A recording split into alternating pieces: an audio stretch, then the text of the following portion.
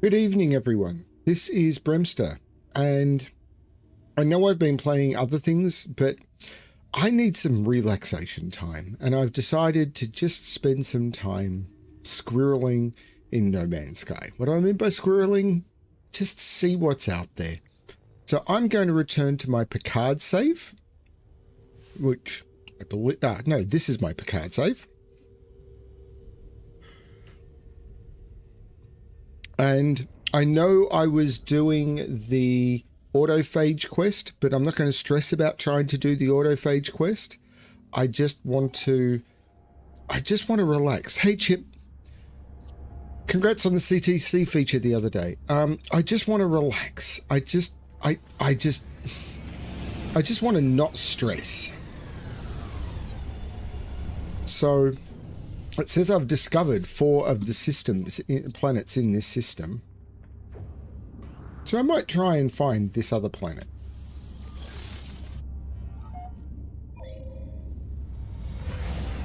It's a lawless system.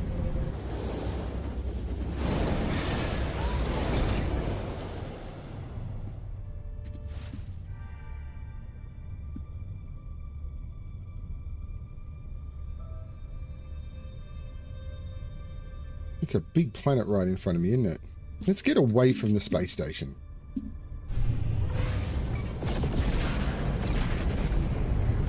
What is that? Oh, I'm flying into the space station. Okay. So what is that system? Is that the system I'm looking for? Unknown planet. Found it fast. It's a bleak planet. I don't want to go for the tritium-rich asteroid. I want to go to Peruska Sigma. Hello, Keith. I have had the most stressful couple of days, and I just needed something to relax to. So I figured No Man's Sky. Just do some squirreling in No Man's Sky. Don't go in with any goals or objectives. If I progress autophage or anything, that's fine. I've got my journal open, but I'm not even looking at what I need to do. I just want to chillax. I really just need to chillax.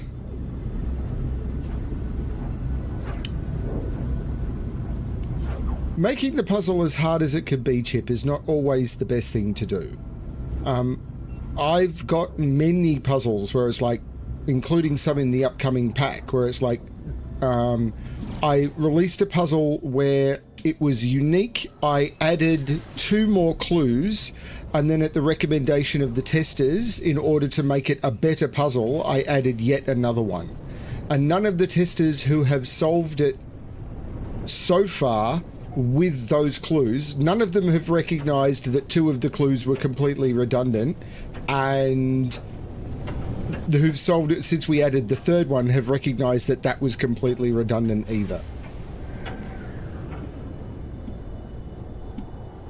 Ooh, I crashed into a mountain. Wow.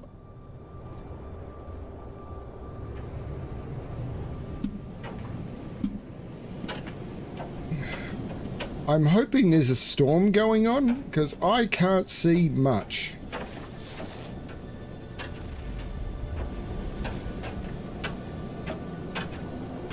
I can't see much at all.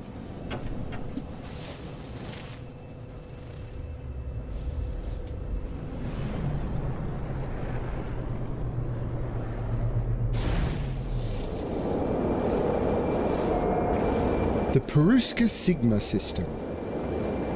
Weather, lung-burning night wind. Well, there's something you don't encounter every day.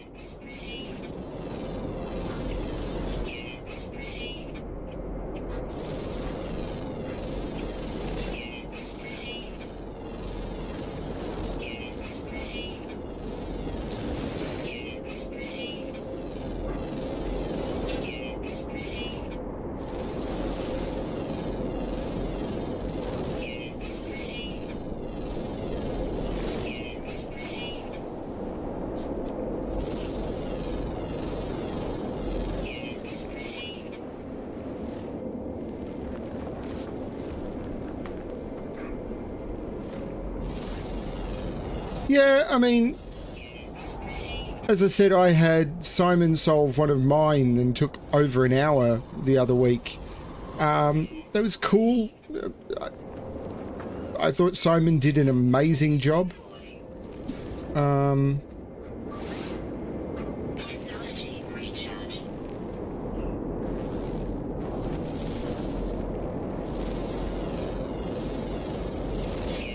I've got some puzzles coming out soon that I think are going to melt some people's brains as part of the pack.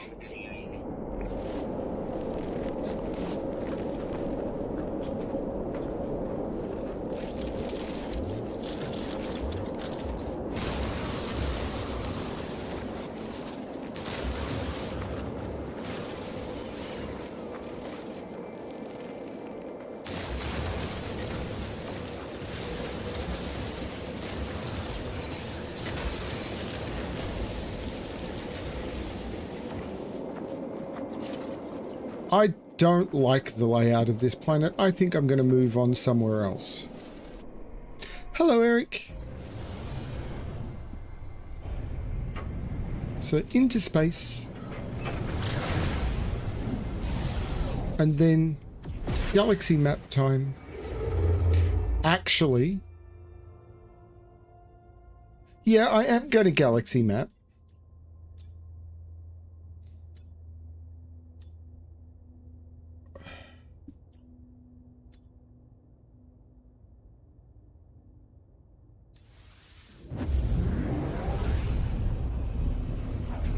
And then I'm going to dock at the system, note which system it is.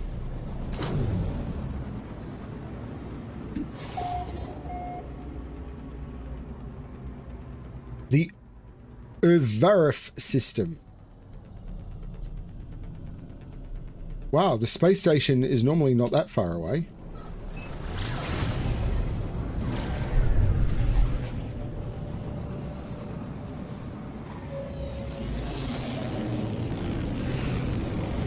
IRV-ARAF. So it's the IRV-ARAF system.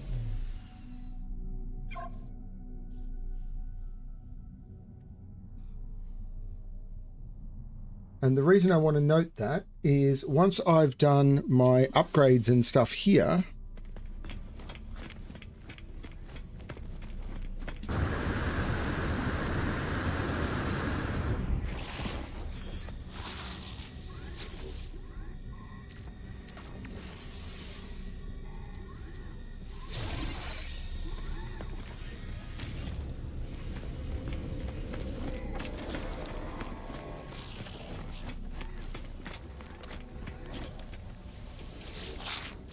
Boar. See, I can't get these yet.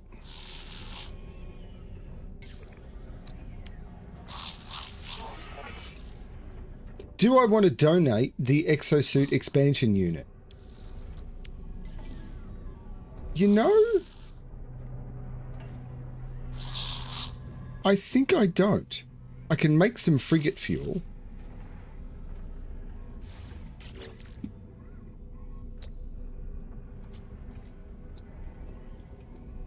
Apparently I can't. What am I missing? How am I low on dihydrogen? Wow, I'm low on dihydrogen. Didn't expect that at all. But I'm going to go back here and then I'm going to use the exosuit upgrade charts I got.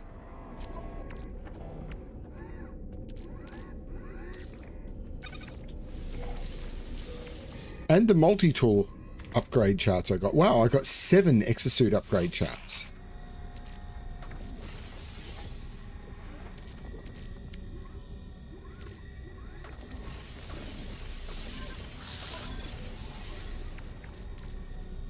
Wow, my exosuit I think is about to be fully upgraded.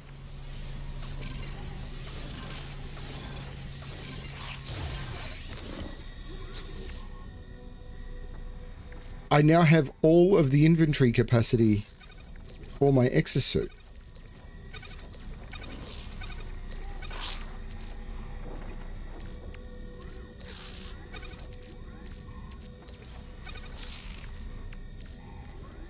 Cool.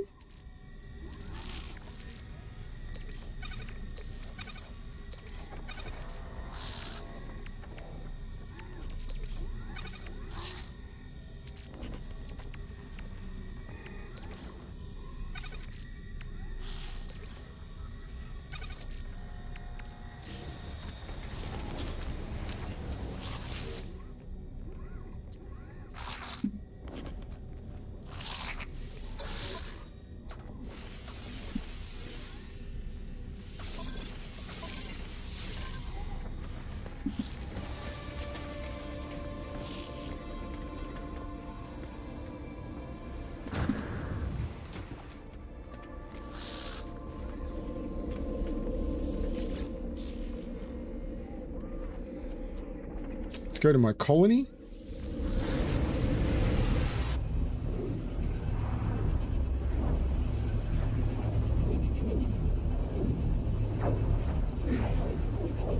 I watch them sometimes.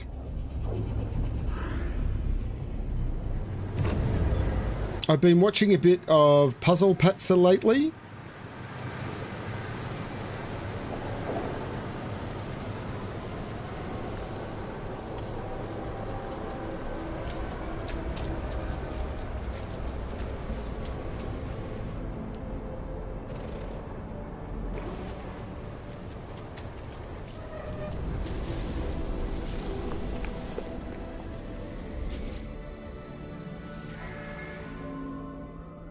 Several new research opportunities have arisen, but our researchers are divided. What could be bolstering...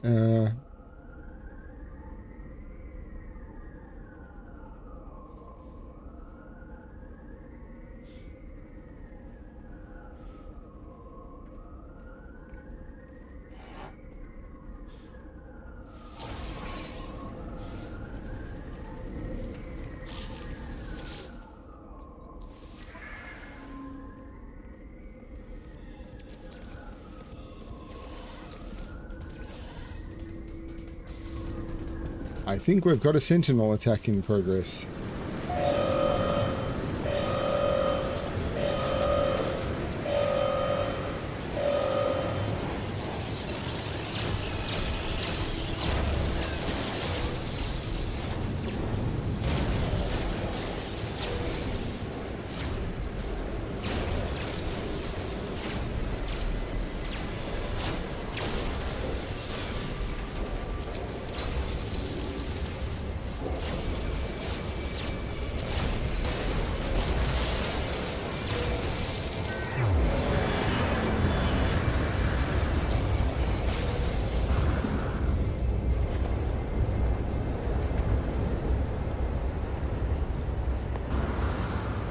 Is that what I think it is? Okay, storm crystals on this planet are new.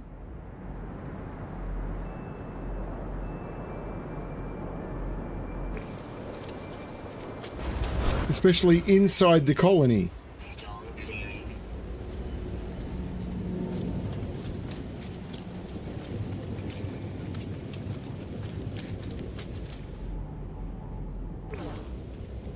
I don't think I'm building anything at the moment. How would I know?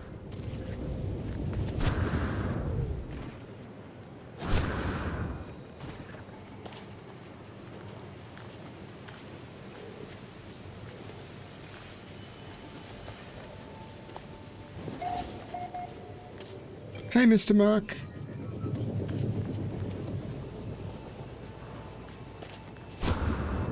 Oh, it's good to be playing something relaxing for a change, because, man, the last couple of days, I haven't been playing games at all because, honestly, I have not had the mental bandwidth. Let's go to my big mold farm.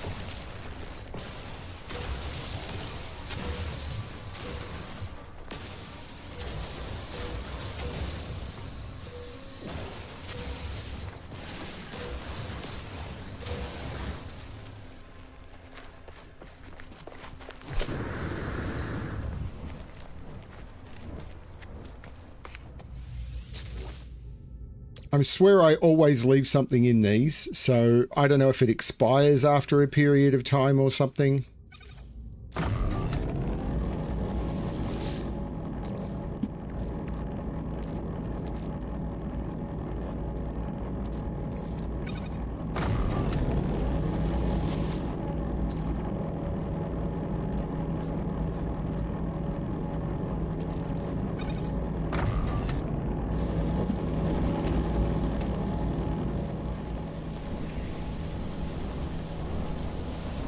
Now we want to go to the Orange Dwarf.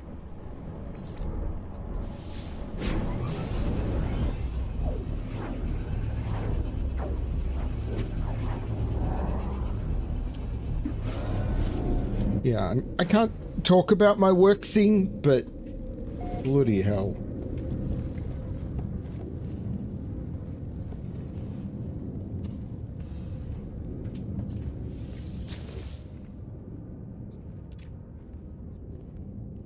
Debrief the commander. Get relics, activated cadmium, salvaged frigate module.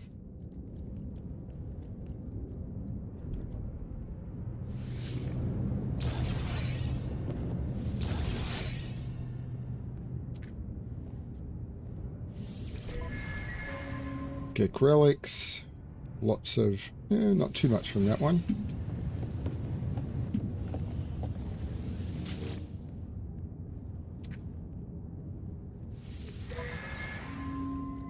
Superconducting fiber, unrefined pirate grease, another salvaged frigate module, storage augmentation.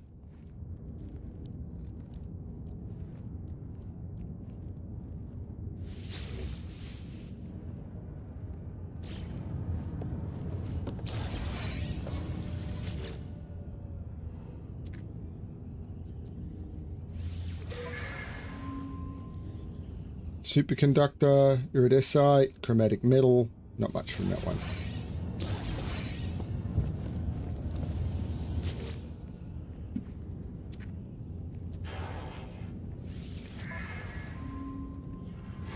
Sac venom, not much.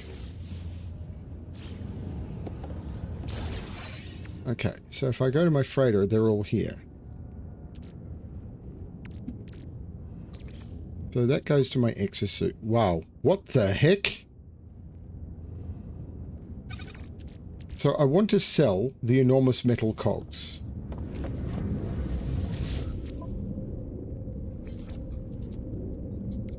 I don't care that they're at a bad level.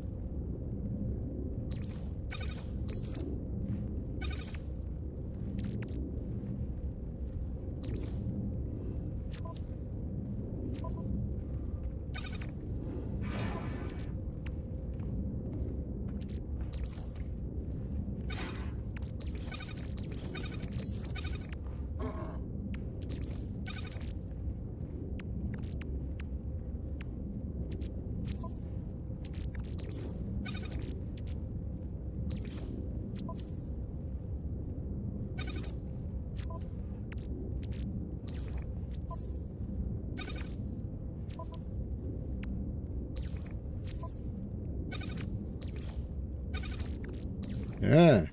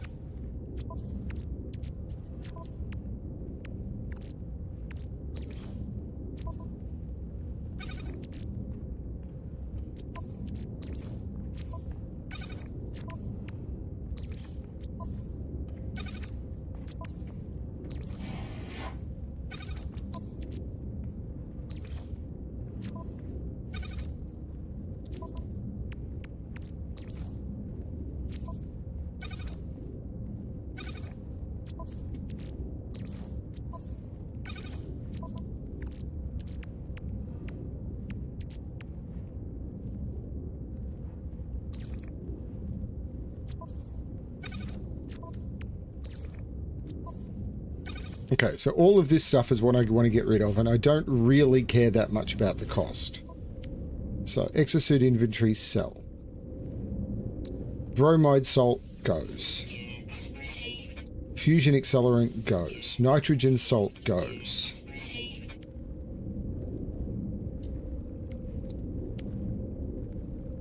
Ornate flint telescopes go. I don't know what these are. Pulsating noodles goes. Magno gold goes. Unrefined pyrite grease goes. Herox goes. Samples go. Superconducting fiber goes. Microprocessor can go. Sac venom go. Superconductors can go. Enriched carbon can go. Iridesite can go. So the kelp sac and the...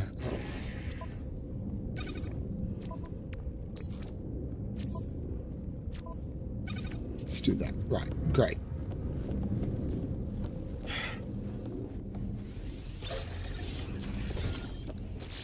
Now, I've got a bunch of salvaged frigate modules and a cargo bulkhead. So add additional storage. Done. But base parts and upgrades, I can get this will allow it to access blue bodies. I've only got 10, I need 12.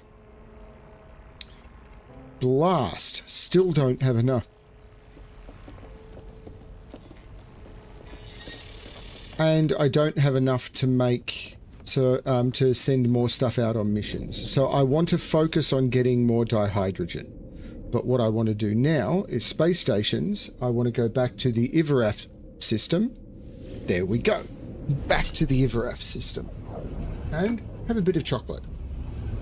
Bit of chocolate.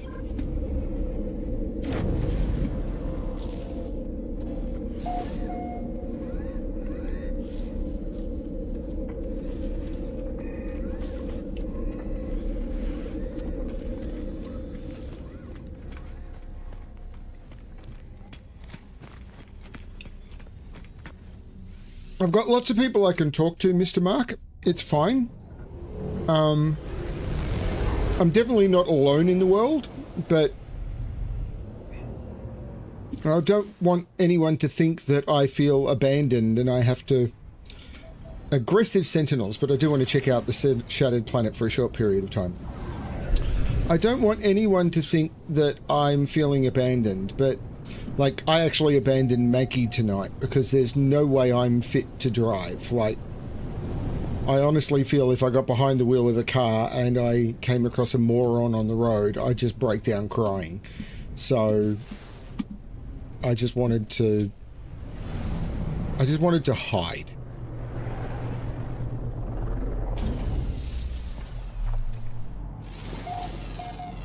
We're Bernie Prime.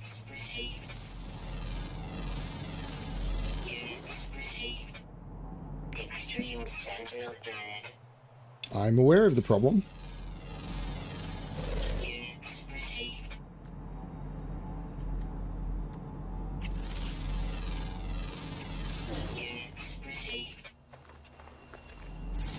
That's why this isn't going to be the problem.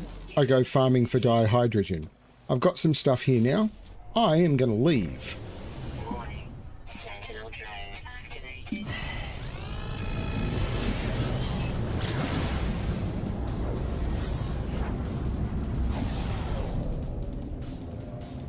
Right.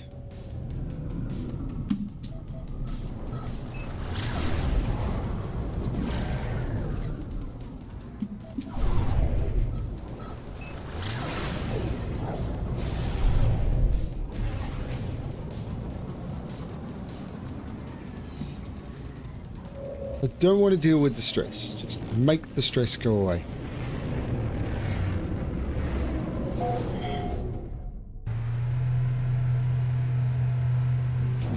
Actually, while I'm here, I might look at missions.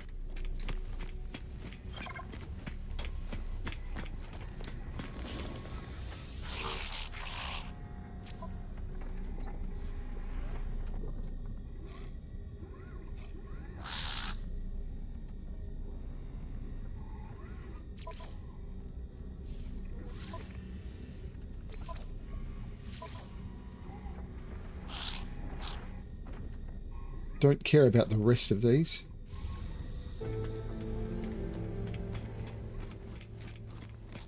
I appreciate it, Mr. Mark. Please. Yeah.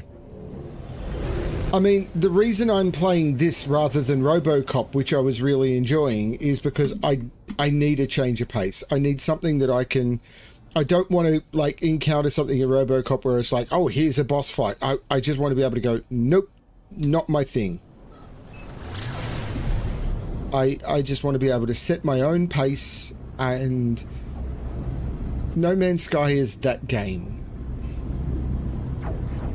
I want to be able to sit here, drink alcoholic coffee, drink in moderation, kids. When you're 55, you can make your own stupid decisions. Waldberth. More aggressive sentinels. Wow.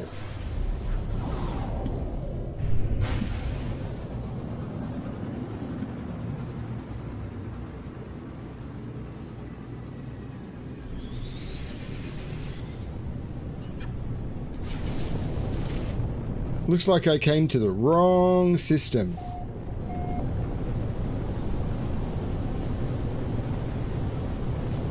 Nobody loves me, all the sentinels hate me.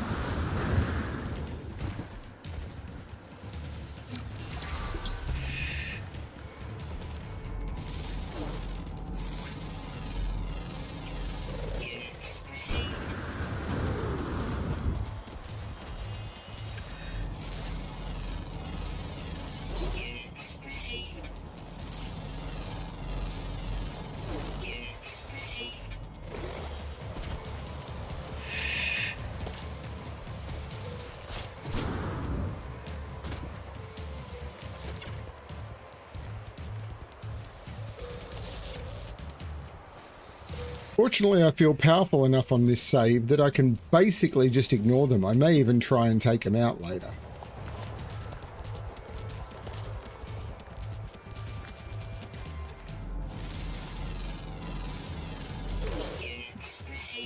No, it's no...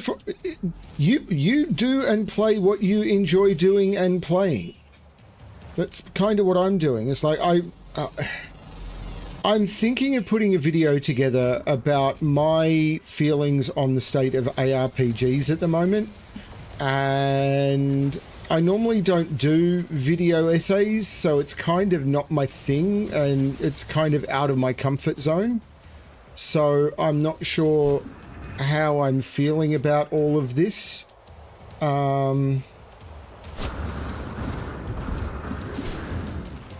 My opinions are pretty well known by anyone who watches me stream.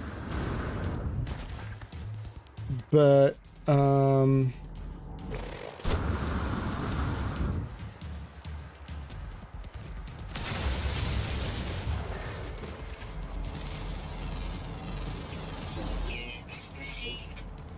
think I actually can't call my ship in while I'm in combat, so this may have been a mistake.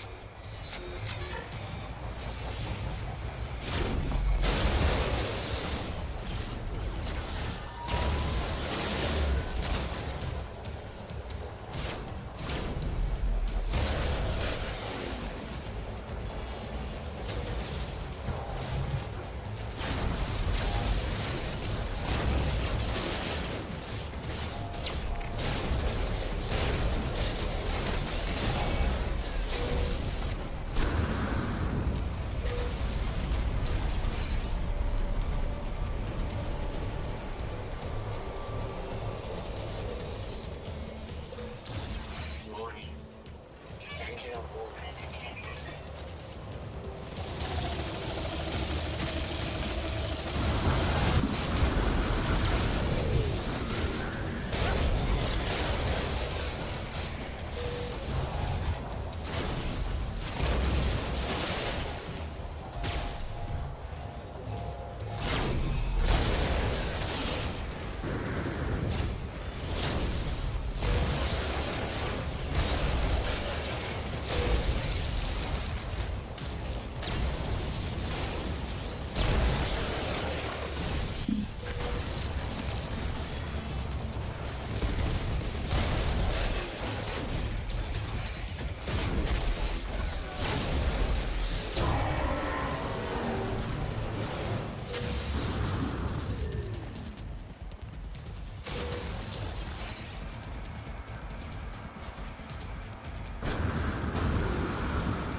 Warning.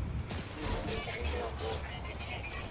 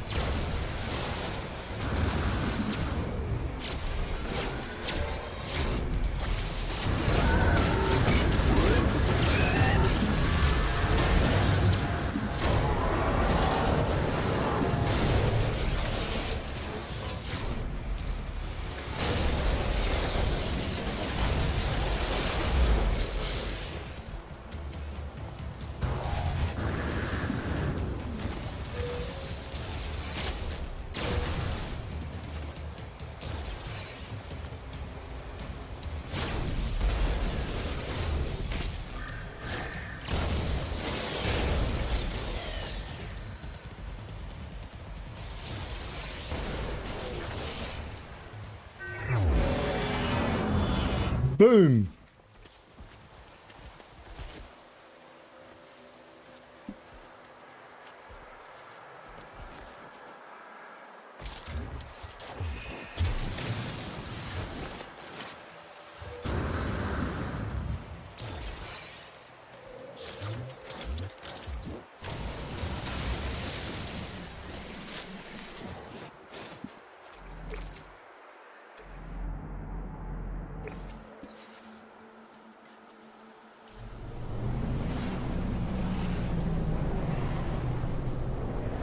I don't know, I've had some long combats in RoboCop.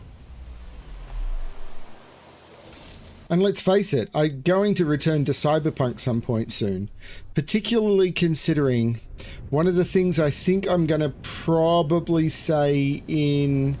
If I do the video on ARPGs, I think my statement is going to be, I'm going to take a break from ARPGs for a while, even with the release of Last Epoch Season 2, which I'm really excited about. I still think I'm going to take a break from ARPGs for a while. Like, so many people are saying, oh, this is the best time for ARPGs ever. I'm really unhappy with the state of ARPGs right now. And don't get me wrong, I love Diablo 4. I really like Last Epoch. I really like Diablo 3. But I'm just kind of over it all right now. What they're doing, I think, is... I'm not enjoying what the companies are doing.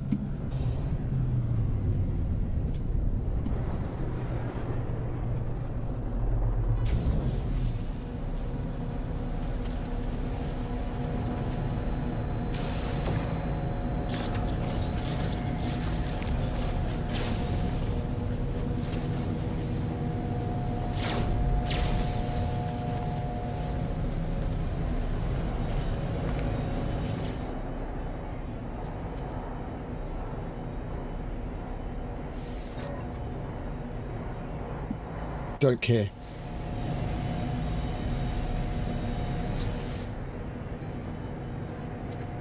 Didn't want to do that again. What's in the logs?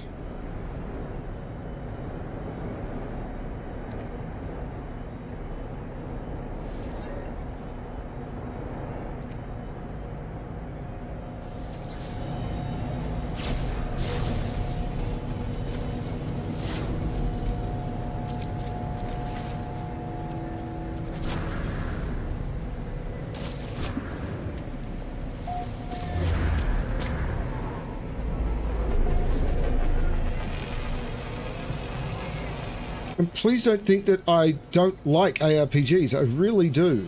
It's just right now, I think Diablo 4 is going in the wrong direction because they're trying to respond to PoE 2. I think PoE 2 are just being arseholes to their community, and I've spoken about the abusive behavior concept, that I think that they are literally showing extreme abusive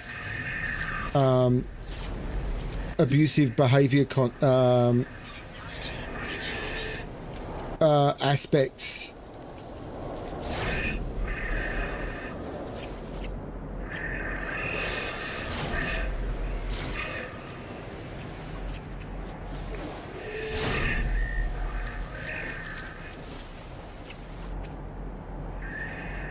Which I very opposed to.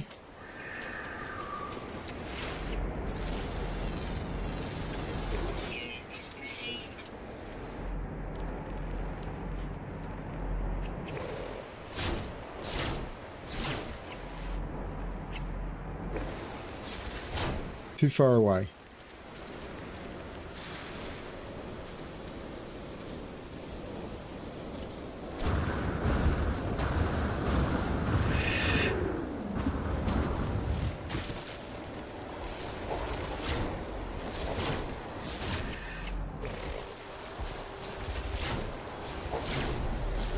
I take it these can't be killed.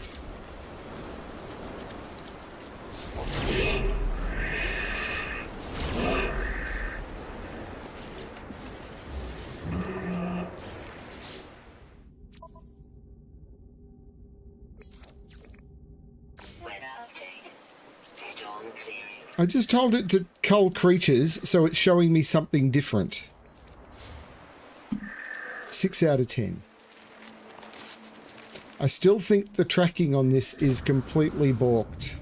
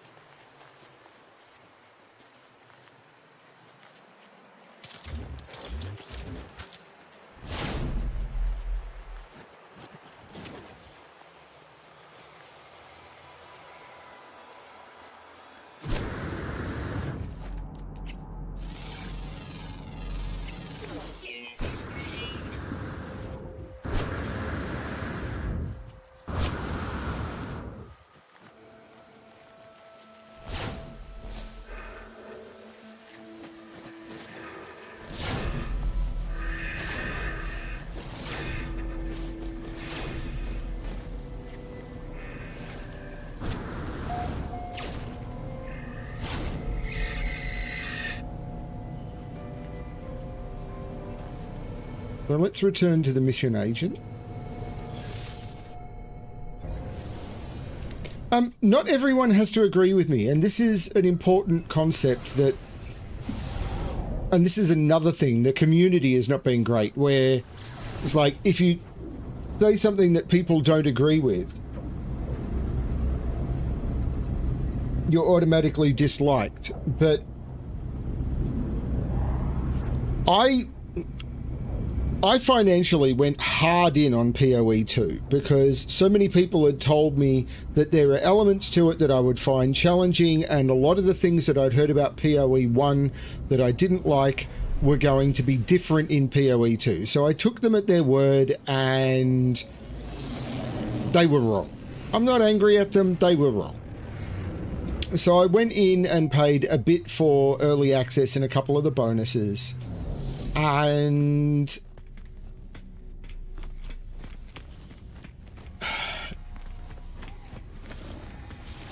PoE exhibits and has exhibited a lot of behavior that is incredibly reminiscent of an abusive partner. So if you've ever had to deal with someone who is being in and trying to get out of an abusive relationship, it is incredibly painful to watch and deal with. I don't know what to do with this salvage glass.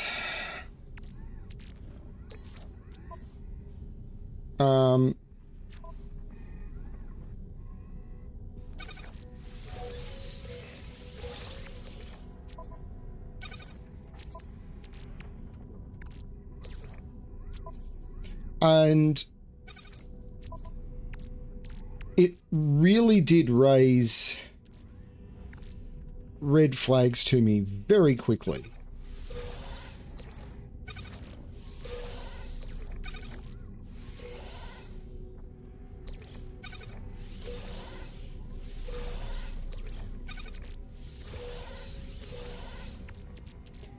And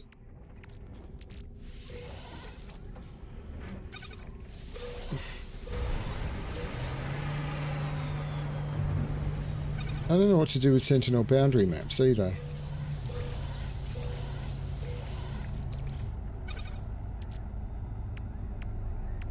And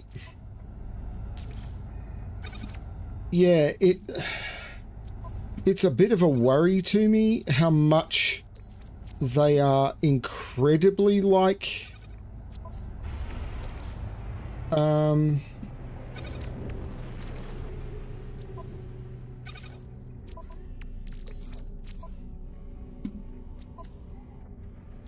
yeah, it's just it's really uncomfortable.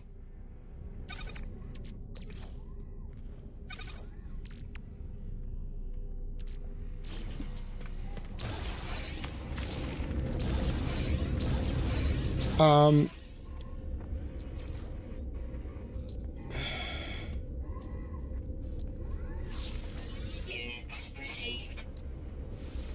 Units received. Units received.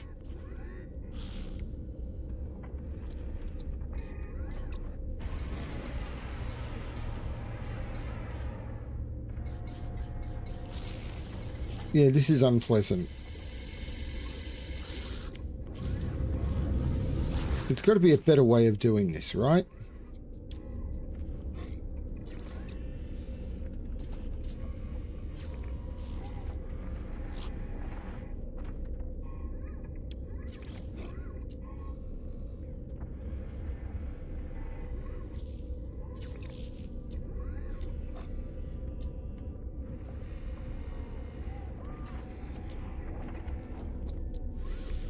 Units received.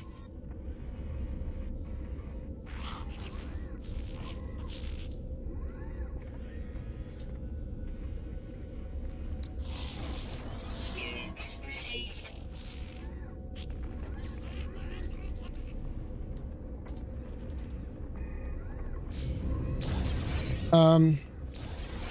Yeah, I don't know. I just don't know.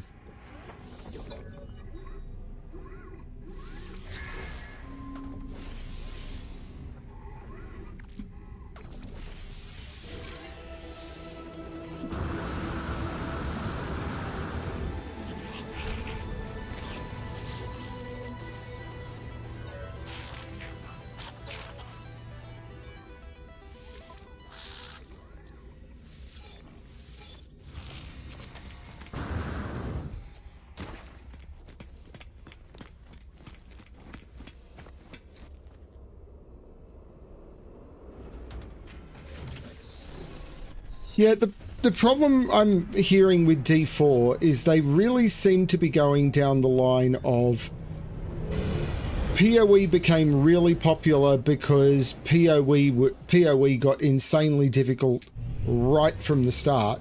Therefore, we need to ramp up our difficulty so it's really difficult right from the start. And I don't think they understood why PoE 2 was really popular with the people who were willing to pay for early access and has dropped off real fast. And they've been incredibly successful with the... Ooh, an orange paradise planet. Ooh.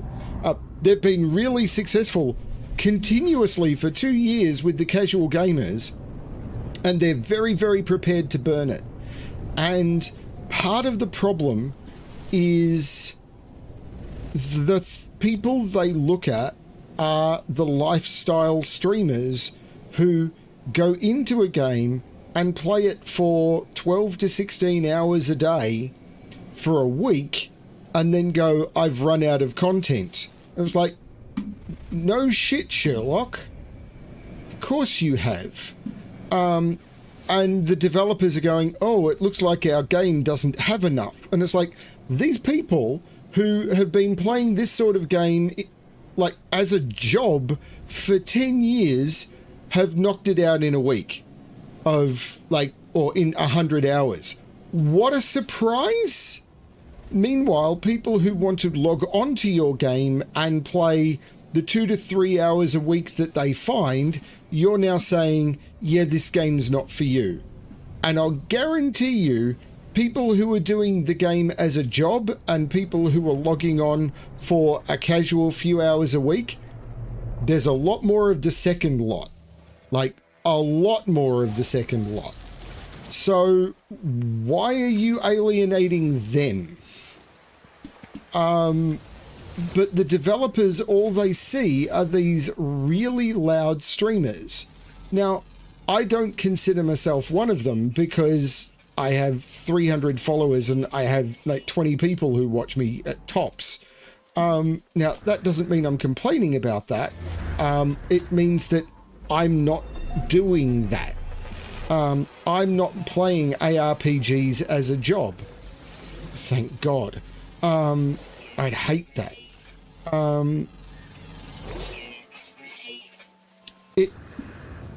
But the developers seem to be catering to, if we're not making our games specifically for that audience because they're so loud and vocal, then the game isn't going to work. And it's like that. They're wanting to make something to be watched. They're not wanting to make something to be played. So Blizzard keep overreacting one way, then the other, then the other, then the other. And they're not catering to it. And they don't realize they shouldn't need to cater to those lifestyle gamers because they're going to play incredibly different anyway, and they're going to find their own way to play your game. That's what they do. That's the way they do it. Look at the people who play No Man's Sky and say, you know what, I'm going to set myself a challenge where I don't touch the starting ship, or I'm going to set myself a challenge where I'm going to speed run to, you know, not do this, or I'm going to play it in different modes or anything. That's the way you make your game work. You don't change the underlying fundamental concept to make it broken. But that's not what the developers are getting out of it. And it's killing the games.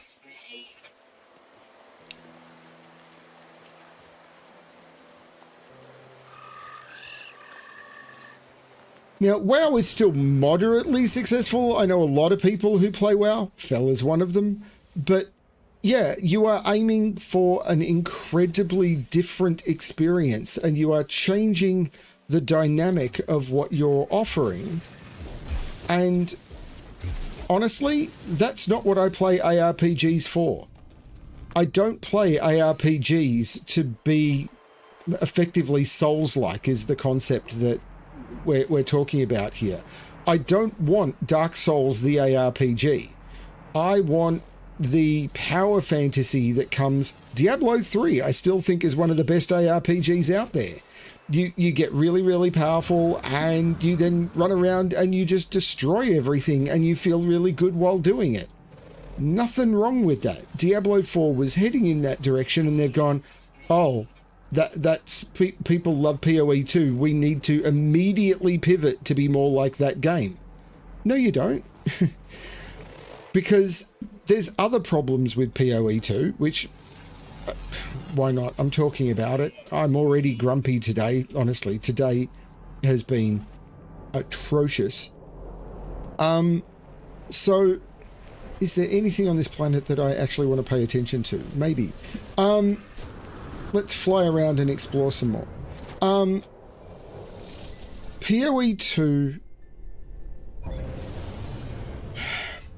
I keep talking about this abusive behavior thing, and many people here will have heard this before. So if you've ever seen anyone trying to get out of an abusive relationship, there are several things that the abuser does that are very, very clear signals that there is a problem. So quite often you will see things like the abuser in an abusive relationship will do things like, I mean, if you ever watched a TV show and you've heard someone say something along the lines of, I don't want to do a Sentinel base, you hear someone say something along the lines of, you can't spend, if you're spending time with your friends, you're abandoning me. Or you see an abusive partner. So I'm going to go for the stereotype here because everyone has seen it, but a husband comes home from work, the wife has spent her day trying to clean and everything, and I know that's a gender stereotype, and I'm not a fan of them myself, but that's the way the stereotype works. It does work the other way. Believe me, I know many men who are the victims, or I know of many men who have been the victims in abusive relationships, so don't think it doesn't go the other way. But, and because they find something they don't like, they will either trash the place, or they will get incredibly abusive, or they will do something to undo the work that someone has done, and then they blame them for the work that they just undid. So the whole concept of punitive punishment, and then that person needs to fix that punitive punishment, and it is absolute abusive behavior. Yeah, I need to know everything you do, but how dare you ask me that is another one. Or there is another one that abusers often do is there is there is a simple solution to a problem, or an easy way to do something, but the abuser will insist it gets done the hard way because they want the person who is the victim of the abuse or the abused person in the relationship. And this doesn't have to be a spousal relationship. This could be a work relationship. It could be boss to employee. It could be anything. But they want the person to waste their time because it gives them a power fantasy. So, for example, there might be an easy way to do a particular chore or to do a particular thing, but the abuser insists it gets done a particular way because knowing that the person is going through a burden to do it and wasting their time and having to spend more emotional and physical energy doing it the way that they insist it gets done, even though it's less efficient, less good, has worse outcomes, and therefore gives them the ability to potentially be abusive in the future when they're the one who's imposed the restriction. All of this sort of stuff is the nature of an abusive relationship. So let's look at PoE 2. Right at the beginning, it puts you in a situation without explaining how the mechanics work very well or anything, where a single mistake will cost you rewards that you've already earned. So you can kill a boss, you can achieve goals, and then because of a mistake that happens 20 seconds later, it will take them off you. That is an abusive relationship behavior pattern. The next thing it can do is it can put you in a situation where as you get further through the game, not only will it take those things off you, but it will actually cost you way more time than it is. So you'll be put into a situation where you need to play really well, paying really good attention for 20 or 30 minutes, and a couple of seconds lapse of attention will not only cost you all the rewards that you could potentially get from that run, but lose hours worth of experience gain or hours worth of the item farming to get to the point where you were. So it's punitive punishment. Do not make a mistake.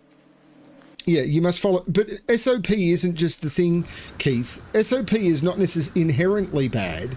It's when you are being forced to do something in an incredibly inefficient way, deliberately just to appease someone's ego.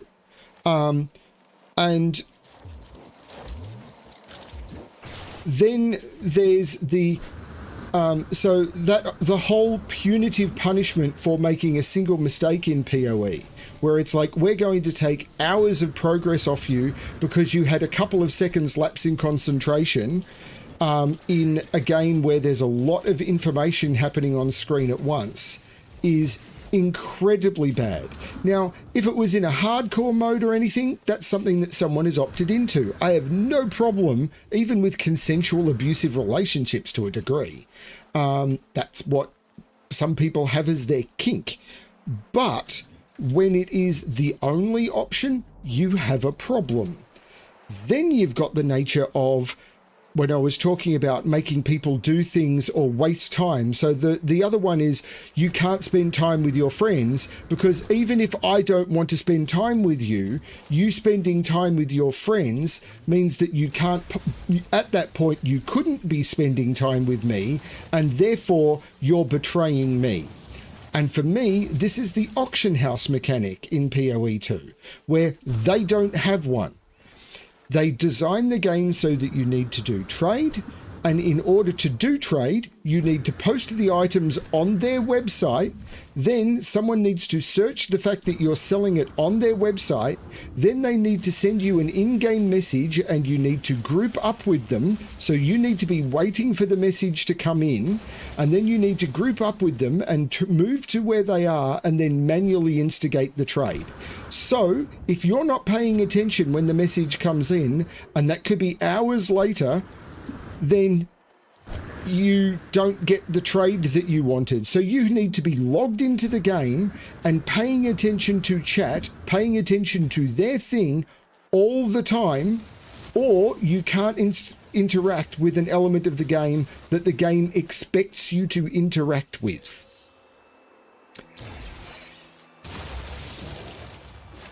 And it's absolutely terrible. Now, it's not so much of an issue in something like Diablo 4, because in Diablo 4, honestly, I've never needed to do a trade. But in PoE, every single PoE and PoE 2 player I know has turned around and said, yeah, you need to do this. In order to succeed in endgame, this is a requirement.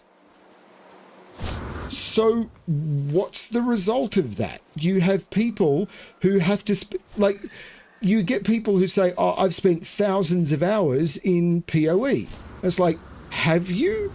Or have you spent a few hundred hours playing PoE, and then you've spent a couple of thousands of hours sitting in your home base waiting for chat messages? And most of the time, when I've asked people about it, they've said, oh yeah, a lot of the time I'm just sitting there waiting for a chat message, watching videos on YouTube or whatever.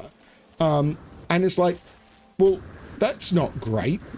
And when there was the big debacle recently about Last Epoch had announced their big release coming up, which they announced the date like over a month ago, and then PoE 2 announced their big release date to basically conflict with it. It was like, yep, that is PoE doing the whole, you can't spend time with anyone else or you're betraying us. It was absolutely deliberate. They are exhibiting abusive partner behaviors. And the thing with abusive partner behaviors is the people who are being abused, how often do you hear about domestic abuse victims or abuse victims defending their abusers? And I'm not saying that this is dumb people doing it. Really smart people can do it, because it's a concept similar to sunk cost fallacy, where people go, well, I don't fall for this sort of abuse, so it can't be happening. Now, I had the advantage of not actually being like a long-term PoE player, so I was able to see it and go, holy shit, this is the worst case of player abuse by a games company I've seen in a very long time. And Yeah, I gave them money and I really regret it because, oh my God.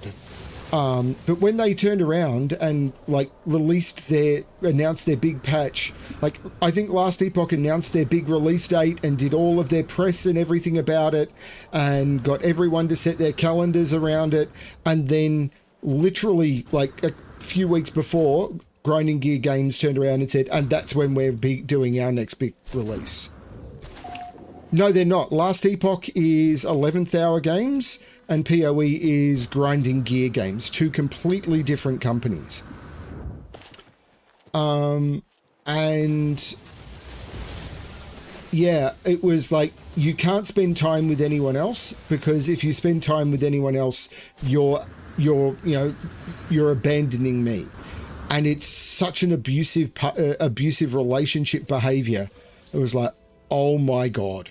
Yeah, it was very, very, as soon as I heard that they'd done that, that timing, I was so unsurprised. I don't know. I doubt it. Because I think 11th Hour Games are actually a small private company, and I think Grinding Gear Games are the same. I think Blizzard, of course, is owned by Activision, but I don't think that's the case for either 11th Hour Games or Grinding Gear Games.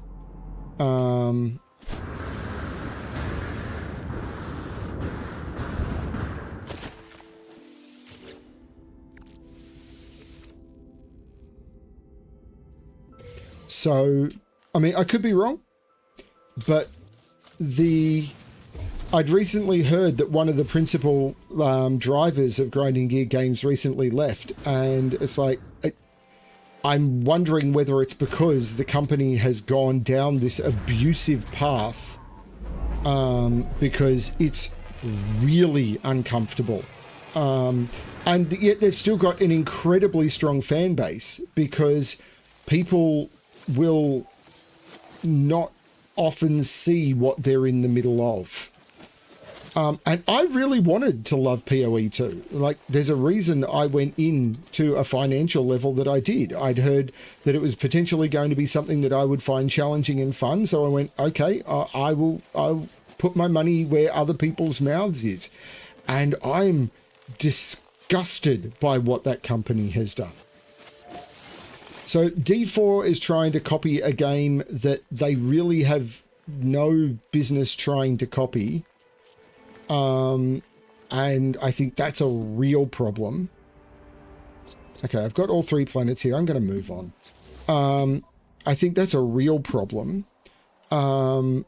We've got Grinding Gear Games that are being phenomenally abusive to their players, and whenever their players get an opportunity to try something else, do whatever they can to make their players feel guilty for doing it. And the good thing about it is a lot of the responses I've seen to this are people going, I'm going to play Last Epoch. Now the problem, of course, is Last Epoch had to bow to the pressure and they've delayed their release by a couple of weeks in order to not be in direct conflict. So they caved.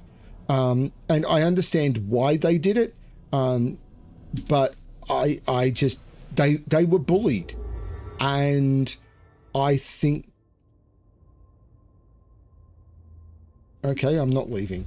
I think that is terrible.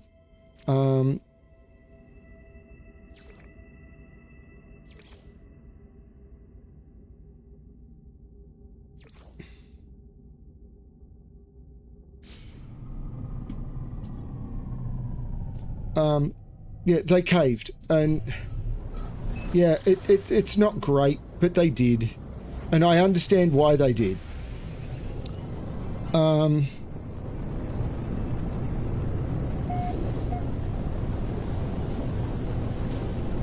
Then you've got Last Epoch.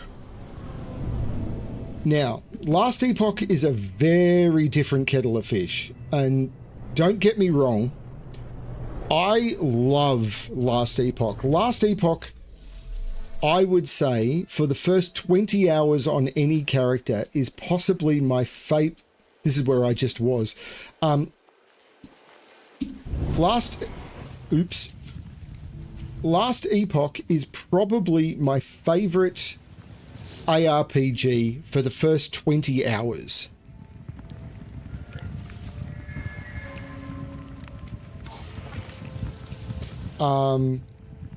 Because it does incredibly...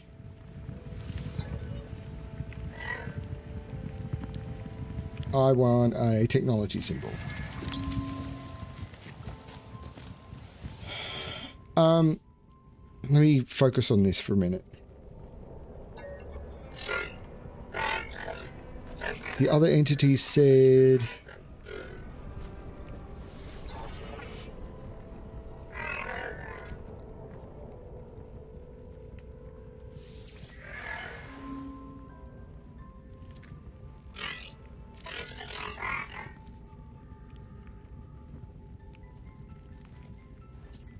Plan for need for new components. Salvage from a downed starship.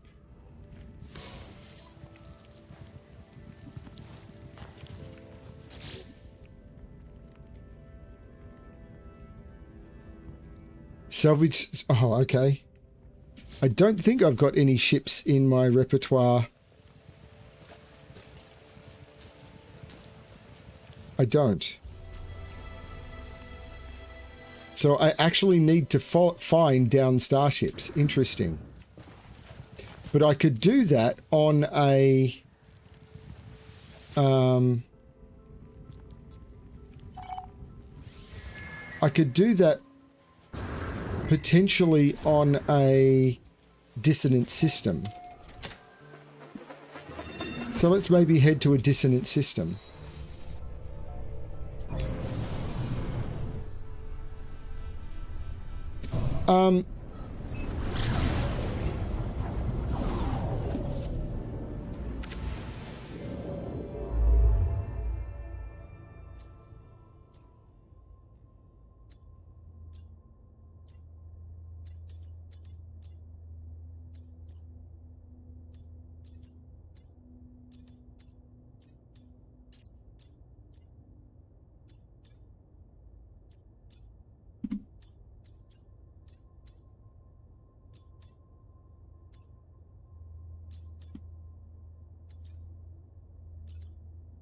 Are there any dissonant systems in this area? There's one. But I think it's blue, which I can't summon my freighter to, so I don't want to use that.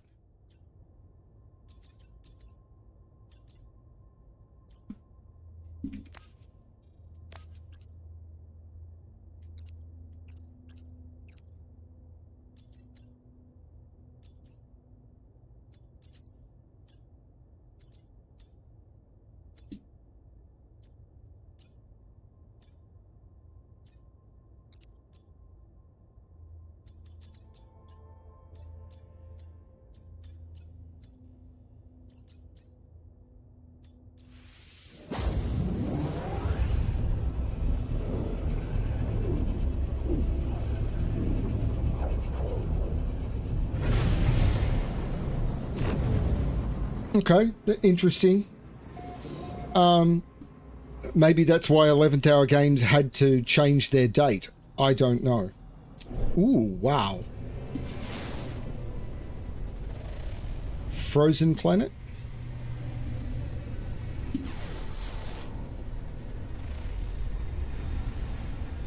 Extreme weather planet detected. I'm assuming that's that one?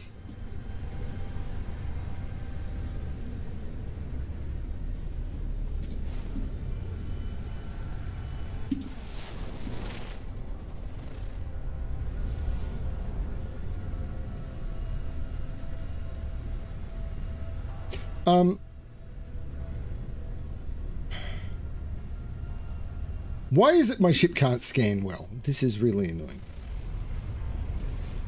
Overgrown moon. Interesting.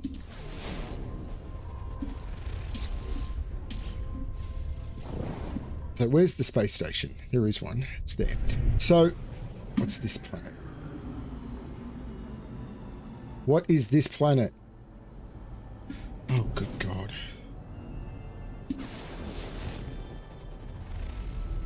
Paradise. I'm on a road to paradise. That's not how that works. So, yeah, Last Epoch is phenomenal for about the first 20 hours, and then you get to the end game, where it expects your character to have maxed all of the 8 resistances as well as the 3 other defenses. Now, you can get good in these, which is fine, but as you go up in difficulty, and it will carry you up in difficulty, difficulty isn't really a choice you get. The more you play, the more the difficulty ramps up.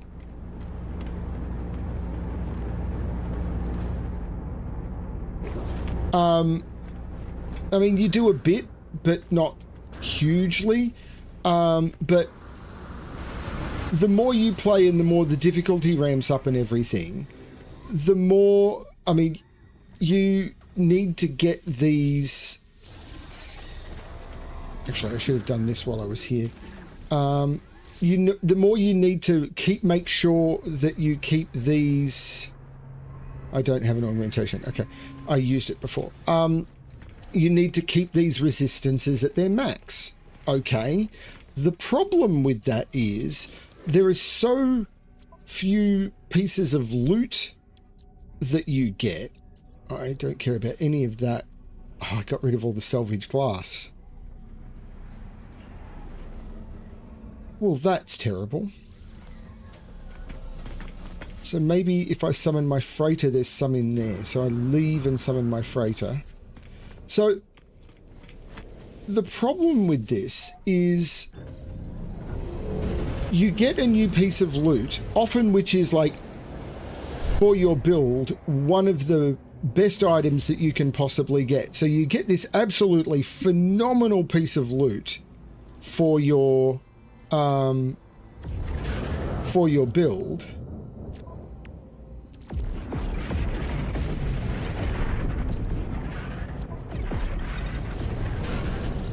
And then while you're playing around with this perfect piece of, or while you're dealing with this perfect piece of loot for your build, you end up in the situation where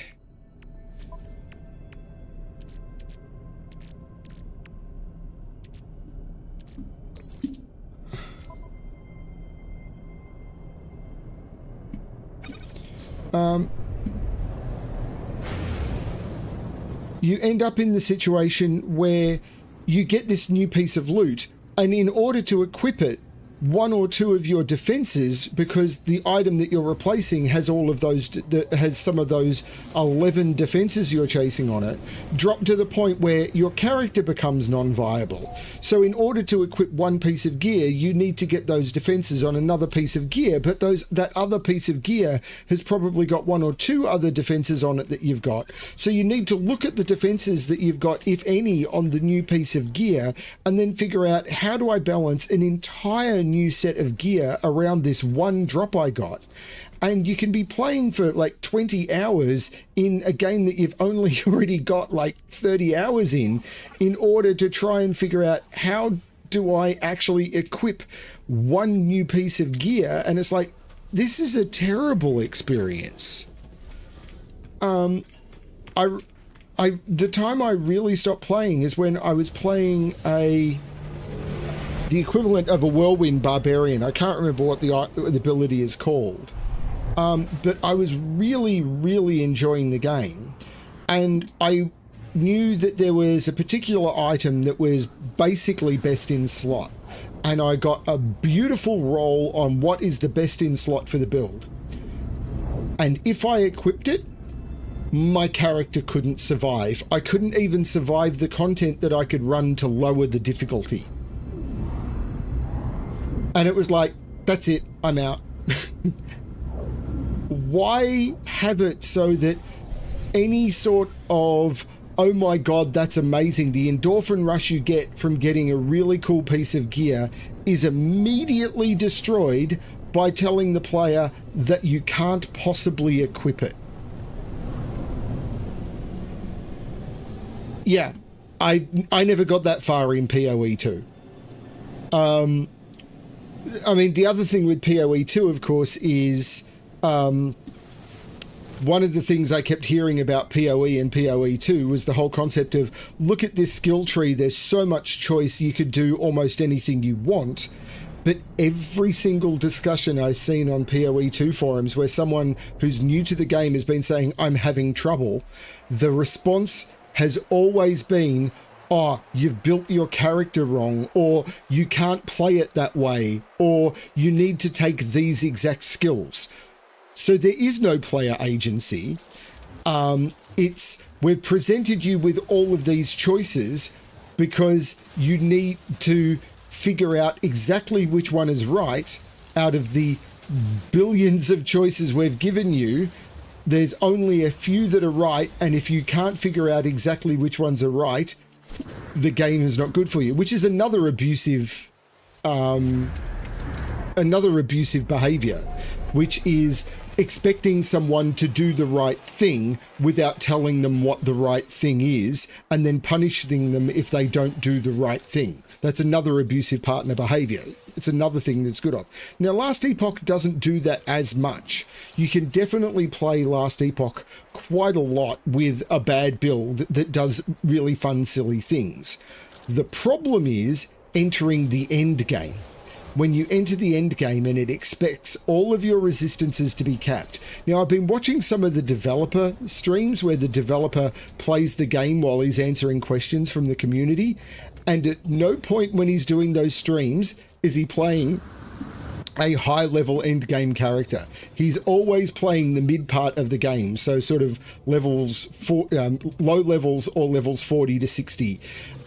At about level 80, and the game goes up to 100 and then progresses after that, at about those levels, the game becomes terrible.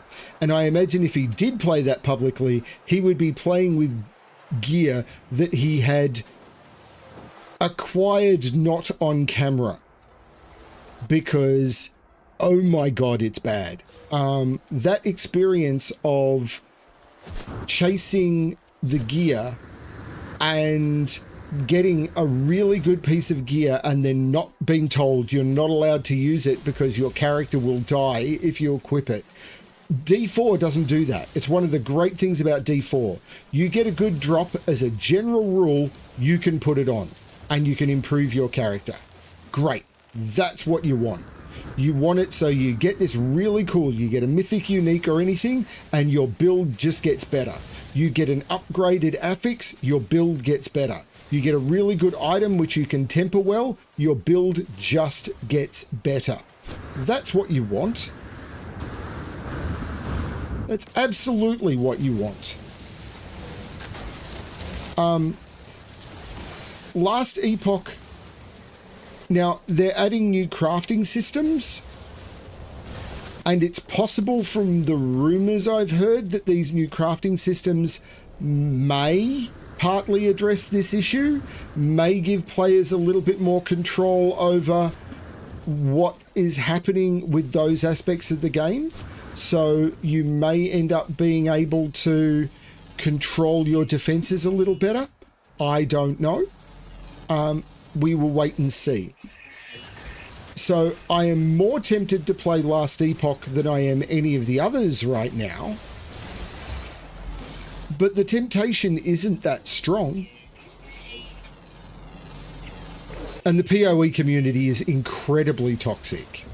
Now, I'm not saying there's not toxic communities everywhere. I have to thank Ignition for when I started the expedition playing this, for saying, have you remembered to turn off PvP? Because if I hadn't, I would have died. Because there are people out there hunting people who've forgotten to turn off PvP. Hooray. Let me just confirm that PvP is turned off.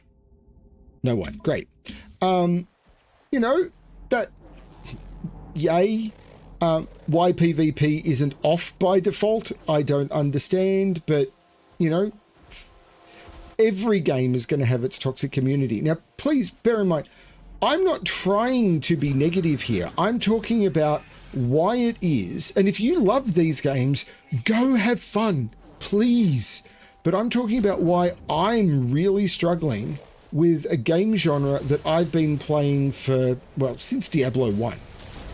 Now, I played Diablo 1 shortly after it was released. I played Diablo 2 quite a bit.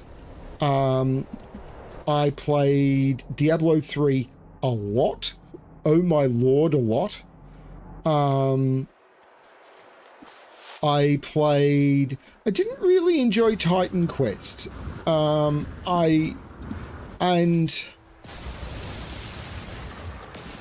I think if I tried Titan Quest again now, I might have a different thing. Titan Quest 2 apparently has gone more down the Souls-like concept, and it's like, oh, yay. Another game company that thinks ARPGs need to be brutally hard and punishing in order to be valid. How original of you. Yeah, I don't get it. You know, let's make our game not relaxing. And I understand people who want that as an option in a game. Fantastic. When they added hardcore to Diablo 3, I know people who were like, oh my god, this is going to be amazing. My response, never. Not for me.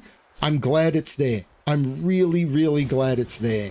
For people who want it, I love that that is a thing. Mr. Mark, I'm glad you're enjoying your hardcore barbarian. Please don't think that I'm saying that they should remove those elements of the game. I'm just saying they shouldn't make it the only elements of the game.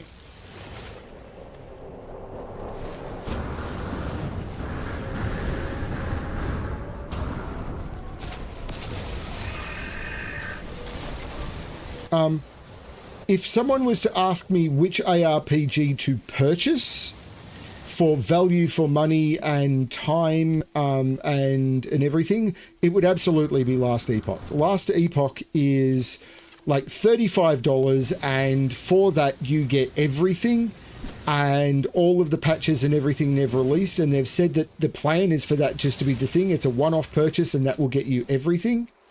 I think that's great.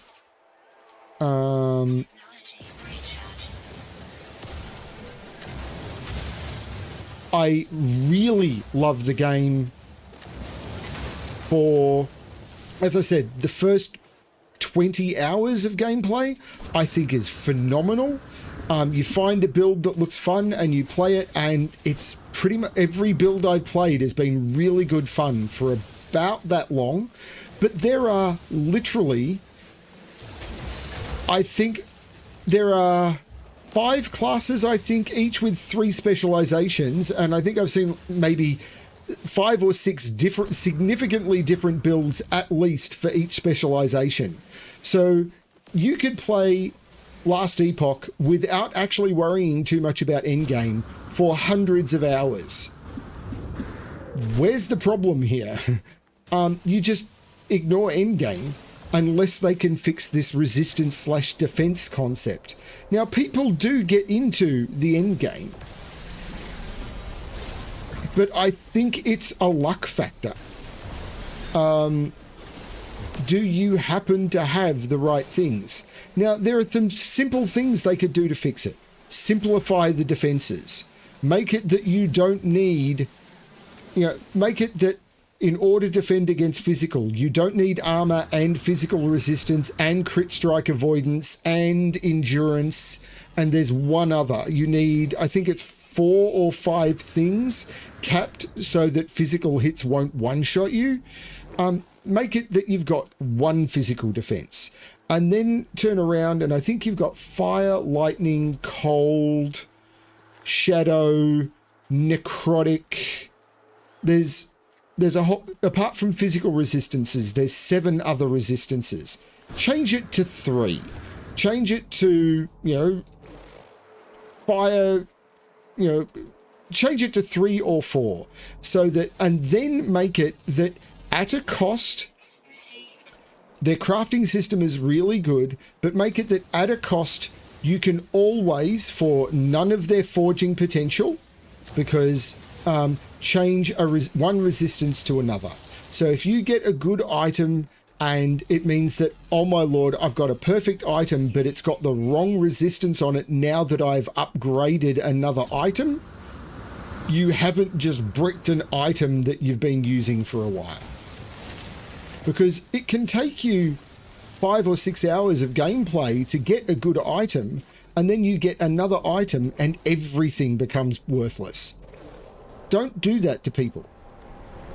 Turn around and make it have a cost. Make it that you need to spend a lot of resistance shards or whatever, but make it that you can do it. Make it that you can change your resistances around, or even better, make it that over a period of time, resistances become innate.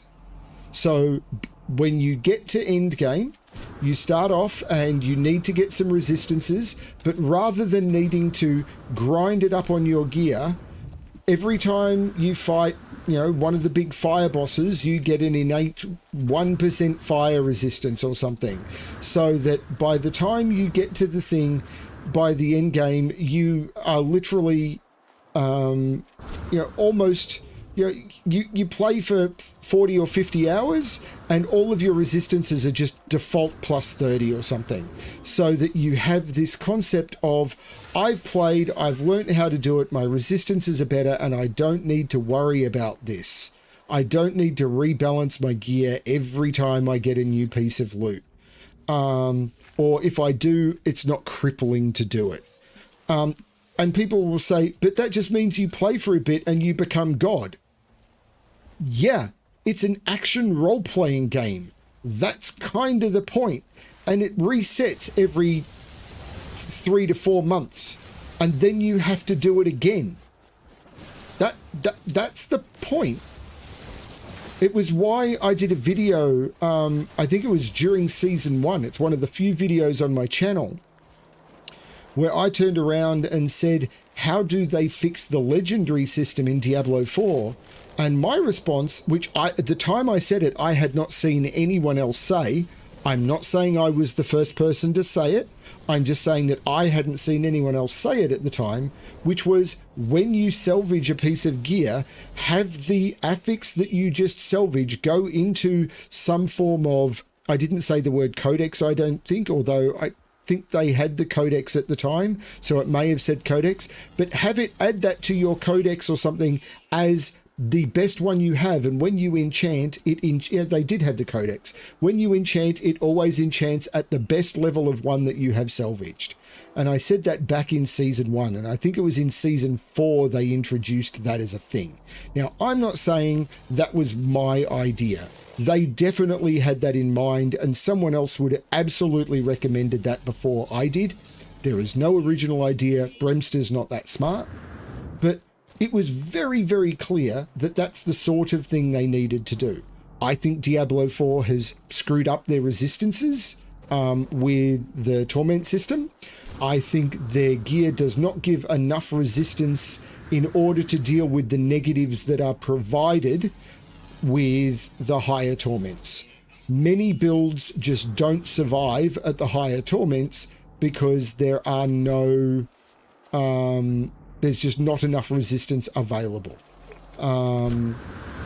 So builds become way too squishy at Torment 4, even with good gear, because the expectation is that you've got like all the defensive mythics or something, or you are a lifestyle player who plays for 100 hours a week and therefore are at the skill level of someone who plays for 100 hours a week.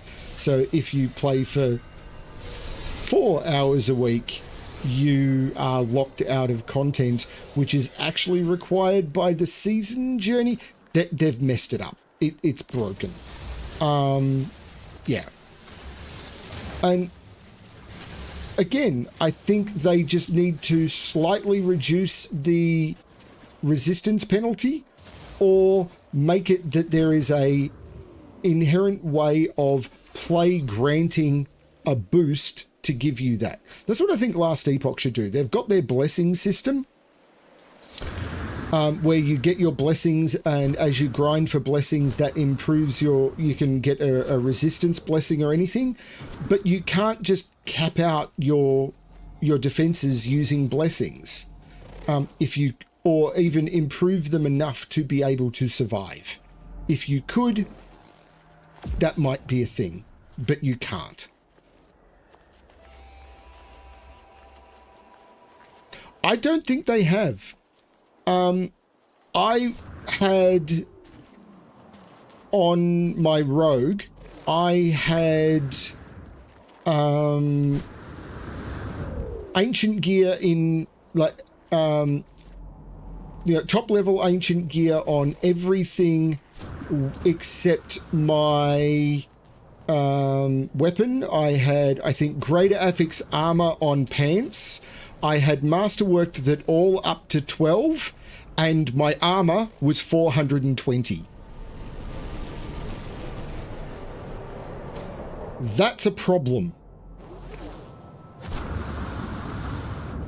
Because it meant that getting hit by a random thing that a random crossbow off screen that I didn't see is a one shot. Units received.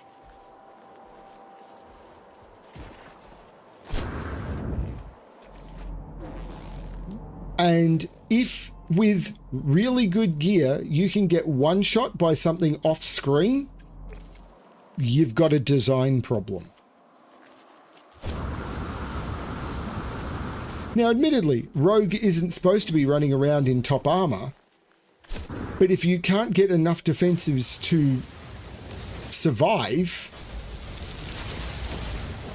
and a lot of it comes from the fact that the developers are listening to people like Wudijo. Yeah. Listening to people like Wudijo who was saying, I couldn't die because on his rogue, because nothing could hurt him. He said, I could walk in Torment 4, I could walk into a group of mobs and stand there and nothing could hit me. I would like to know how, because I had good gear. I had really good gear according to the builds that his team put together. I had close to best in slot gear, and I could get one shot while doing the Witch Tide stuff. With an empty screen, I could hit my teleport button and be dead by the time my teleport came off, because something spawned off screen and killed me from range. So how is that an equal measure? So how is he doing that? Now, admittedly, he is a way more skilled player who's been playing these games as a living for over a decade, but is that the baseline of what you want your game to be? Do you want your game to only be for people who've been playing the game as a living for over a decade? If so, why are you designing your game for less than 20 people in the world? Yeah, it's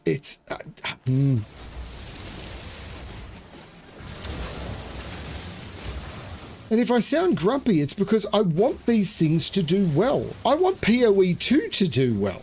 Like, I really did.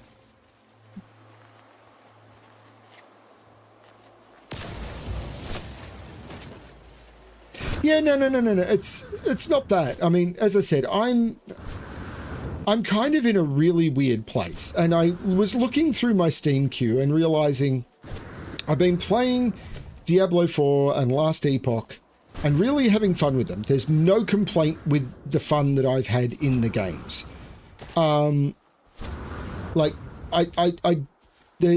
not saying that they've stolen my time. I've gotten excellent value out of those games. Like, I really have. But I've got a lot of other games in my queue that I look at and go, oh, I want to play that, and I want to play that, and I want to play that, and I want to play that. And it's like, do I take a break? Like, I'm really enjoying this. Like, I'm not doing anything goal related here. I'm running around being kind of mindless. Like, I needed dihydrogen, so I'm running around collecting dihydrogen. I'm up to 4,000. Awesome.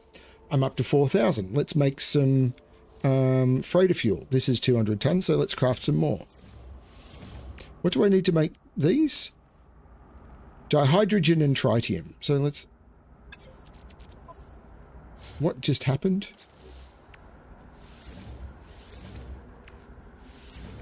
So, you know, I'm kind of having fun just being dumb in No Man's Sky. This is good. I know, I really enjoyed gaming with you, Mr. Mark, and part of it was the whole thing of I've enjoyed playing Diablo 4 with Fel, and I've enjoyed playing Diablo 4 with you and with Doomjot, and it's like, do I want to put myself in a situation where that's not available anymore? Like, I would really recommend Last Epoch to you. I think you would enjoy it. I'm not going to tell you to spend money. If you don't want to spend money on Last Epoch, don't spend money on Last Epoch. I think it's a really fun game. What I'm talking about here is just the weird design philosophies that seem to be going on. I've heard both Rax, who's one of the big ARPG players, and Woodajo all turn around and say this is a golden time for ARPGs where everything is perfect. And as someone who is not living the dream of getting thousands of people watching their stream all the time so that they're making, you know, thousands of dollars a day from them playing these games because they're so hyped right now, as someone who's doing it for entertainment from the game rather than as a living, I don't think this is a golden age of ARPGs. I think this is a terrible time for ARPGs. There's a lot going on, but I think for the players, it's actually pretty bad.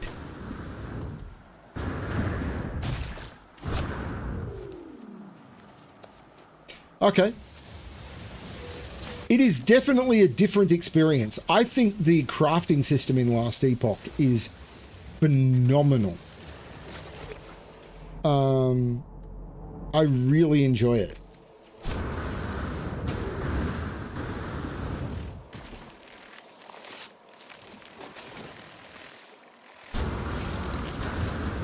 I think and if they can improve on that, I think they've made some really, really good decisions in Last Epoch in order to try and improve the player experience. I think their end game was a bit broken as a concept, as well as in the way that you enter it.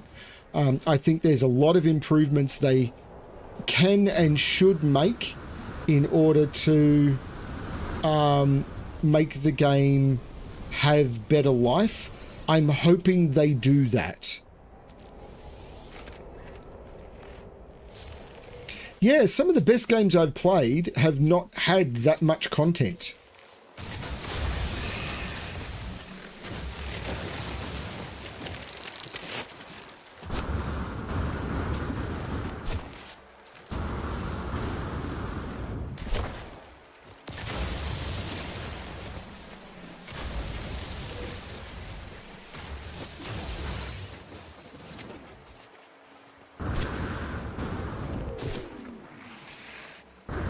Although I still think one of the best games I've ever played is Cyberpunk, and that had a lot. And I'm really glad that there is games for people with all sorts of different tastes. I mean, if we all like the same thing, like, I don't mind there being Souls-like ARPGs. What I'm not a fan of is all of them becoming Souls-like ARPGs.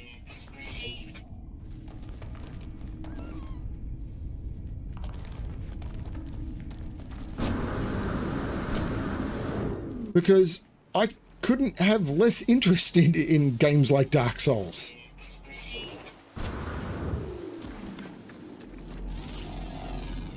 Like, considering how bad The Witcher was for me.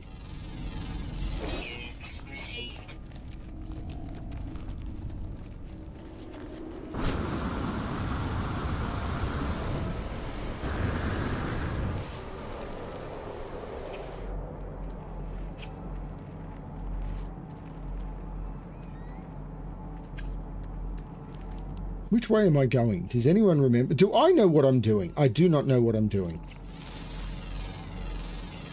Units received.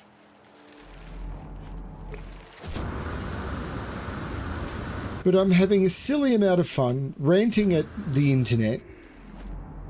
Old man gets angry on the internet. Get out of my... Actually, no. I mean, I'm not a get off my lawn, you kids. I'm not saying that at all. I just want to know where my lawn is and is there still going to be lawn for me? I want kids to be very, very careful, and by kids I mean, well, you know, anyone under the age of 100. I want people to be very, very wary when they enter into relationships that are abusive. I want people to know that they're entering into relationships that are abusive and that their time and emotional energies are being deliberately manipulated in a way that are incredibly harmful to the long-term mental health of the people who are engaged in these relationships. I want them to go into that knowing that that is happening.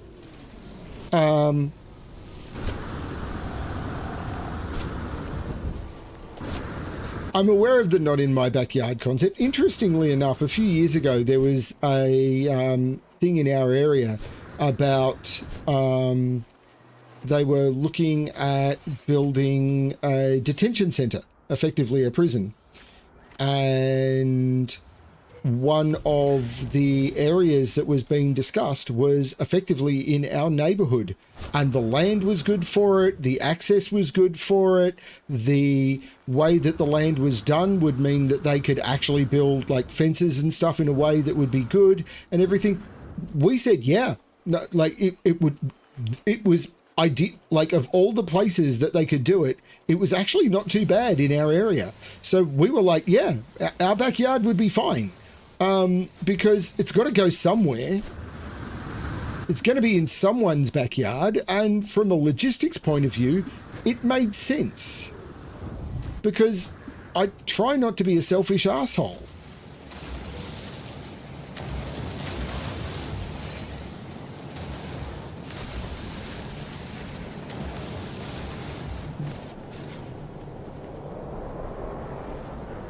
Hello? But I want people to be able to play the games that they enjoy. I just don't want all of the games to be identical because they're terrified about one game being successful for 3 weeks and therefore they need to pivot everything to be the same as that game.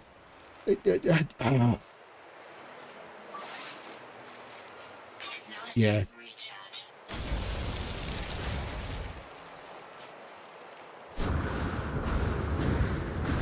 This has been fun collecting the dihydrogen I need.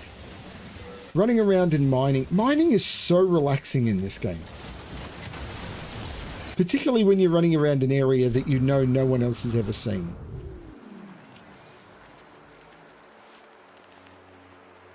Yeah, there's all sorts of concepts to it, Chip.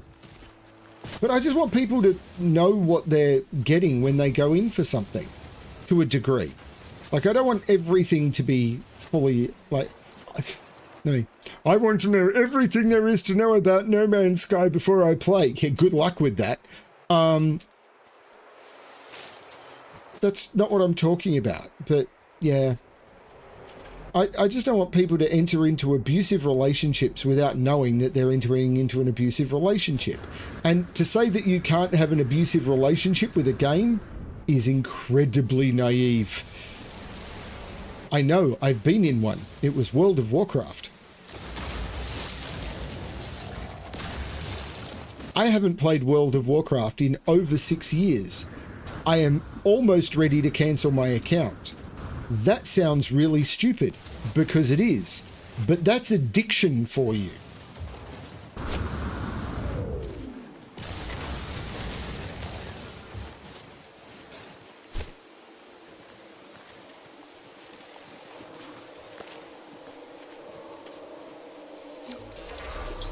Yeah, the concept of not in anyone's backyard is stupid. The thing that should be is there should be an even balance of backyards. There are a bunch of things that need to be done, and they should be designed in a way that works for everyone. This is why you have proper zoning laws, or you should have proper zoning laws. And why I'm very glad to live in a country that seems to mostly uphold proper zoning laws.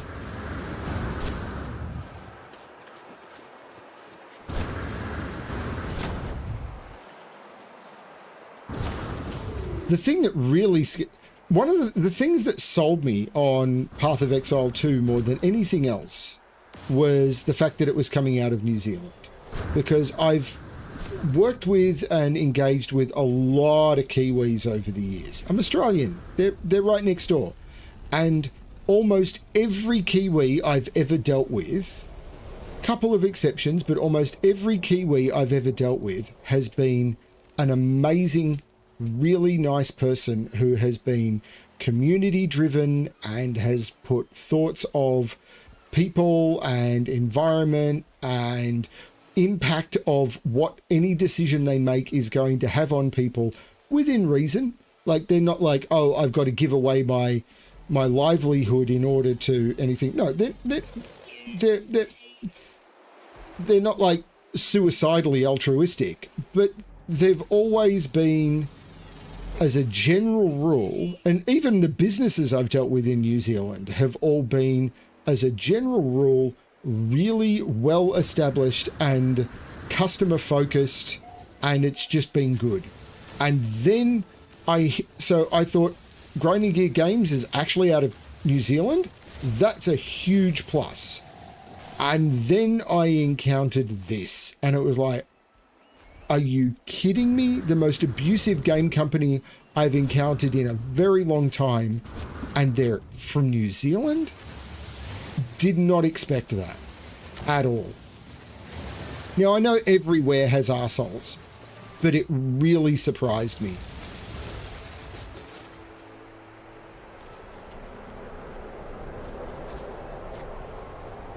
I mean, you see me do that on the Sudoku stuff all the time, lead by example. Like, people say I'm often too critical and everything, and I've had people turn around and say that I'm not allowed to solve their puzzles ever again in any format because I was too critical of them. And it's like, the person I am most critical of when it comes to puzzles is me. I make a lot of puzzles I don't release because I don't think they're very good. And even when some of my testers are like, this is really good. And it's like, really? You think? Because I don't agree.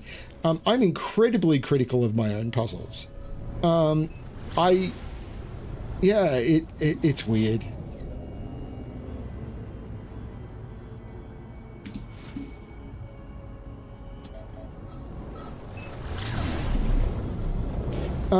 But I try and lead by example. I turn around and say with puzzles that I want there to be a consistent and clear wording on puzzle rules so that they are understandable by people of many languages and don't lead to confusion on behalf of solvers, which is why I've done Sudoku rule templates and done community driving of those rule templates and had third-party testing of them and everything. I lead by example. I try and say, I think this could be better, so I show how I think that could be better, and then I say, come get involved. If you disagree, I listen, and when people come up with good points, I pivot. I don't just go, my idea is the best, therefore you do it my way. That's not the way I operate. I always try and lead by example and also follow where someone can show me I'm wrong. Like, with everything I've been saying here, I fully acknowledge this is a personal opinion and I may be wrong.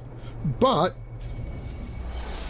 the grinding gear game stuff, I just turned around and said, okay, I'm just going to step away and assume I'm wrong. And then they did the... What was... Oh. And then they did the... Last Epoch announced a release date, and therefore they released their release date at the same time. And that just... Why am I not looking on?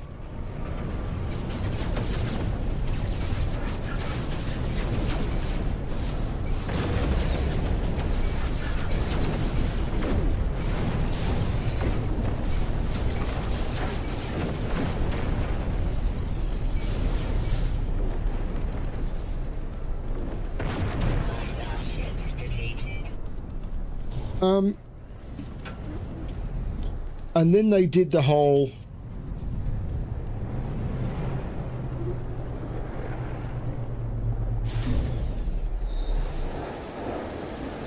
Oh, that's right. I was looking for Starship parts. Maybe I should have stayed on the Paradise Planet.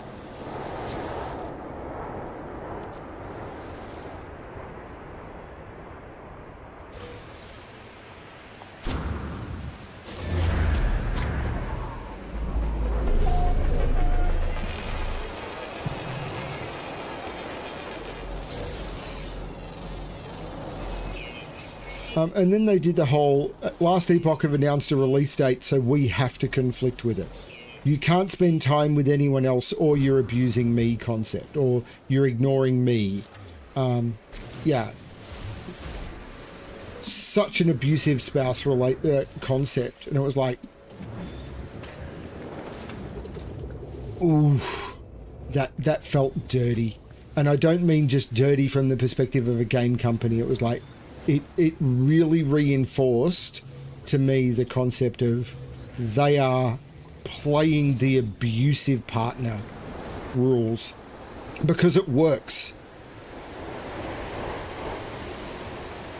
People in abusive relationships tend to stay in them way longer than they should because of the emotional sunk cost. It's so bad.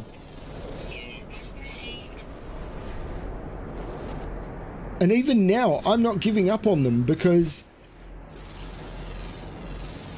could they turn it around? I don't know. Maybe.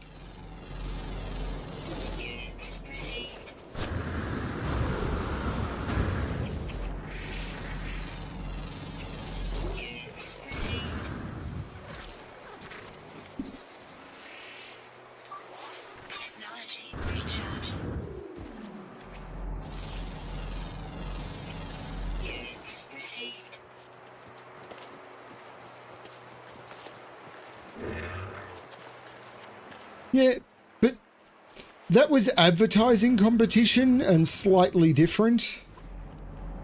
Now,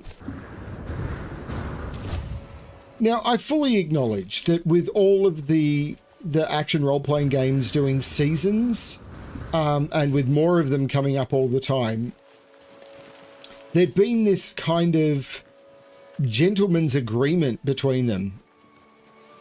Not that I'm saying there's no ladies in the field, I wouldn't know, but there'd been this kind of gentleman's agreement with them that they wouldn't overlap. And I admit, there is no business reason, like there was no hard and fast rules that they shouldn't overlap. But Last Epoch had been stalled for a year, trying to make everything work and get it all right for themselves. They'd done some delays because of other things happening in the ARPG world, including Path of Exile 2.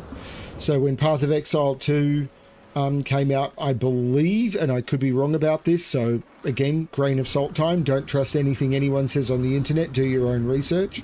But I believe there was some delay caused by that.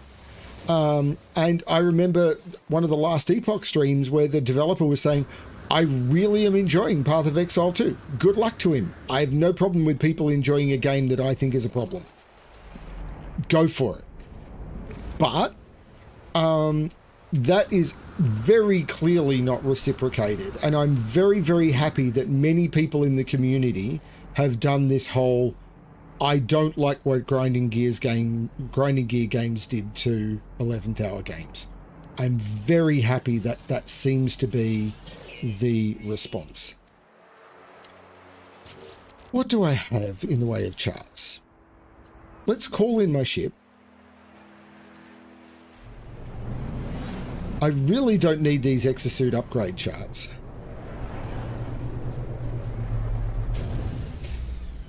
What are the charts I've got?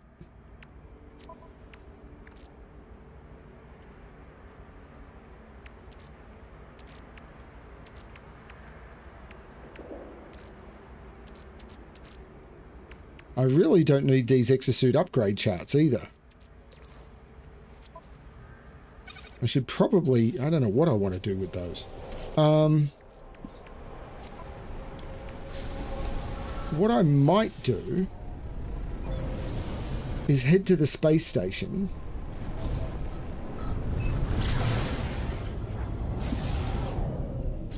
Let's charge up my pulse engine. I can charge up the launch thruster, I don't care. Pulse engine, no, not hyperdrive. Pulse engine. Where's my pulse engine? There. Technology recharge.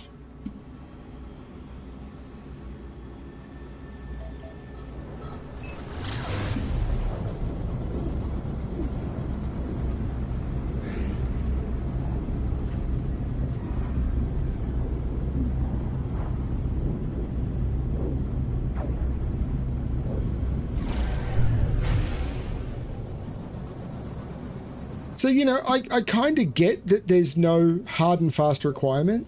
And, you know, Blizzard delayed their Diablo 3 launch when they realized they'd put their Diablo 3 launch. And Diablo 3, they can do what they want. Diablo 3 is a 13, 14, 15-year-old game now. 13, I think. If Diablo 3 does a season launch at the same time as another game, no one cares. It's too old. The people who are playing Diablo 3 are the people who are going to play Diablo 3. It doesn't matter. There's no problem there whatsoever. It doesn't matter when it comes to Diablo 3. There is no concern there whatsoever. The problem comes with your big ones, your current ones.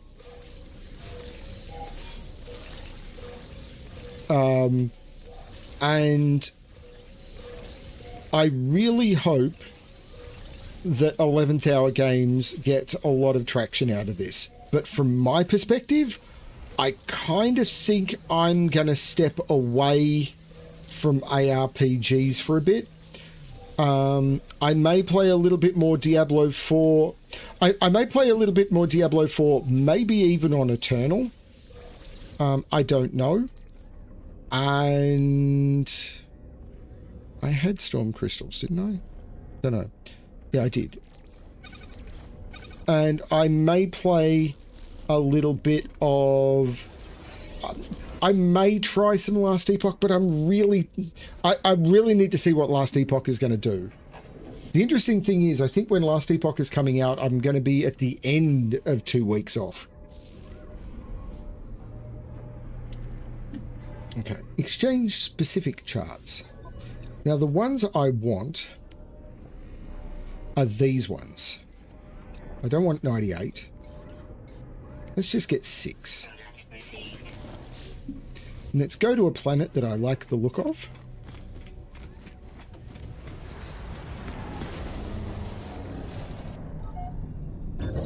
I've heard good things about Split Fiction.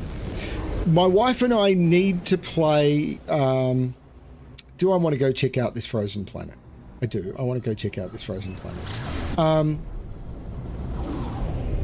Because I've heard this this might be the extreme one. We really need to try It Takes Two, I think it is, and we've got another one. Let me land. Which was bought for us by a friend like 18 months ago as a solid recommendation of one of the best two-player co-op games he's ever played.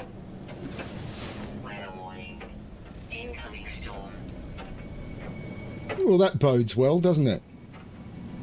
Incoming building off, unknown building off planet.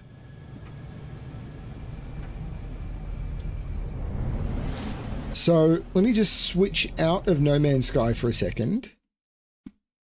If I go to Steam, the game is called, wasn't it Operation Tango? So Operation Tango, I need to switch out again and get my chat back visible. Operation Tango was a game that was really, really recommended as a 2-player game. And really should try that. Log extraction complete. Error, unexpected log termination. No log for me. What is going on?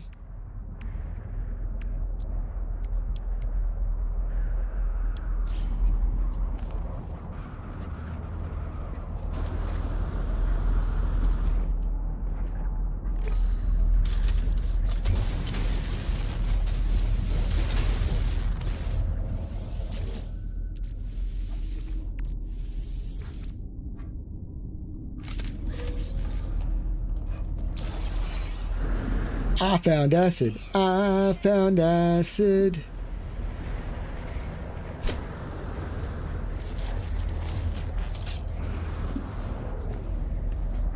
Ooh.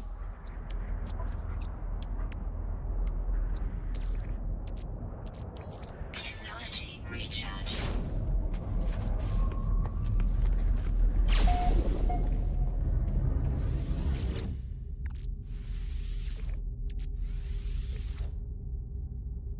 Yeah, sorry about the huge negative rant. I mean, Brimster is an arsehole, shouldn't be news. Radiation protection falling. Radiation protection. I'm just wanting to talk about, so I'm really looking forward to playing more RoboCop. I just didn't want to do it tonight because I needed something more mental downtime. I didn't want to have to focus on the story or any of that sort of stuff. I wanted my old friend, Protection falling. No Man's Sky.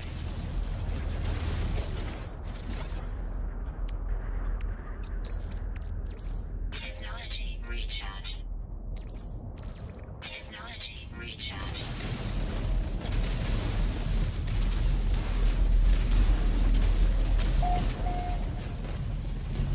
Extreme subterranean radiation detected.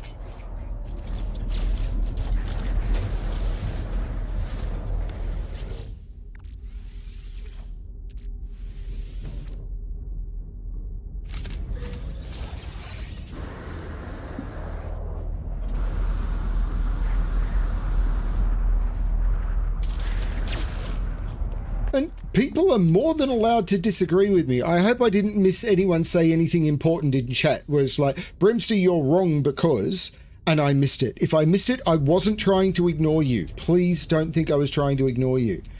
It was something I missed. I hope people who know me, and there's a few here who do, know that I don't feel threatened by people having a dissenting opinion.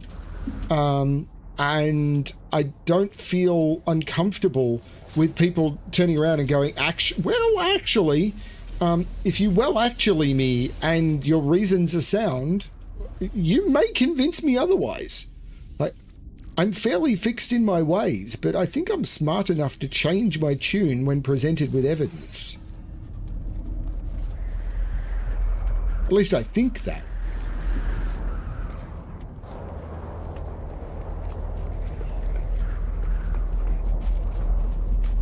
I have not, Chip. Now, I know I'm not a psychologist. Like, I am not a lawyer. I am not a psychologist. I know nothing about these, but I've had...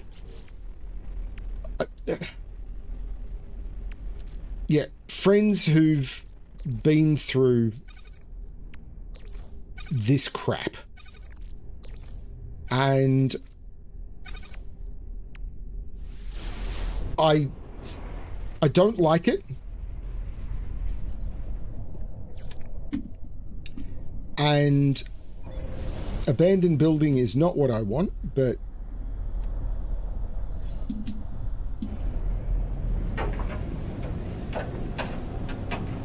wow. This almost feels like a gas giant. I know it's not. What sort of planet is this? It's just a frozen planet.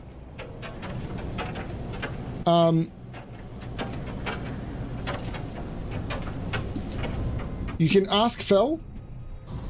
It's like, am I talking from personal experience? No.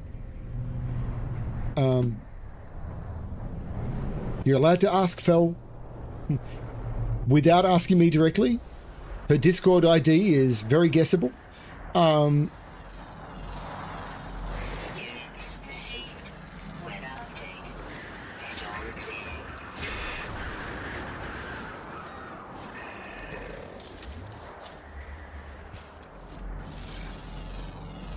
You, Received. Extreme temperature detected. Units received.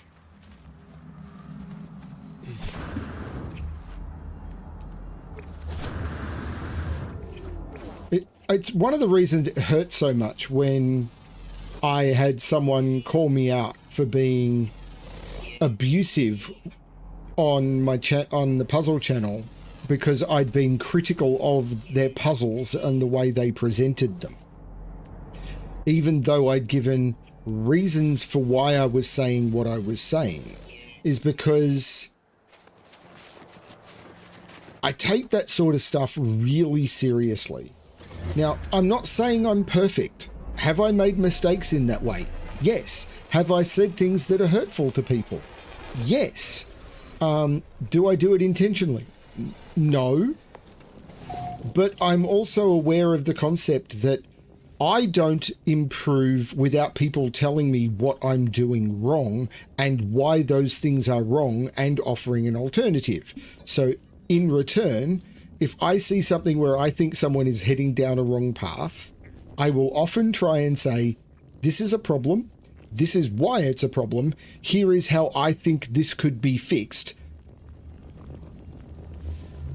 Yeah.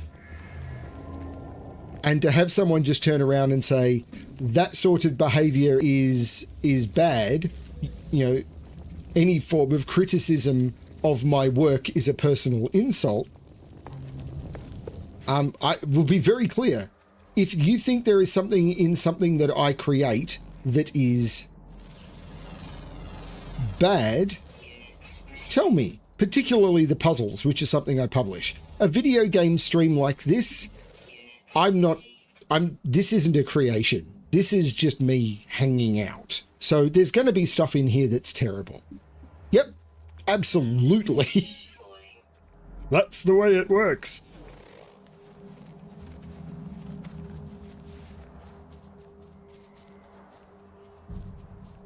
Yeah, yeah. You would have heard me call myself an asshole a lot, and that's because if I set my own personal standard at, it's like, you know, I have a problem, and I want to be less of a problem to other people, or as I want to focus on trying to do the best I can for other people, which includes turning around and saying, I've got some experience in this area. I would like to turn around and offer some advice. Now, with the puzzle thing that happened, it was very much a case of I was, at request, invested in solving this person's puzzles every day, well, every 3 days on my channel, but a series that this person was involved with and a couple of other people were involved with every day on my channel. So I would put out a video every few days, which included effectively daily content. And I'd been having some problems with the content, the way they had been publishing it. So I reached out to them and said, this is a problem, and this is why. And they were incredibly dismissive. And it was making it really, really hard for me to do the content that I'd been requested by other people to do, not by them, by other people to do. because I was having to effectively guess what the meaning of what they were saying was in something that was supposed to be logically solvable. And I ended up having to sort of 1 day out of 4 go to one of my testers and say, can you please test this puzzle and let me know if this means what I think it means before I record it, so I know when I introduce this thing that I'm saying the right thing. And I was having to get other people involved because when I was asking the people who were creating them, they were just going, oh, ha, ha, ha, you know what we mean. It's like, I think I know what you mean, but I don't know for sure. That's why I'm asking. And it got really bad because I was having to check all the time. So I literally made a post saying, I'm having to stop doing these series because what was supposed to be like 20 minutes a day is taking me way longer because I'm having to check them, often get them tested to confirm that what they mean is what they mean after reaching out to them, the people who created them, to ask for confirmation, and then maybe getting a response later saying, you know what we mean or whatever. It was just turning into this huge nightmare. And often I would call out or say what was said. I would just read out what they'd said the rules of the puzzles were, and it turned out that that wasn't what the rules of the puzzles were. And it was just like, I'm putting out bad content and I'm lying to the people who watch my channel, and I don't want to do this anymore. So I made a post to my channel saying, I know that I've been doing this for nearly a year, but I'm stopping, and here's why. And I just laid out my reasons, which is basically what I just told you. I'm stopping because I keep having to ask for clarifications. This particular puzzle right here was the last straw, and I stated why, and I just can't deal with this anymore. And having stated that the reason I was stopping was because I couldn't deal with the statement of, but you know what we mean. The response I got was from one of them was, that's it, you're never allowed to solve any of my puzzles anymore ever, removing consent, so I can't even do them recreationally. So I used to do them with my mother, and I used to help her do those puzzles. She stopped doing them completely because when she gets stuck, she knows she can't ask me for help anymore because I can't help her with them. So she stopped doing them. But one of the response I got in my chat channel for one of them was basically, but you knew what we meant. Exactly the thing I was complaining about. I think the exact quote was, but I suspected you knew what we meant anyway. And I'd stated, I was fairly sure, but I needed to ask for clarification, and suspected that you knew. Yeah, it. And then being told that I was being abusive because I was being clear. Don't like it. It's not just ego. I've got an ego. I have no problem with ego. Please don't think I've got a problem with ego. Would I do this if I didn't have one? Would I be up on a soapbox? Hear ye, hear ye. Yeah, I'm on my soapbox. I have an ego. I absolutely have an ego.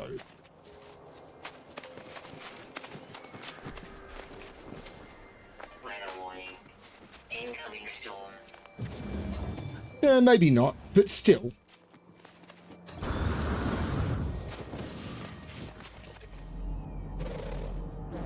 But she used to enjoy trying them, and she doesn't anymore. Like, she doesn't try them anymore. Okay, let's do another chart and hope for something better.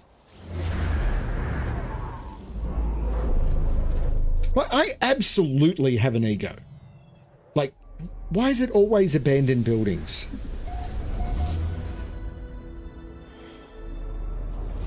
Like, abandoned building is the one you don't want.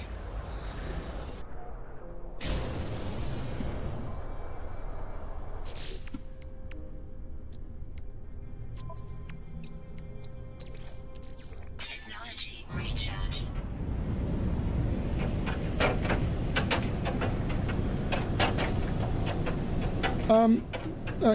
Yeah, no, I agree it's ego, but I have an ego. Like, oh my god, do I have an ego? I would not be doing the YouTube thing I'm doing if I didn't have an ego, because there is no way I could survive the... Wow, I'm still not high enough to...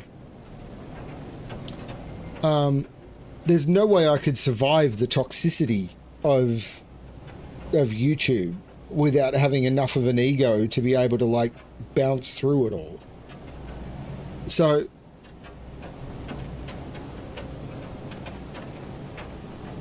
it's the Night temperature detected.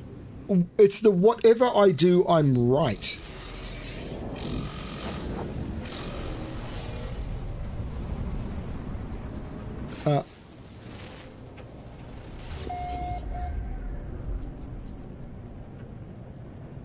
You have to...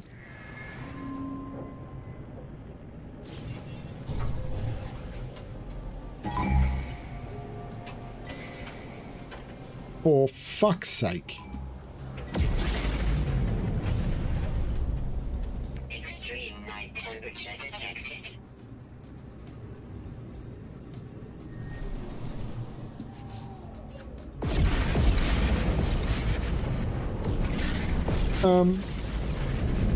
Yeah, I have...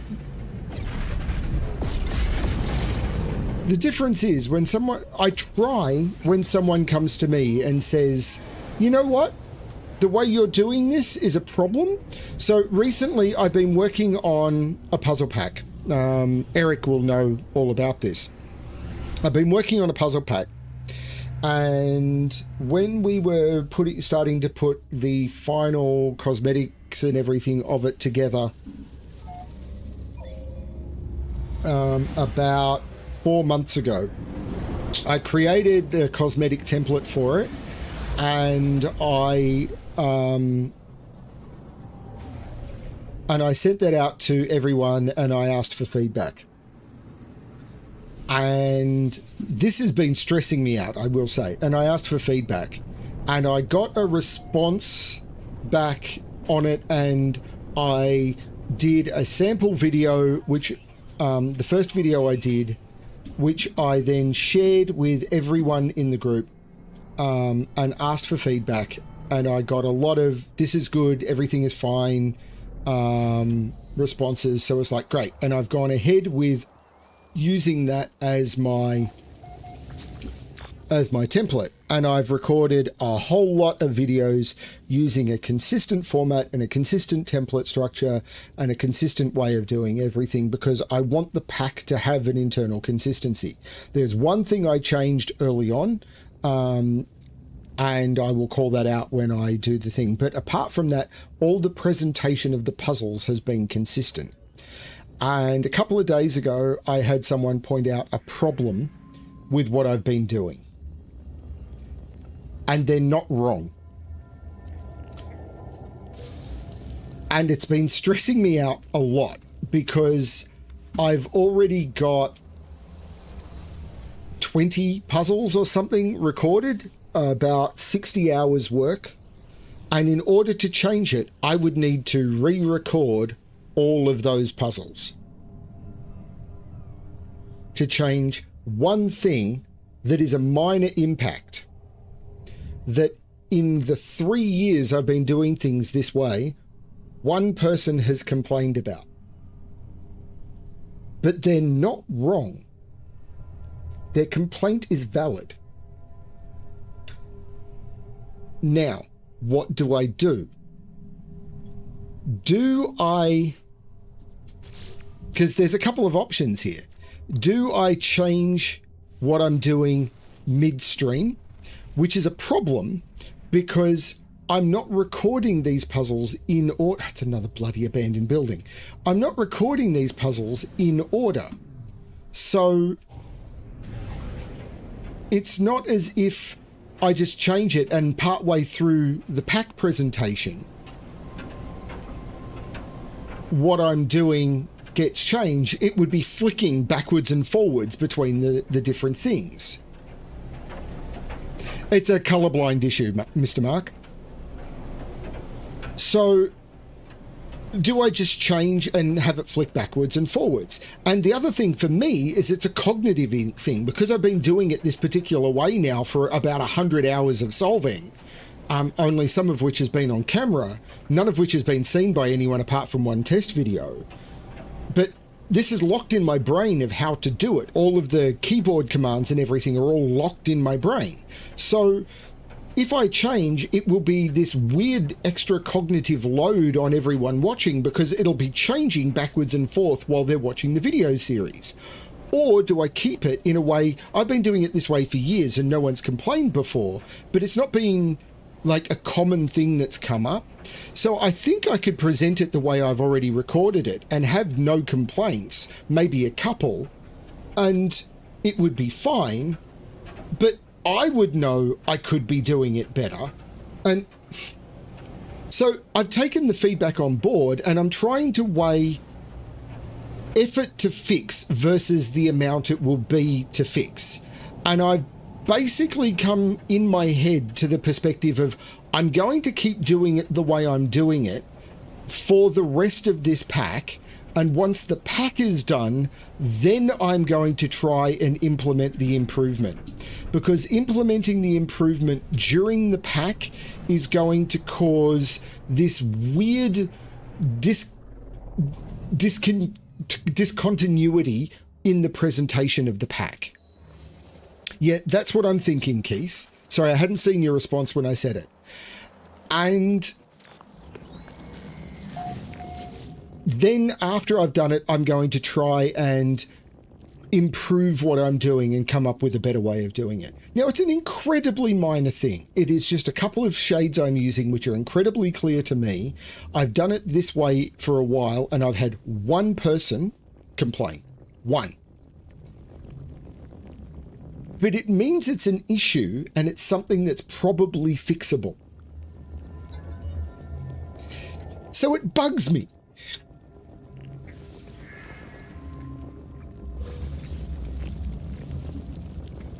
And this is the way this stuff works in my brain. What I've been doing isn't wrong, but it could be better.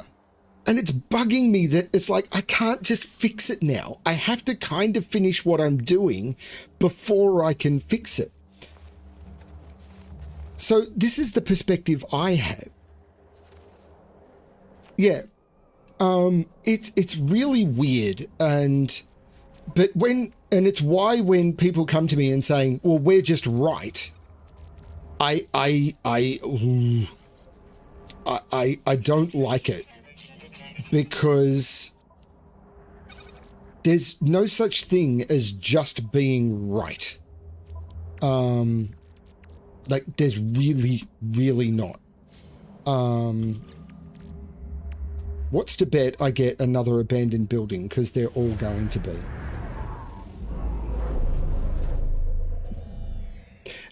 And that's why I pay attention, Keith. The freighter crash site. Okay.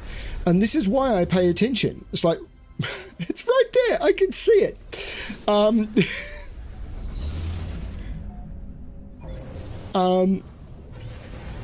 Yeah, I think I can fly to that one pretty easily.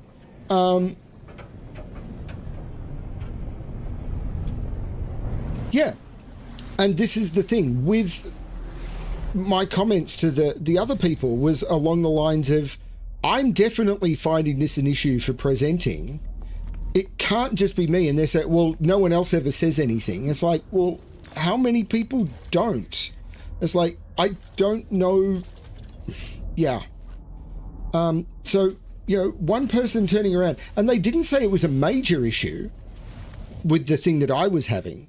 They turned around and said, by the way, I had some difficulty with this, the coloring scheme I was using. And it was like, okay, I need to think about that and pay attention to it. And I will fix it after the pack. I don't think I really don't think that anyone is going to complain about it during the pack. I really don't. If I'm wrong, I'll wear it. I will absolutely wear it. And that's on me. It is absolutely on me. This is a Bremster screw up. It is just something that...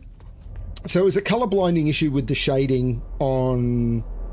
everyone here should know by now I'm working on a sandwich pack. And the shading of bread clues or crusts versus non-crust. And I'd been using a green and a yellow. And like I always do, I ran it through the standard colors I use. I'd run it through a colorblind checker. And it all looked good to me. But for someone who is actually colorblind, they said it wasn't good for them.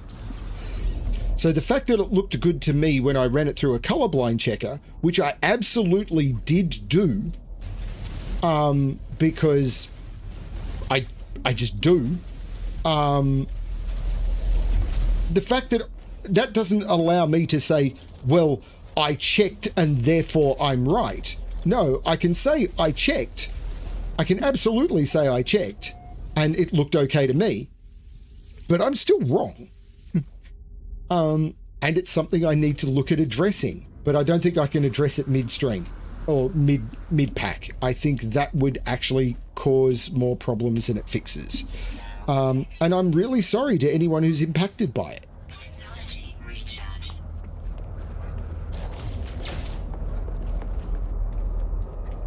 I know there are different types of color blindness, which is why I have a color blindness checker tool that I frequently use that will present things. I don't worry about it for my thumbnails. They're thumbnails. If people can read the description of the video, or people can read the title and the description of the video, if the occasional thumbnail doesn't work for people, that's not a big deal. But for the presentation of the puzzles, that matters. And the shading between crust and not crust of a sandwich, I want that to be clear. And apparently it's not. It's not indistinguishable, but it's not as clear as it potentially should be. Bremster done fucked up. Yes, and he has a fairly common color blindness. I done fucked up. I checked it against the sort of color blindness this person has again, and it looked really clear to me. Maybe he's got a different level of it or something like that. I don't know. Doesn't matter. I can do better. I just don't think I can do better midstream. But I took the feedback on board and didn't just go, well, you shouldn't solve my pack then. Or even worse, you're not allowed to solve my pack then. Person explicitly removed consent. Yeah.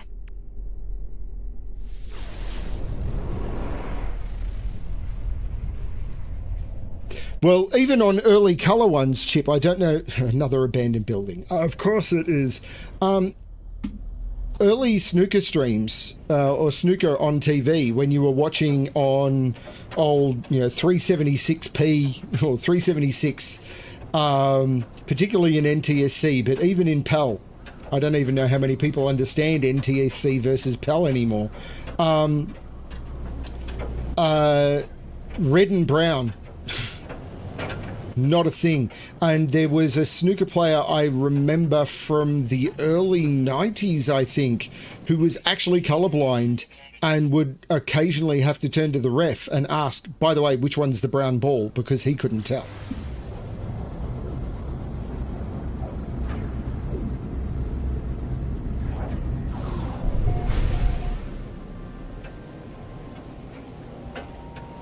Now, I have vision issues. I absolutely have vision issues, but my vision issues are different. I can see all the colors, but when I have static color blocks in front of me, because when I suffer from a migraine, one of the warning... At least this is what I've been told by my migraine specialist is going on. When I suffer from a migraine, what will often happen is I will get blocks of color in my periphery vision, and it's not my eyes seeing them, it's my brain seeing them. Like the misfiring in my brain will cause there to be splotches of color, and I will just see blocks of color in my periphery vision. So when I'm looking at static blocks of multicolored stuff, like Sudoku puzzles with too much... There was an unidentified mineral here. There was an unidentified mineral here. That one. When I'm looking at a Sudoku grid with static blocks of overlapping color and everything, I think my brain goes, oh my God, you're having a migraine, and goes into dealing with migraine mode. It's okay with something like this where it's moving, but when it's static and doesn't move on the screen and I've got to stare at it and everything, oh, it's a real migraine trigger for me. So it's why a lot of heavy coloring puzzles I really try and avoid as much as I can.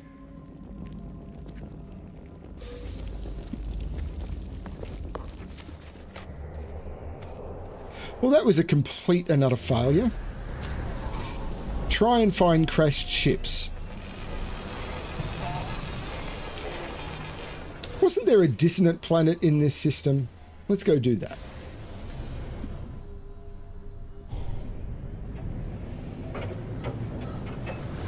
Extreme temperature detected.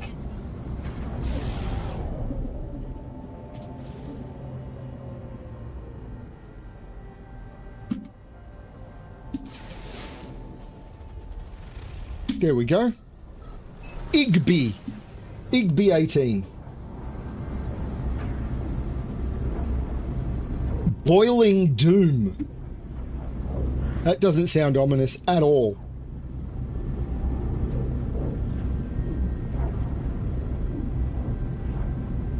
Holy cow, 22 people watching. Sorry I've been so negative to 22 people. Hi everyone.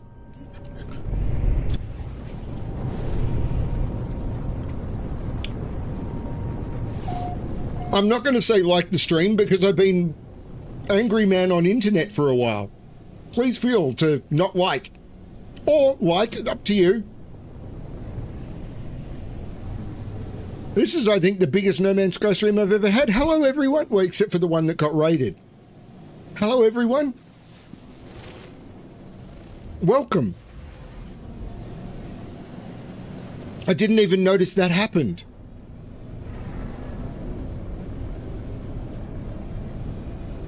I'm happy to talk about other stuff. Make me talk about something positive, people. Please. Or not. I don't care. Now, what am I doing here? Don't I have the ability to, like, do an echolocate now or something without...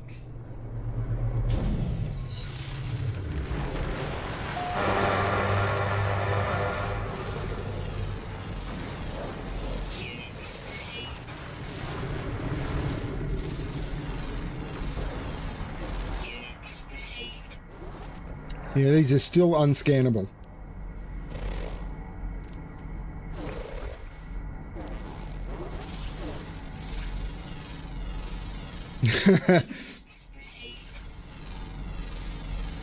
Bit of a tender subject, Hamilton. Man, I miss it. But it's okay. Ty doesn't watch my streams. Now, if he was here, that would be a very disturbing conversation. Sentience Echo. Oh, that's right. That's... I'm trying to remember how these work.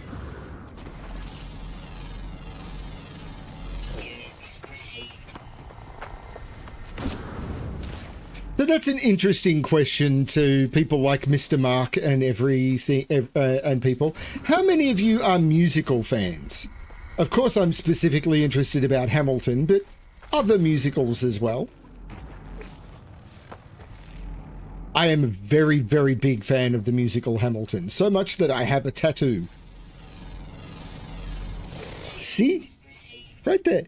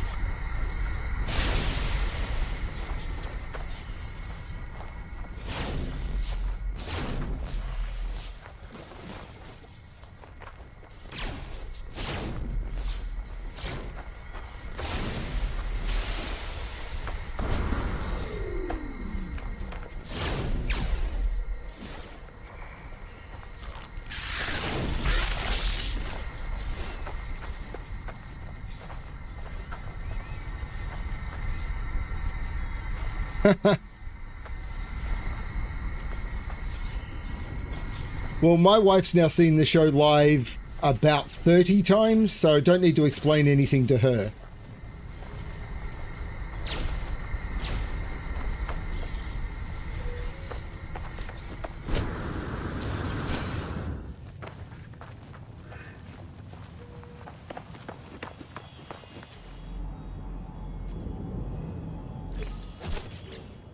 I can't remember what sentience echoes give me. Echo seeds. Now, wasn't there a way of doing... Technology recharge. Alert. Navigational data received.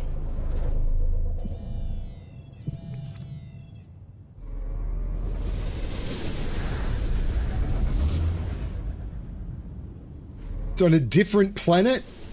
Well, that's not helpful.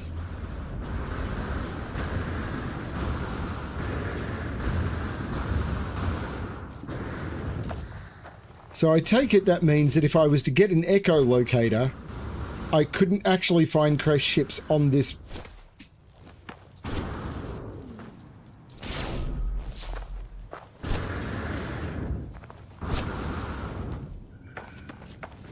I have not seen that one. Thermal protection falling. So have you seen Hamilton live, Planktime? I can't remember which country you're in.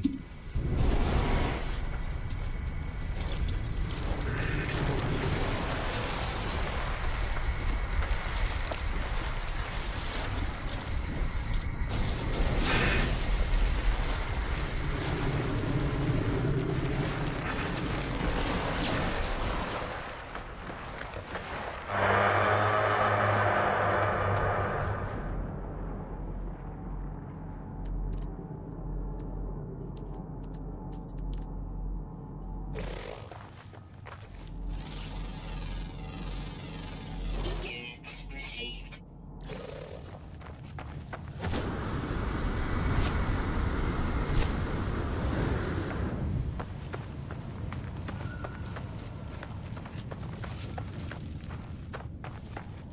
I'm glad I didn't have to pay over 1k per ticket because I've seen Hamilton 86 times live. At 1k a ticket, that would have been a little bit much.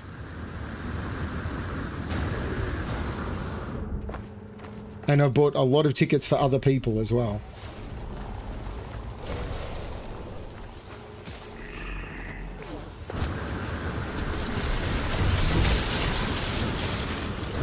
This is a messy planet, isn't it?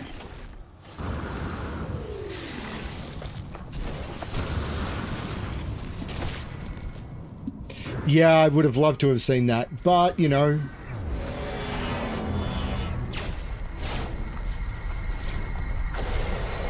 I'll be perfectly honest with you, I would not trade my...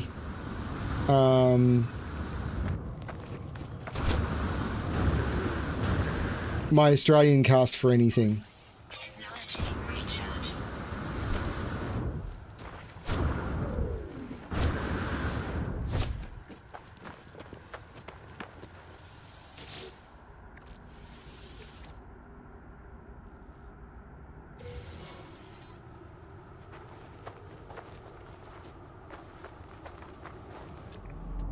Now, there was a building somewhere.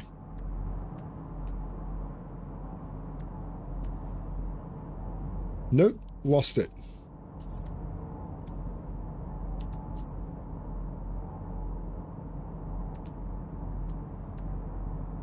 I thought it was over this way, but apparently not.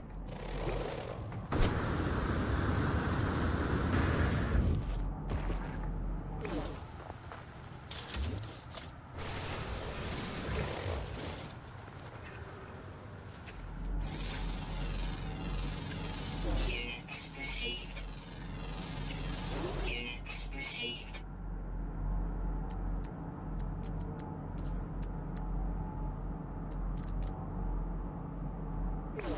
So if I use the echolocator, is it going to work on this planet? Alert.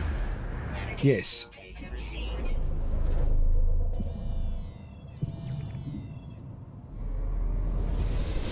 I hope.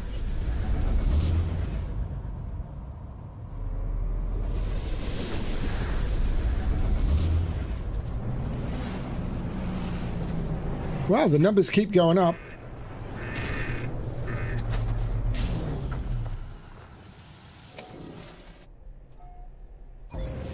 So there's a bunch of musicals that are starting in Melbourne over the next few months. A bunch of theatre shows, not just musicals, that I am very excited about. So Superstar started recently, and I'm really looking forward to seeing that. Might try and see that one next week. Beetlejuice is coming soon. The one I'm really looking forward to is Hades Town.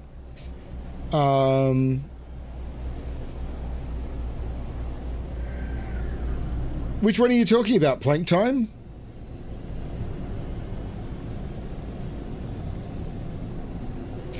They're doing okay. Avon is typically annoying and Echo is typically anxious. Echo and Avon are our cats. I don't know. I've never been to America and I fell in love with Hamilton to the point where I've got a Hamilton tattoo. So, you know,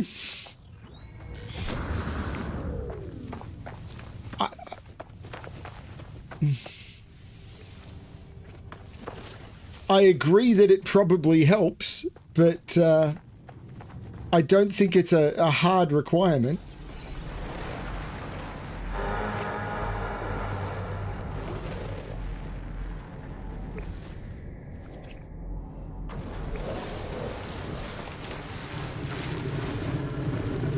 I mean, I'm holding myself up. So the Hamilton fan club in Australia was huge. I know this because I was known by all of them. And like quite well, in fact. And yeah, just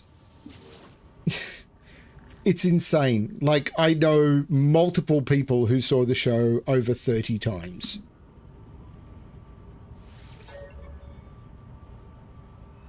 Seven, 12, 2.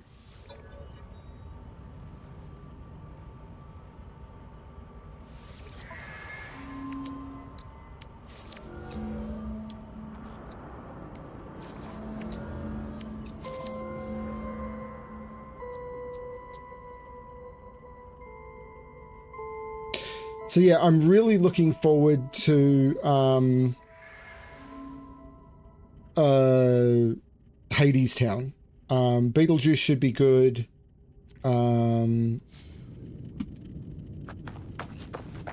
Yeah, just yeah. Don't care about C classes anymore. What I want to do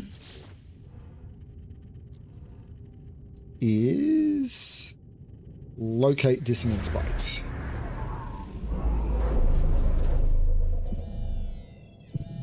I went with a lot of very crazy people to see Hamilton. Having seen the show 86 times, I have run into a lot and sat with a lot of incredibly weird people at that show. I've sat next to everyone from young kids who were excited to be there to drunk bogans who really didn't want to be there, to Hollywood to Broadway producers. Like I've done, yeah, it's been weird.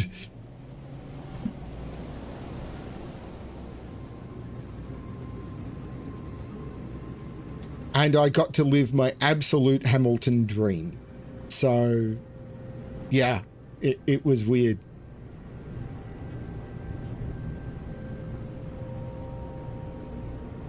I'm happy to talk about whatever. There's 22 people in chat. This is insane. I have no idea what's going on. Hi, everyone. I'm happy to talk about No Man's Sky, but I'm kind of just squirreling. I had a terrible day at work and I wanted to play something where I could just go, what's that? I just wanted to turn, I just wanted this. No Man's Sky. It's like, I wanted to see the next little bit of everything.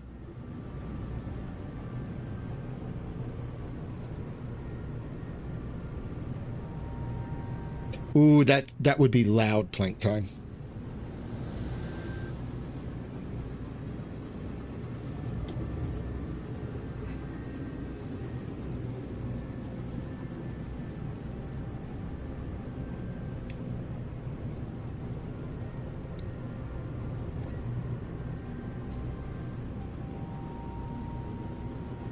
Well, this is the other thing about going to see Hamilton so many times. You'd occasionally run into people, like I would normally go wearing dark jeans and my Hamilton t-shirt and my Hamilton hoodie. That was my normal outfit unless I was going to an opening night, at which point I would dress up. But the...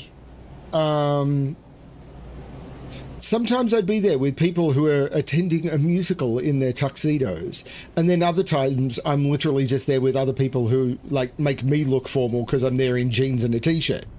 It's always a bit weird and I love it. I loved it so much.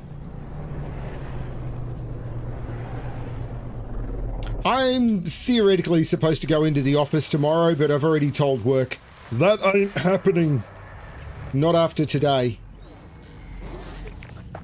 They don't get me in the office. Ooh, I like this ship.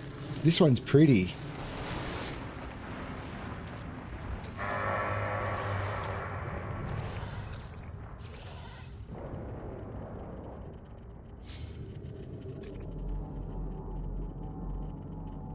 It's a C-class. So what I want to do is I want to say that... So coords. Dissonant planet with cool looking ship is Stream 37. So is Stream 37 and the timestamp is 2:53:15. Great. And that way I'll be able to find the coordinates later. And if other people who are watching want to come here and look for ships, there were the coordinates for you. Now I need to use my brain. Well, let's trash that. Let's dismantle that. Let's move these down out of the way. Ooh, don't care about those. That can go down here as well. Don't care about the living slime. This is all sail fodder. That is sail fodder. What is this? That is sail fodder. That is sail fodder. Let's use the higher line brain.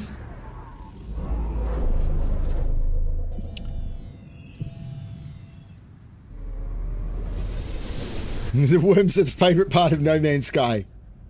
Are you always waiting for the worms? That one was kind of for Chip.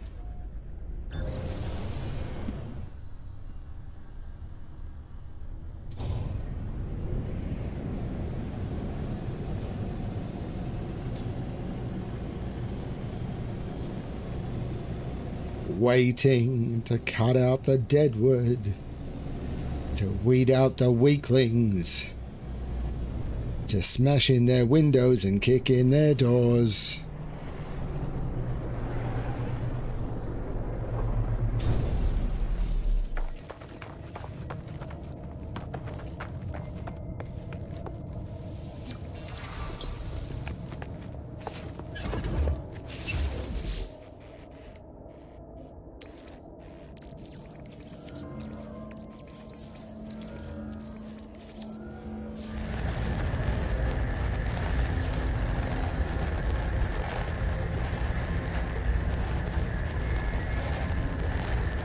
Ooh, that's pretty. But I'm still going to decline it.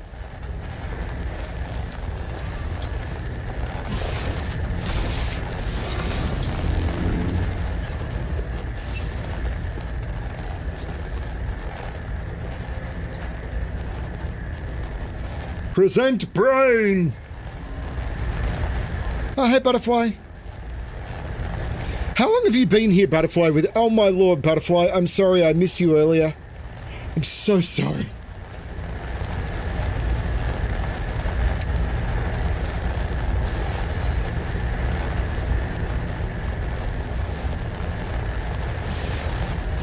I'm having a day. This is my downtime from my day.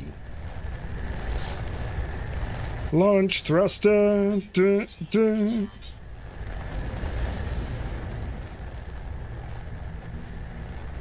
Hang on. Where's the ship gone? Where's the ship gone? Oh, don't be bugged like that.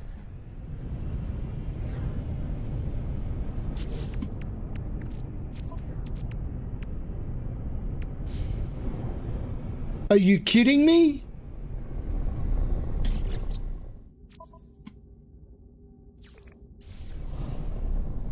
Thank you.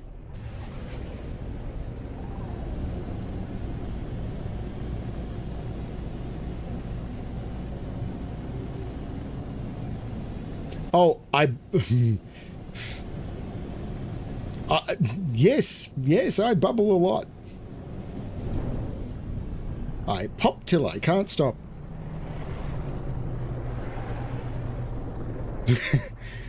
Am I ever not in the middle of an animated discussion? Honestly, tonight has helped so much, and thank you everyone. And for all the people I've annoyed, I'm sorry. Compare. Plane. Go to my ship and go. Salvage this thing.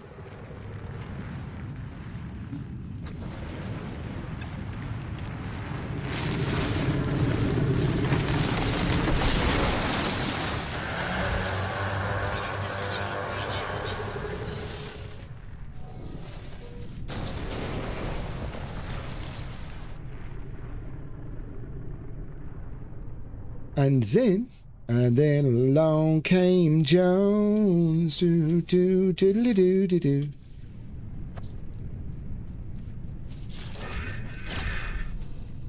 Tall, thin Jones. Do do do do do do.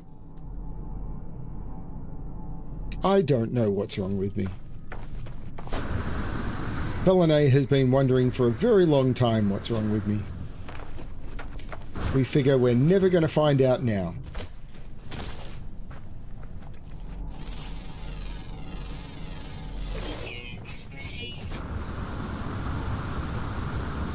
It's a black box.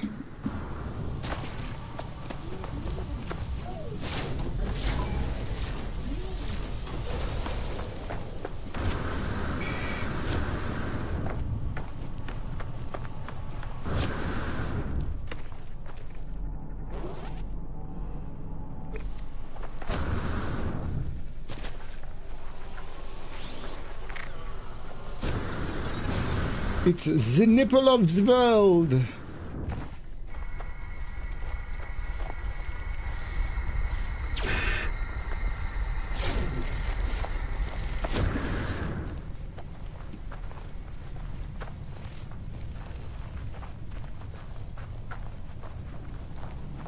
You need to grab a screw and see if you stay somewhere in that noggin. I'm not sure I fully understood. Don't need to understand. Because I'm an idiot. How sweet to be an idiot. As harmless as a cloud. Alert. Navigational data received.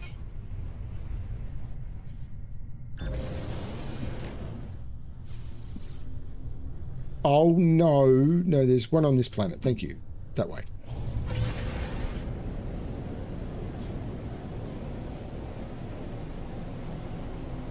And we're back up to 22 people watching. Hello everyone! I'm being dumb in No Man's Sky. just trying to relax. Have a little bit of silly fun in No Man's Sky.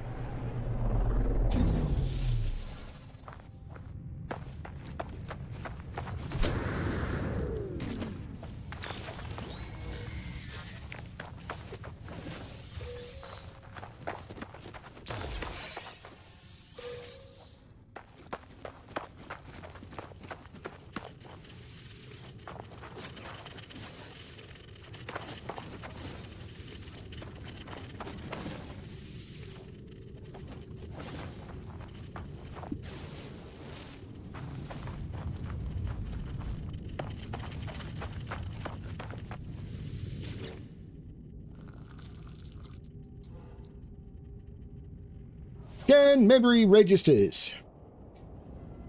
15, 5, and 11.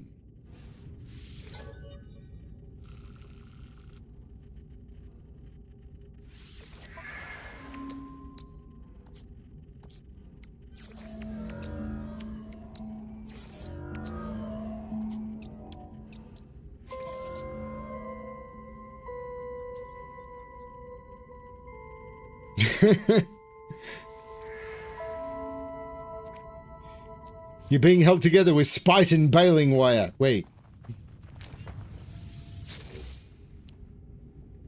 It's another B class. That's a cool looking pistol. I don't think I want it though. I have some very cool multi-tools. Let's now spike me up.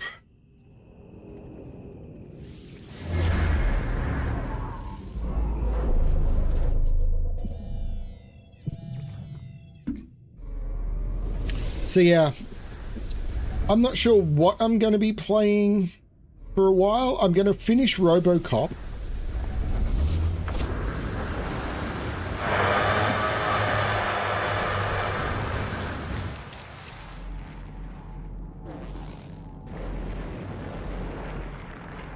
Waiting. I'm going to finish RoboCop.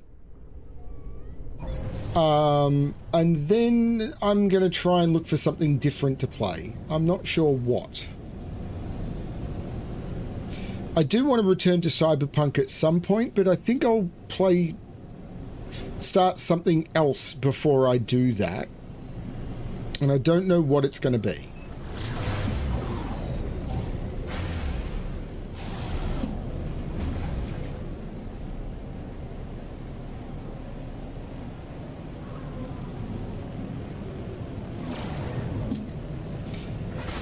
I believe so, Eric.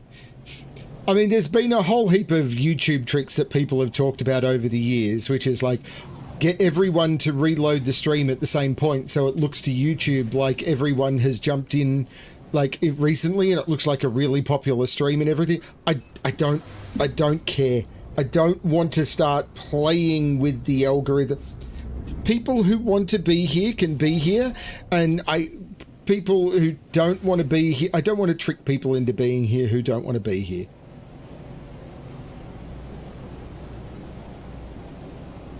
Like, for a channel with, like, both of my channels are tiny. Like, you may look at Bremster Puzzles and go, well, that's successful. Considering there are other puzzle channels out there that have been doing it for less than a year that have got way more subscribers than I do. They're doing something right, and I'm assuming it's algorithm manipulation in a way that I'm not. Great. Good luck to them.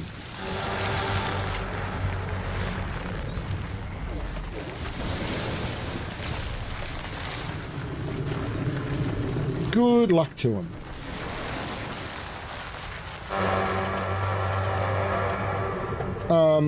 I just want to keep doing what I'm doing and have fun. If it was something I could understand and do easily without hurting anyone, sure. But I'm not going to go B class.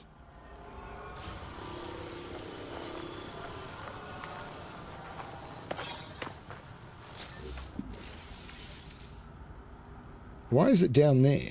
Why did it put it in my starship? Hang on. Why have I got two high-line brains? Something's gone wrong there.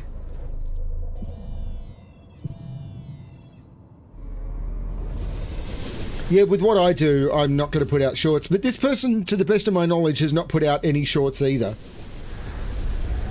They've just been doing what I've been doing, long-form Sudoku videos. And they've been doing it for about 9 months, and they've got nearly 100,000 subscribers.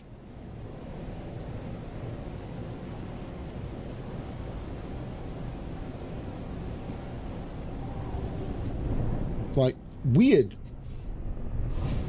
I've been doing it for 4 years with almost daily content and have 5,000. Okay.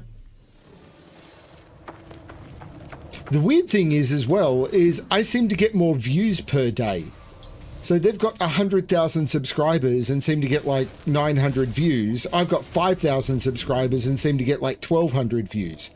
I don't understand, which is why I think it's some sort of weird algorithm thing. I don't care. Like,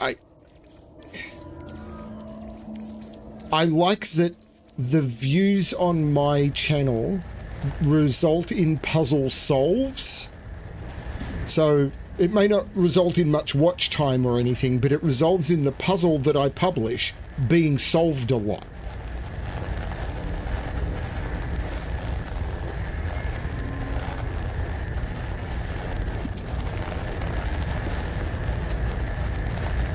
That's awesome.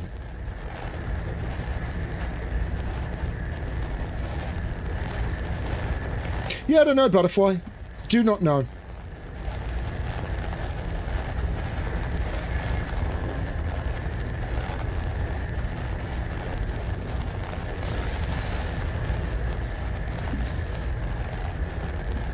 So I've still got a higher line brain and a harmonic brain. I don't know how that's supposed to have happened.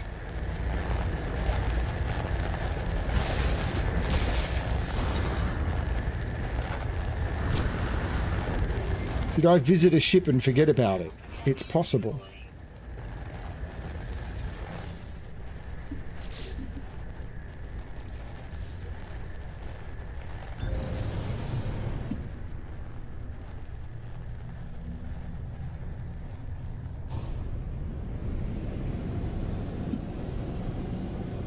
Hostile scan detected. Oh, sod off.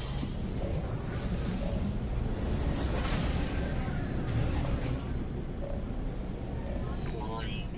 Threat detected. Hostile ships approaching.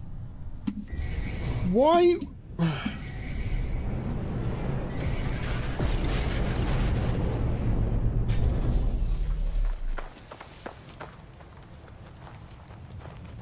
Well, they seem to go away with that.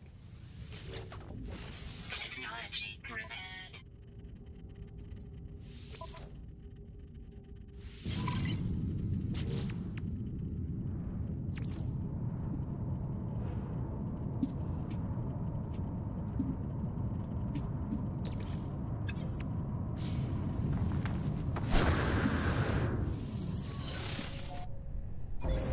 Okay. Launch thruster still needs more stuff. Boom into the launch thruster. Let's head to the space station. Which will be here somewhere, right? Over. Nope. That's over there.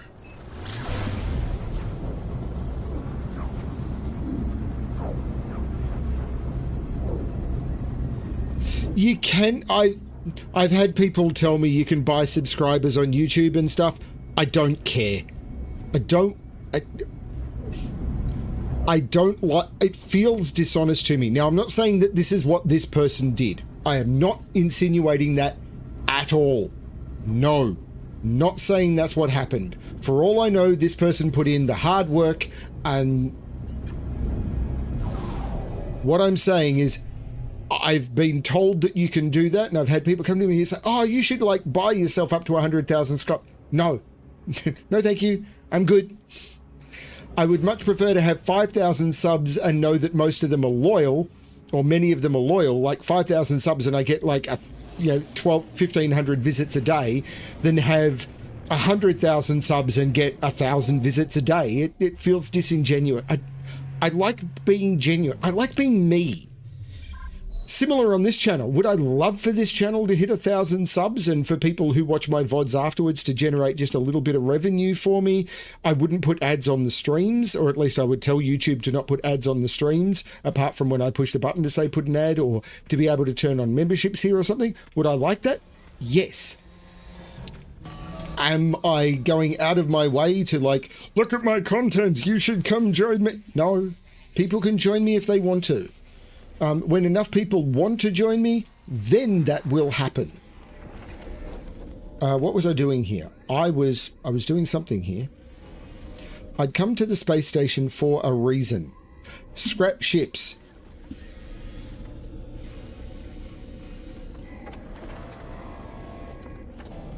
Summon Scrappy Beta. There are a lot of AI presenters on YouTube now. Holy cow.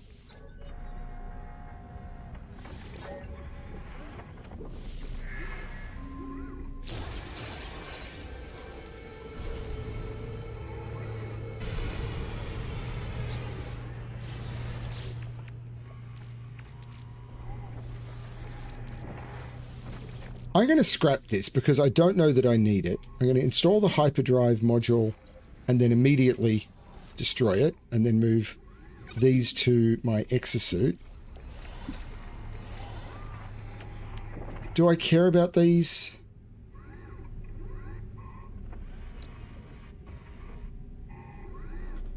I'm not going to play with this one, but I'm going to summon...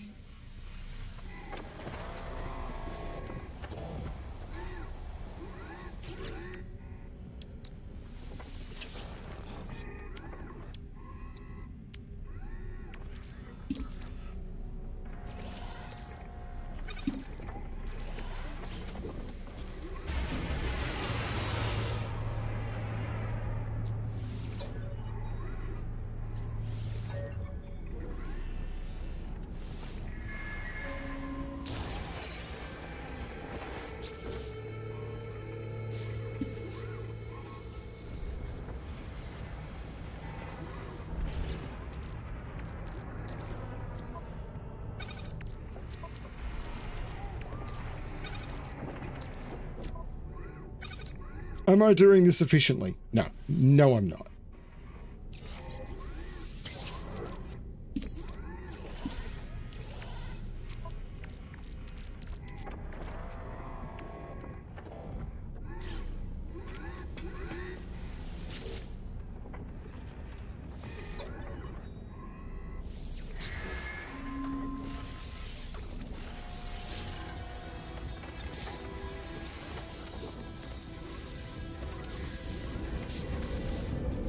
Yeah, there's been a lot of AI being used, and some of it is okay, some of it is terrible. I don't know how I feel about it all, really. No, I don't want to... Fine. Didn't want to talk to you. Let's request dialect help. Give me a Korvac symbol. Ancestor. Fine, you can have a gift as well. Why not?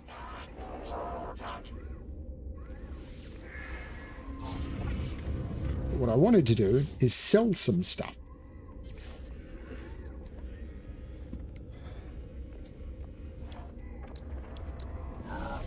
Units received. Units received. I don't know about the wormskin folio. It can go polyfiber. I'm going to regret some of these at some point. Units received. Units received. Units received. Units received. Units received. I'm just going to get rid of those. I'll make new ones if I need them. Units received. Units received. Units received. Units received.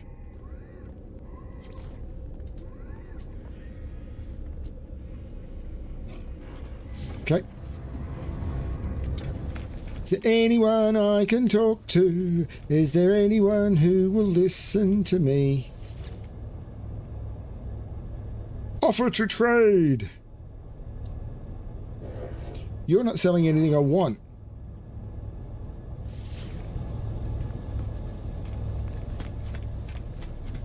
Okay. So, I need to return to...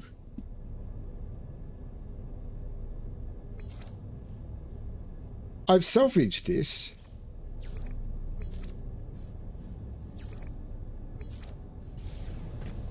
Why is it not registered?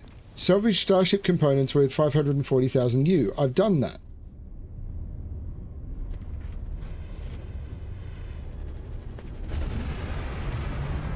Wait a minute. And now they're saying they've marked the Starship ready for scrap pro... Okay. Didn't need to do it that way? What is going on? Okay, let's go to the Starship. Target crash site. Fine, let's go this way. The quest system in this game is annoying. But I've been having fun hanging out with people. 25 people. Are they all bots? Have I offended all my viewers by picking on AI?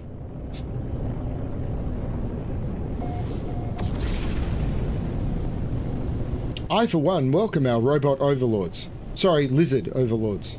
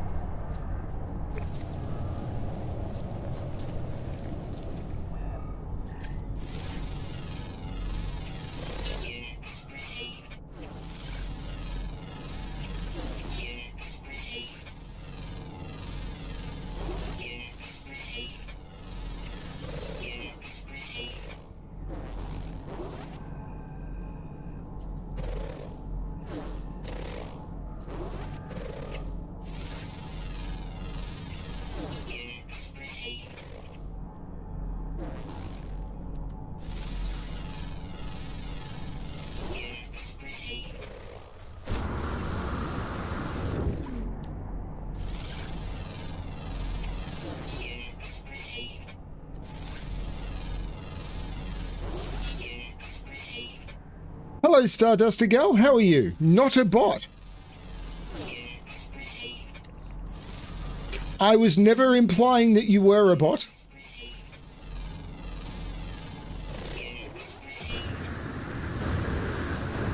I was kind of implying you were a bot, wasn't I?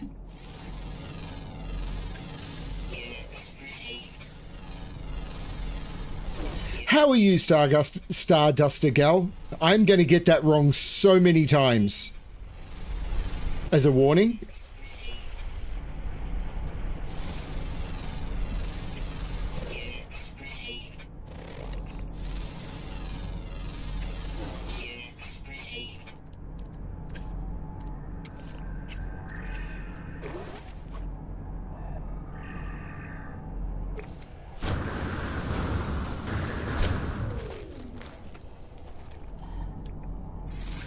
If you are coming somewhere, if you are looking for somewhere for just some interesting conversation, not always positive, and a lot of fun, welcome to the channel. If you are looking for incisive gameplay with the best gamer in the world, oh, you are in the wrong place.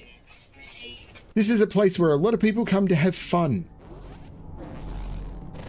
And I really appreciate that they seem to have fun here.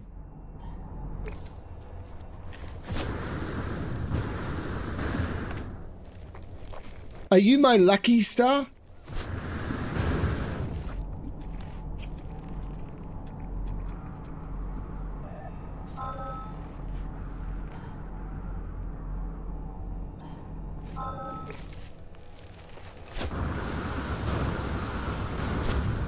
I was just talking about my star tattoo a few minutes ago.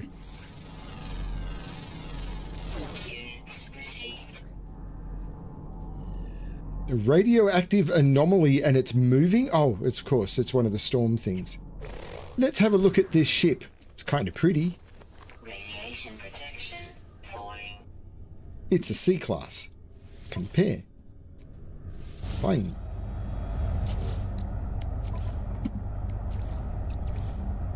I need a hermetic seal and metal plating.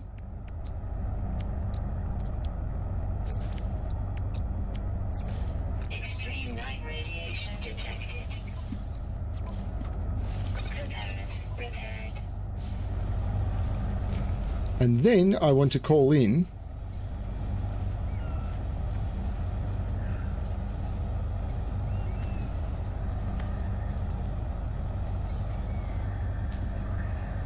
the White Star.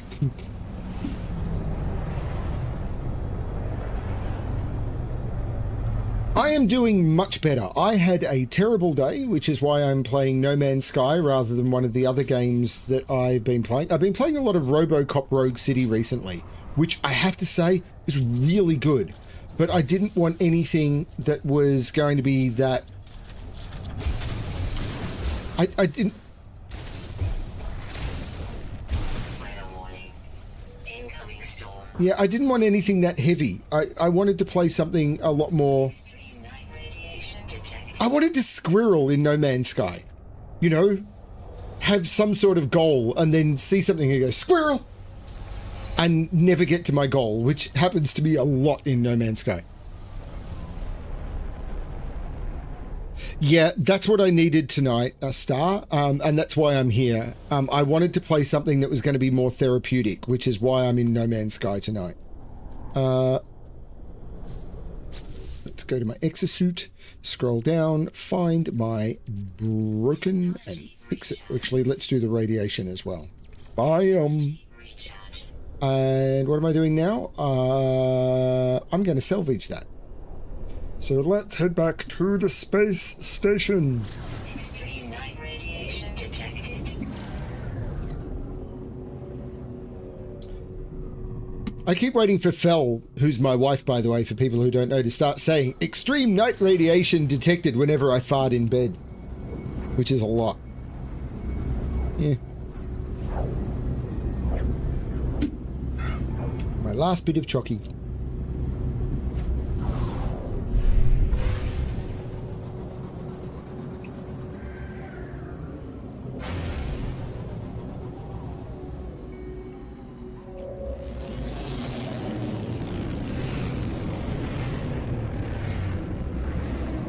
Oh yeah. Oh, good chocolate. So yeah, to Star and everyone else, and thank you for outing yourself, Star. Hopefully it's not too embarrassing. Yeah, it's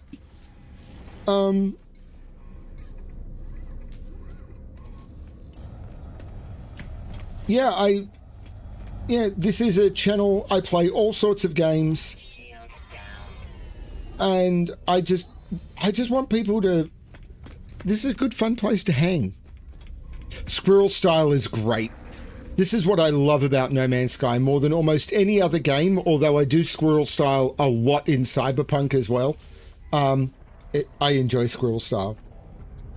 Begin salvage analysis.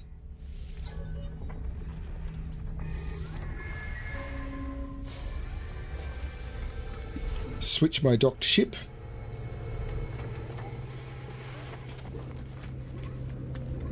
Let's see what I got from that. Let's install that and scrap it. Let's install that.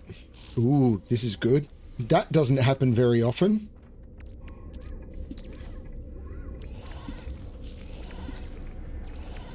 That's actually really good.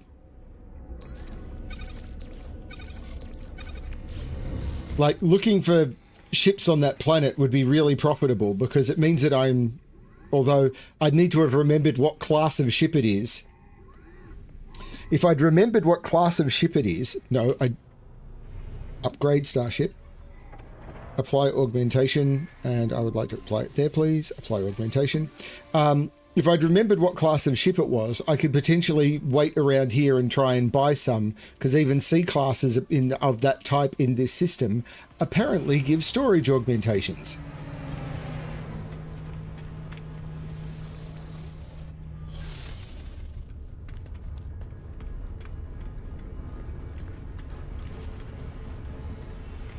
There's some pretty ships here.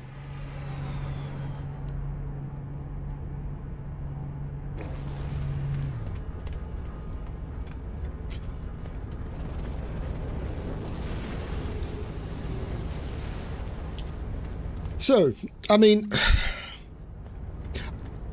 please be welcome, Star. Be aware, I don't just play No Man's Sky, I play other things, and I hope that you decide to join me for whatever it is that that I'm playing. No force to. I don't know what sort of games you enjoy. But this is kind of what I do. I log on to a game and I stream it. I'm not going to say every month or so I go through the story of why I stream, and it's not the same as why most people stream, but I don't want to do it every time someone new jumps in because all of my regular viewers will get bored out of their skulls. Some of them have heard the story more than 10 times already.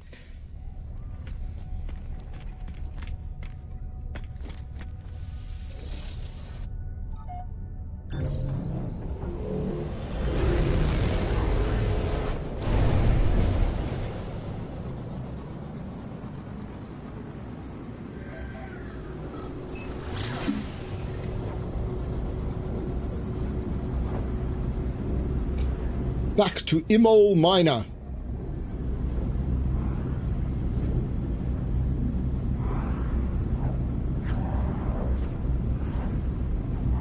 I'm enjoying this tonight. This is exactly what I needed. Making the call to log on to No Man's Sky rather than playing like Robocop was exactly the right call. Oh, you've been here. I'm sorry, Star. I'm sorry, Star.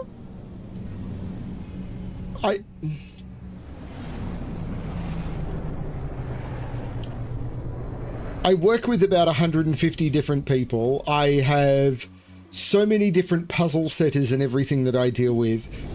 There is a reason why I don't remember everyone, but it is not an excuse. There is no excuse for not remembering you. But there is a reason. I'm not asking for forgiveness, but I'm saying that I can't remember everyone in my life.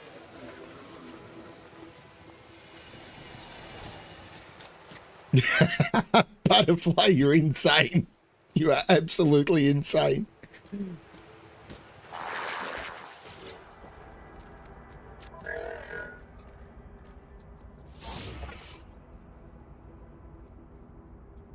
The concentric transducer will seduce ya. I think I had a superconductor and sold it. Oh no. You know what? What? What? What? What? What? What? What? What? What? What? What? What?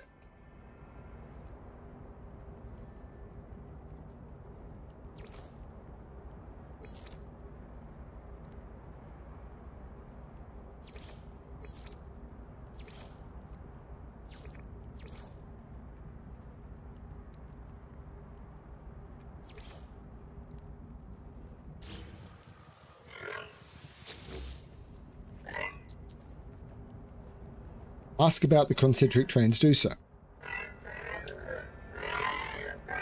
You will require a terminal to something the multi-tool.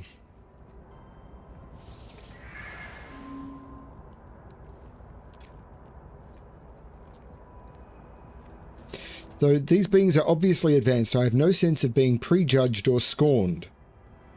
Okay, they're not human. Every autophage has conducted an apparently unbiased assessment and chosen to grant another blueprint. Machinist Iabada regards me with cautious approval as we say farewell. And now it's time to say goodbye. So how do I complete my staff? I need to craft...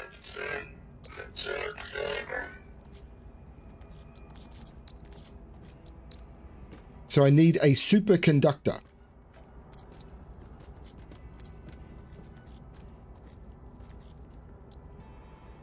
Which requires, oh my lord. Do I have one in my freighter? This will be probably not, in fact.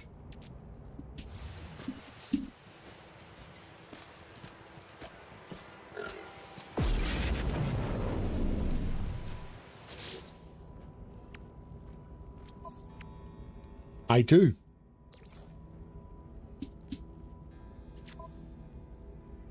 Being a hoarder is sometimes really good.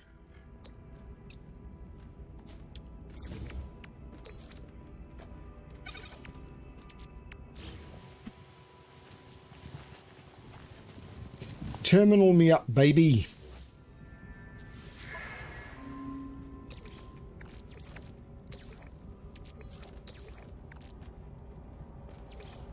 So apparently you can get others, but for now...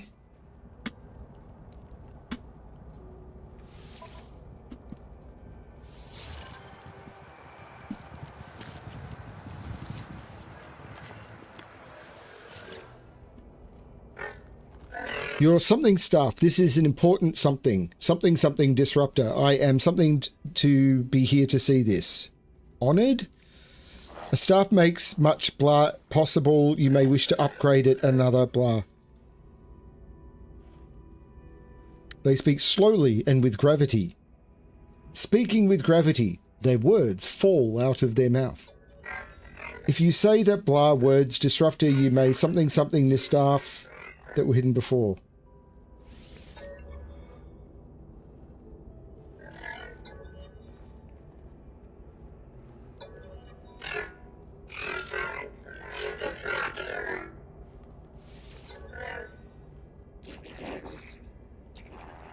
The one the Korvax worship. Okay.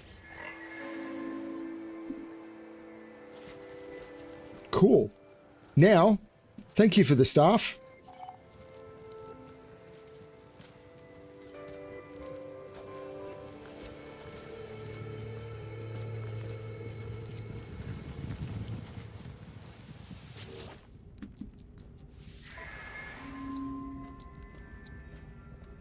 So void, oh my lord, 999 void motes for these?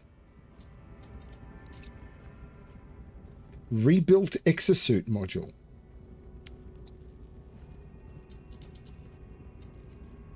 I don't know where void motes come from.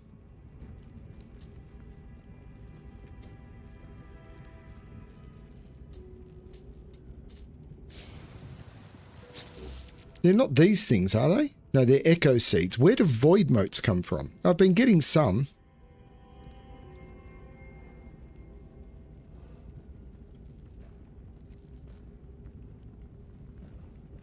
Okay.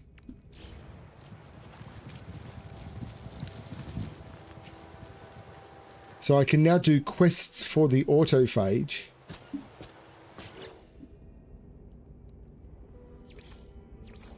Research the properties of Atlantidium. I don't know how I'm supposed to do that, and the quest isn't really telling me. The construct claims all electronic hearts will react to the presence of Atlantidium. Search for computing units and observe their responses. What does that mean?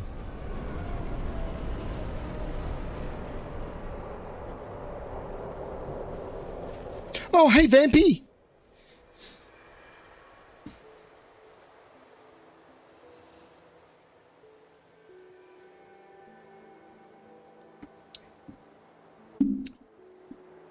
Now, if you really want to embarrass Bremster, you can say stuff while Vampy is here. Because Vampy knows me in real life.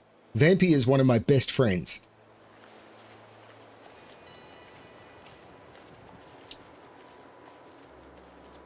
You just got outed, Vampy. Where am I going now? Let's charge up my multi-tool. Technology recharge.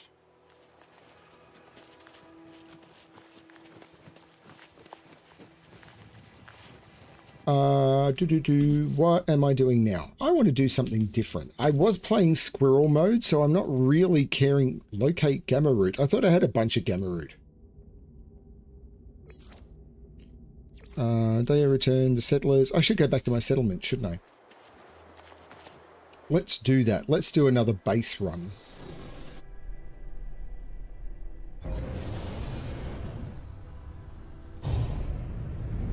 Ah, of course. I forgot that you just started playing No Man's Sky. It's like that, isn't it?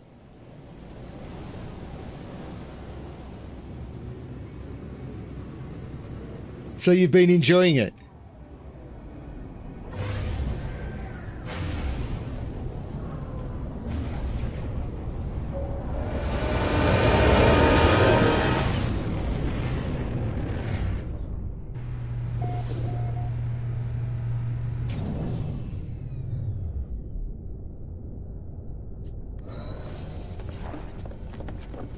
Yeah, it's a lot of silly fun. So I've just completed one of the main quests to a point that I've not done before in my many hours. Now, I do have a freighter storage module, so I can upgrade my freighter storage. Bam. I'll stick that there. How many? I've only got 11. Still short. Let's do some missions. Okay, so we have some industrial. Ooh, 3-star industrial. Let's do the 3-star combat first. So, ooh, I forgot I had this guy. 3-star combat. Let's assign the Normandy, the Ratsu. Ooh, I didn't realize this guy was critically damaged. And the Urgum. Let's launch those. Then let's go and repair the broken ship.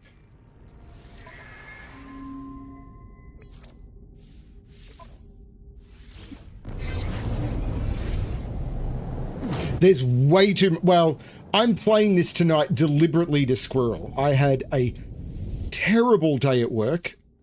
And even though I've been playing RoboCop a lot recently, I wanted a game that I could just squirrel in and not stress.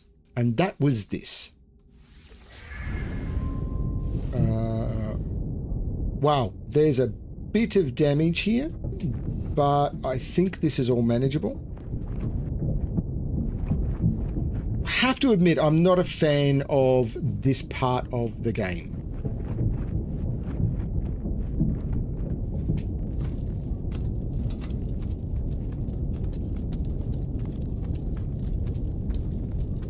The manually repairing your frigates.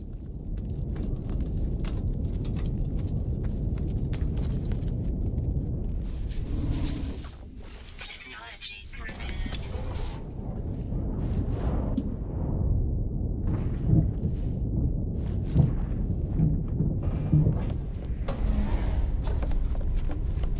Okay, can't get through from here. So having to figure out the layout of your frigate so you can repair it, yeah, not a fan. Not a fan.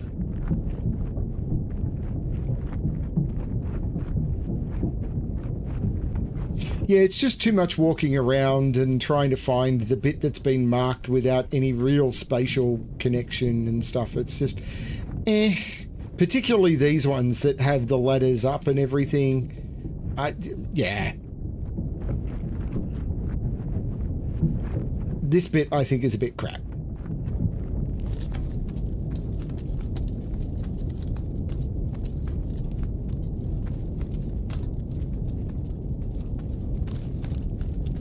Oh, there's a lot to do. Particularly considering I've got a bunch of ships in my... I should have just flown down, but if you miss, you can, like, die in deep space.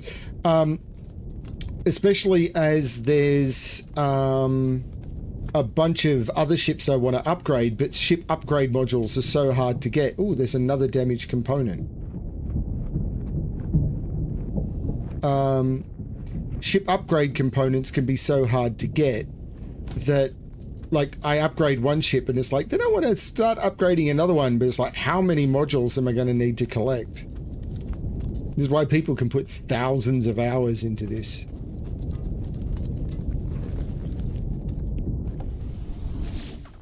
Technology prepared.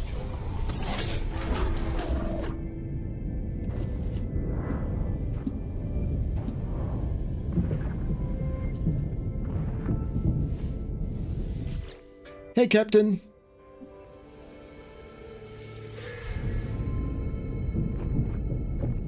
Okay, no, I don't need to fly off. I am going to teleport back to my freighter. Do I have anything to sell? Not really. I mean, probably, but don't care that much. Okay. Mission me up, babe. No, mission me up, baby. Because there was that 3-star industrial, which I'd like to do. So, I'd like to assign the Mobukutu. I would like to assign Yama's Dance.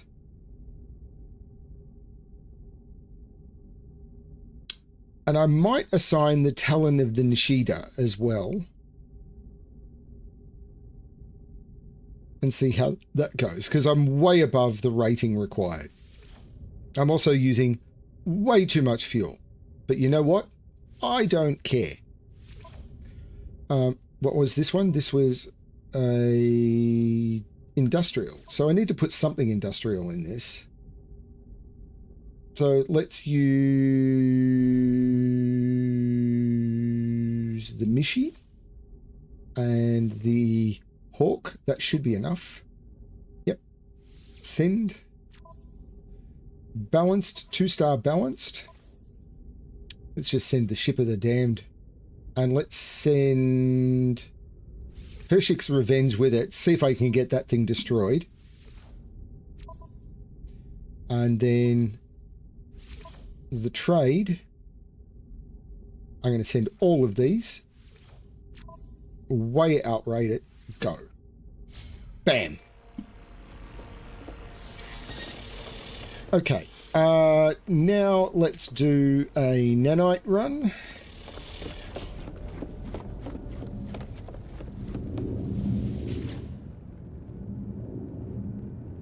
So I want to hit my... No, not mold farm 1. I want to hit my big mold farm. Bam.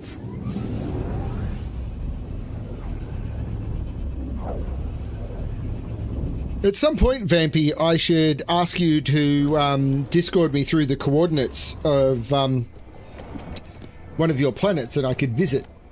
But you don't have to do that.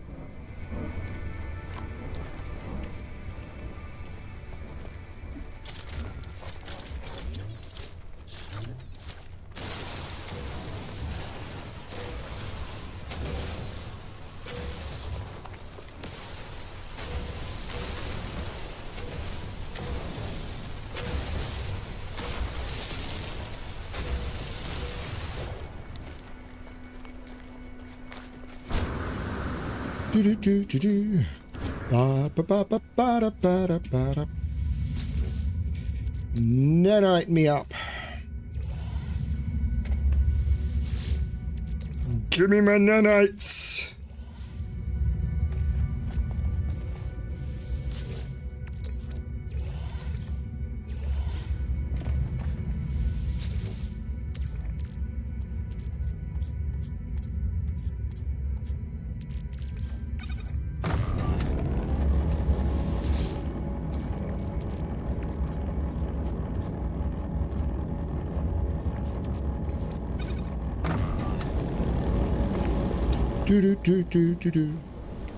And then let's head back to the colony. To the colon!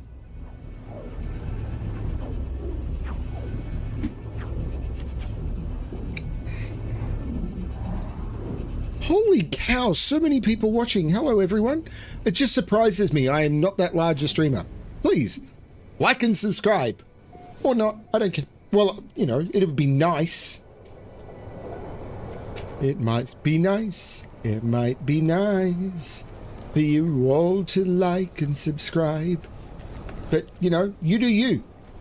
If you don't like what you see, do what you want.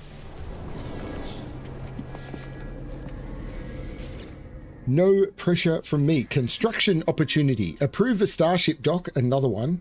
Ooh, I could build a tower. I want a tower.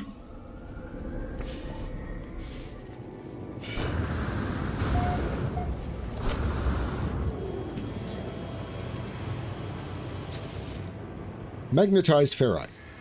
There you go. Bum bum bum bum ba-dum bum bum bum bum ba bum. You and I build for very different things, Vampy. My main base is terrible. Let's go there now.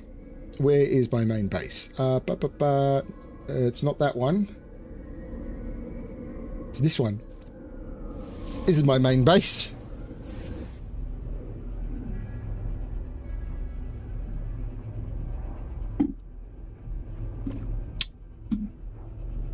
I haven't been here in months.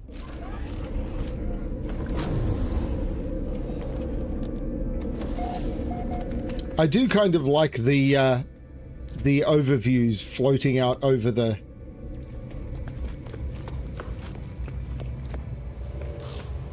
No, don't go up there. I don't care about you going up there. I thought this room had windows. I could... Yeah, I kind of like the viewport.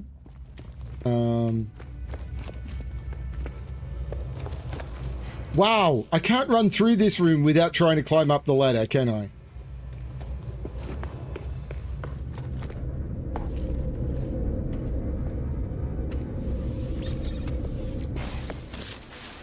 I wonder if they've finally fixed the Bloomin' Exocraft. But I don't care right now.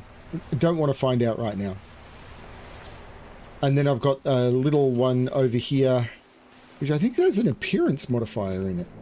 Actually, what I should be doing here is storage rack, active multi-tools. I want to put the Pillar of the Titan in storage. Scrapper Beater is going to get scrappered, and I'm going to rename this one, which is the... So I'm going to switch my multi-tool to this one. I'm going to rename it to... What was this? This was the Autophage. Autophagy Uno. Then I'm going to switch my multi-tool back to my Staff of Power. And then I'm going to put Autophagy Uno in storage.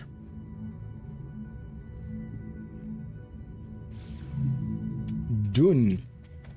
Is there anything at the appearance modifier I want to look at? Probably banner more than anything.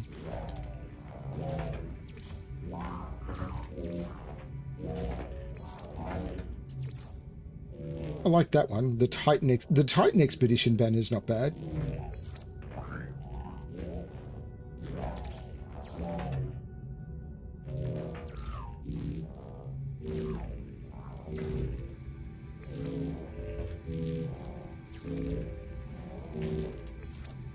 I like that. That one, please. Backpack. I like my backpack. I like my boots. I like my legs. I like my body shape.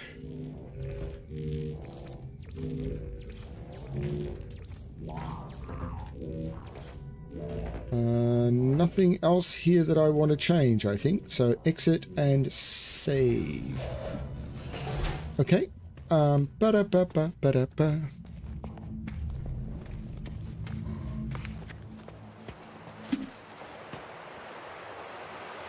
So yours is much more saturated. Okay. I'm using mostly prefab stuff. The other thing that's a bit weird is I'm playing in HDR and then getting OBS to convert HDR to SDR for streaming. So it looks a little bit different for me than it does for everyone else. But the important thing is I'm playing in HDR.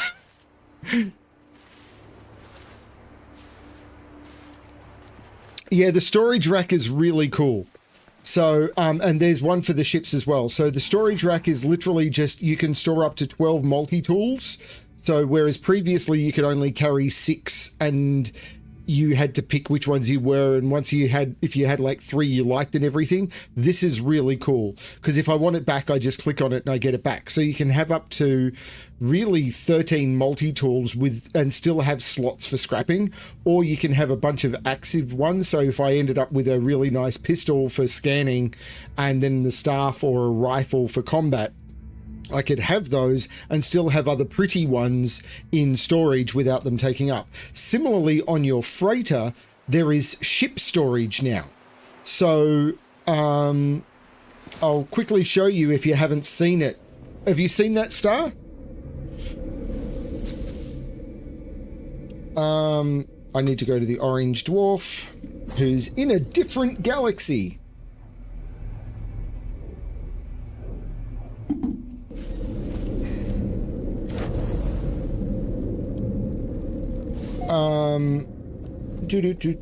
So if you go to,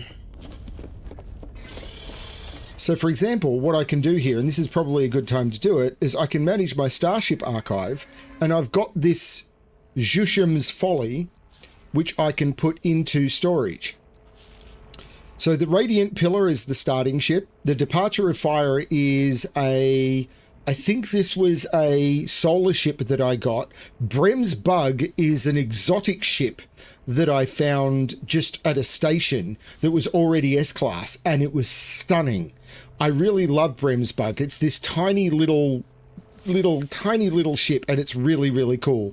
So at some point I'm going to upgrade Brem's Bug, but the White Star is my main ship. So yeah, you can now not just have this, I think it's 6 ships that you can have. You can put ones that you want to have for future use in storage in your freighter, and they're not taking up your ship inventory slots. It's really cool.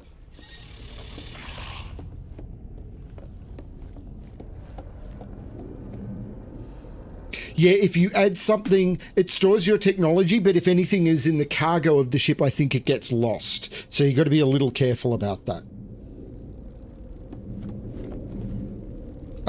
What was next for me? What comes next? Soon you'll see. I don't remember what I was doing for me. I might leave on my ship. Yeah, I might leave on my ship and then just travel somewhere else. Because, you know, squirrel. This has been a long stream, but I've really been enjoying it. Hello, White Star.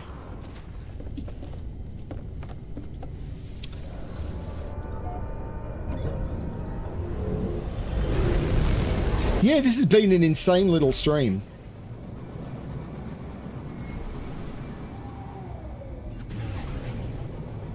Yeah, it's one of those tiny little bulb exotics that I found as an S-Class, and it was like, I'm buying that. Haven't used it yet, because I really like the, I can't remember the name of this one. This was an expedition reward. I can't remember its original, I can't remember its original name. But I really like this one, because this is one of the few ships that it's got the ability to hover. Have I done this whole system? Yes. So let's go somewhere else. Because I do want to find a... Let's go there. Don't care what's there. Where am I going? I don't know. When will I get there? About 10 seconds. All that I know is I am on my way. The Anmuthi OG-1 system. A lifeless planet with aggressive sentinels. I'm finding a lot of aggressive sentinels, aren't I?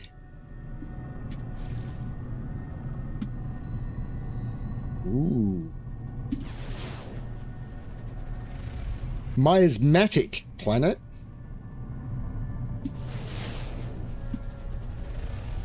And an infested paradise. Florida. Let's try check out the miasmatic planet. Anyone here from Florida? I'm making a joke. It's a joke.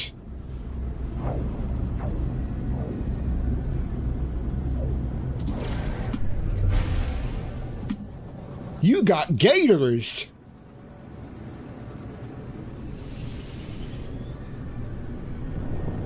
the biggest stream I think I've ever had for No Man's Sky. I have no idea. Hi. I am going to have to stop in, I don't know, half an hour to an hour. Gotta go to bed.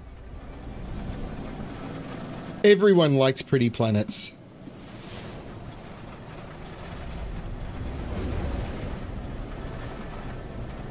I like planets with... I found one which I think was orange land, green sky, and purple water. And it was like, oh, this is pretty. Like this one. I do have a base there. I don't remember which base it is. But for now, I am squirreling here.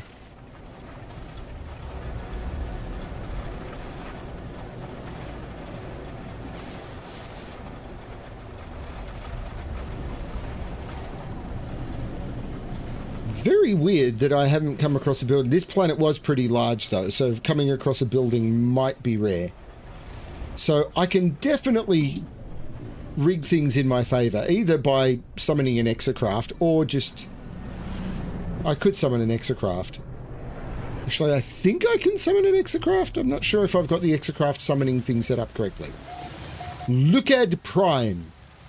Look at this. Look at this.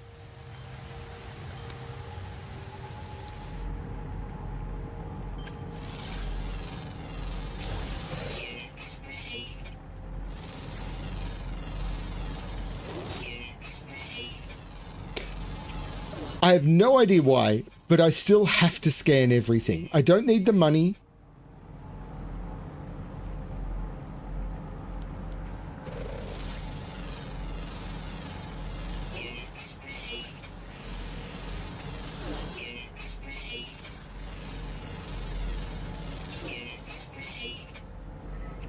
I don't know. I'd prefer to live in Australia than Antarctica.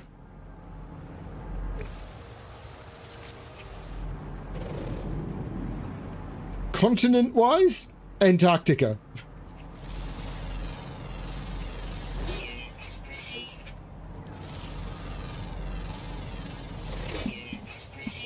Okay, let's look for a building, shall we? So we want to build a signal booster. Bam.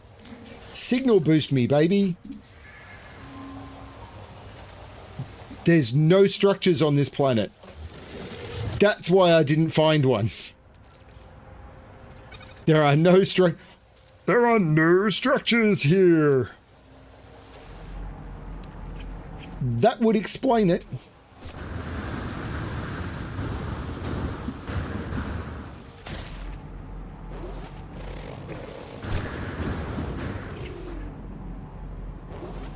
Come on, scanner. You can do it.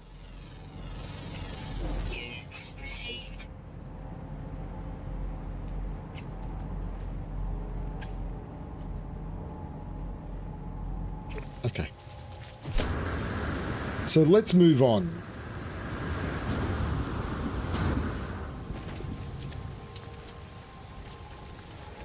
Kangaroos are fine. Nothing wrong with a kangaroo. Very tasty.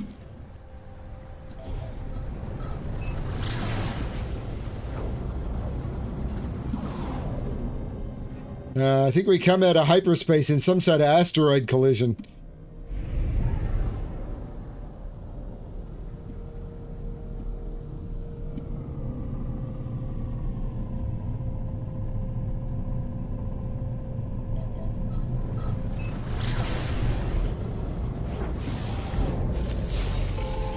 Ooh. Okay. Didn't expect that, because I actually didn't get the signal. I was actually leaving for other reasons. Blow up the cargo pod! Come on, pirates. Where's the pirates? Where's the pirates? Come on, pirates.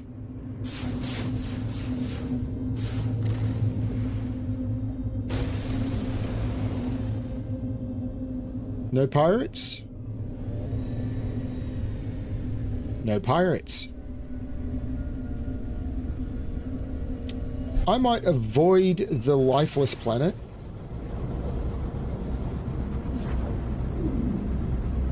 It's not that I can't deal with Sentinels, I just don't want to.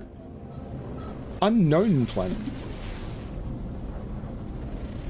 Verdant with okay, so it's a nice verdant planet with high sentinel activity.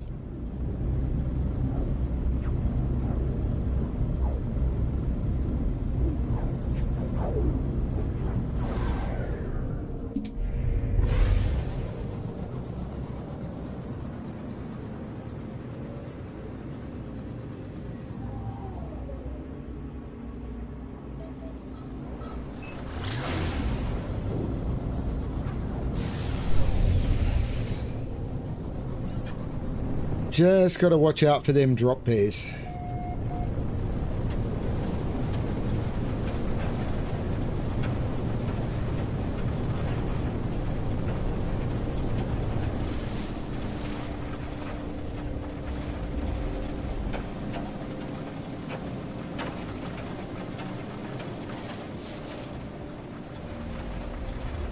I really should use these exosuit upgrade charts.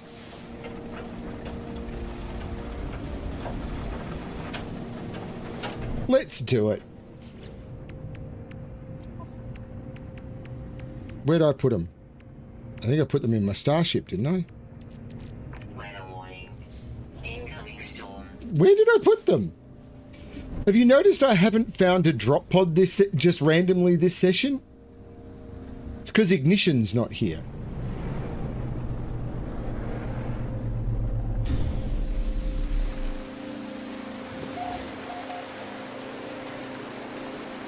No math. No math.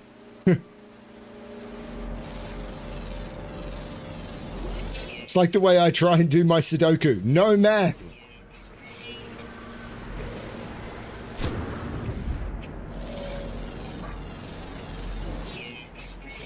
He could be a problem. Let's just try and run away from him because I don't want to aggravate the Sentinels.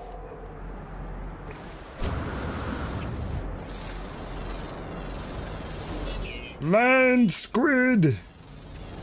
Units received.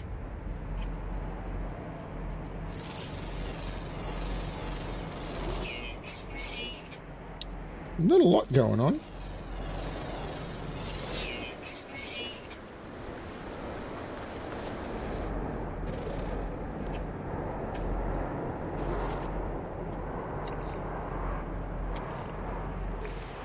Okay, let's go that way.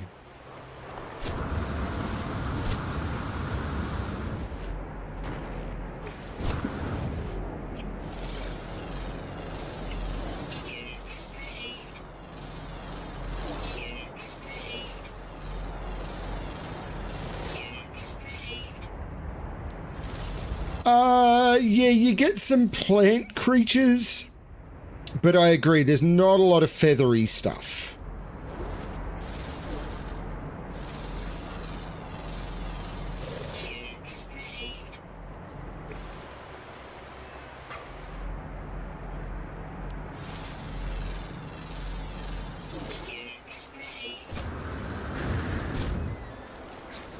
Did I put it in my freighter? There they are.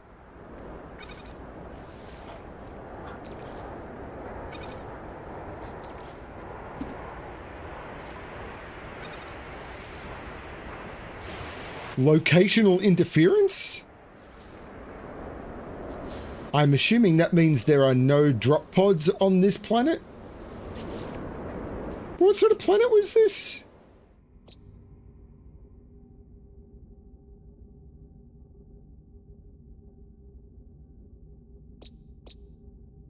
It's a verdant planet. Why would there be no drop pods on this system?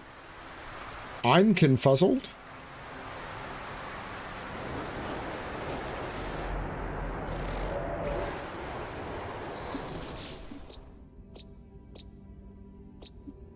Let's find the ringed planet and see what it is.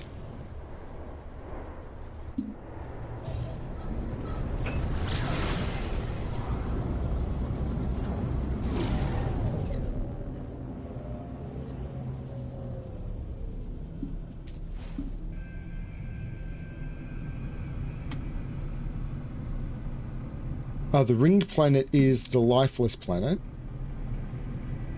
That's the miasmatic planet. And that's the infested paradise.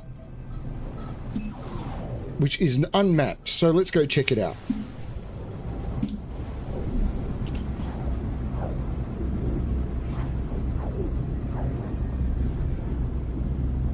Curious.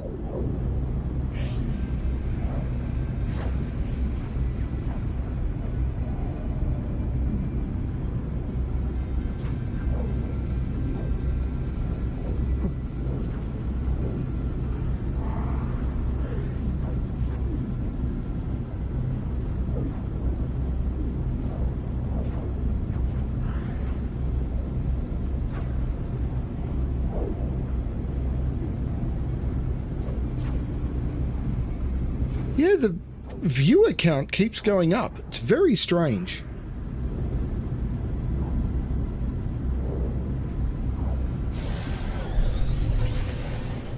YouTube seems to like me today.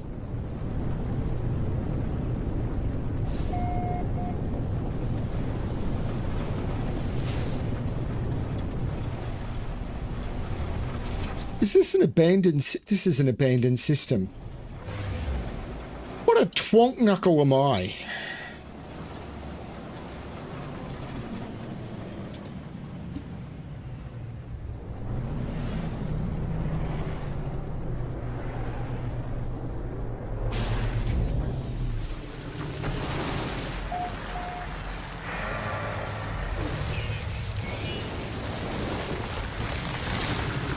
Eric will be happy. Holy cow. That was close.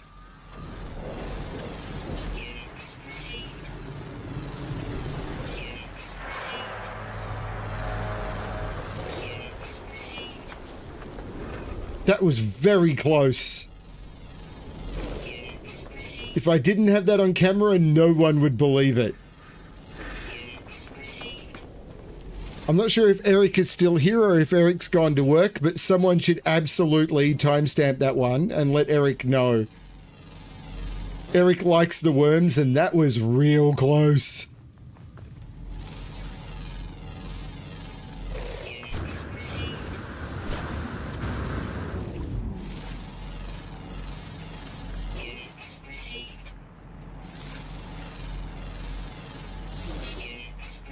Yeah, there's not a lot going on these systems, but I suppose that makes sense for the abandoned system.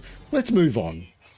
I got some stuff. Let's do-do-do-boo. Ba-da-ba-ba-ba-da-ba-ba-da-ba.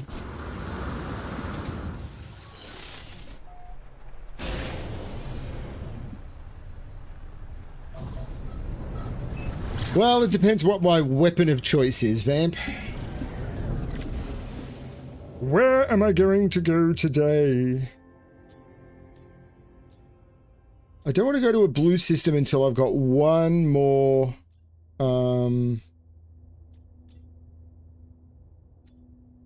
Iconodower.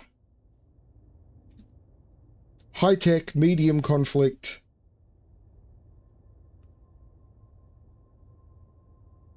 Yeah, seems fine.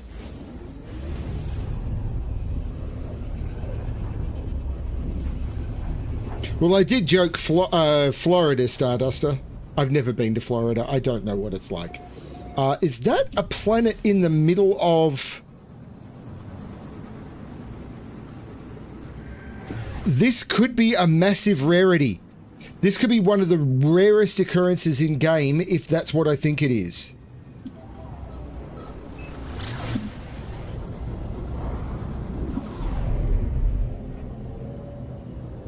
Not quite. Damn. Occasionally you'll get a planet which is, or a moon, which is inside the ring of a planet. It's really, really rare. Didn't hit it.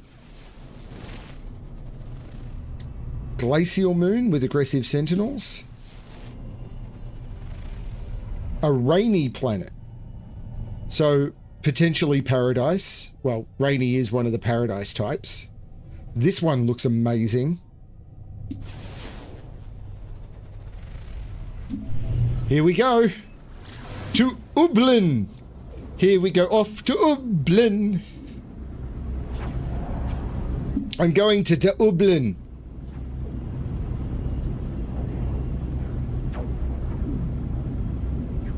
This is as good as the jokes get, everyone.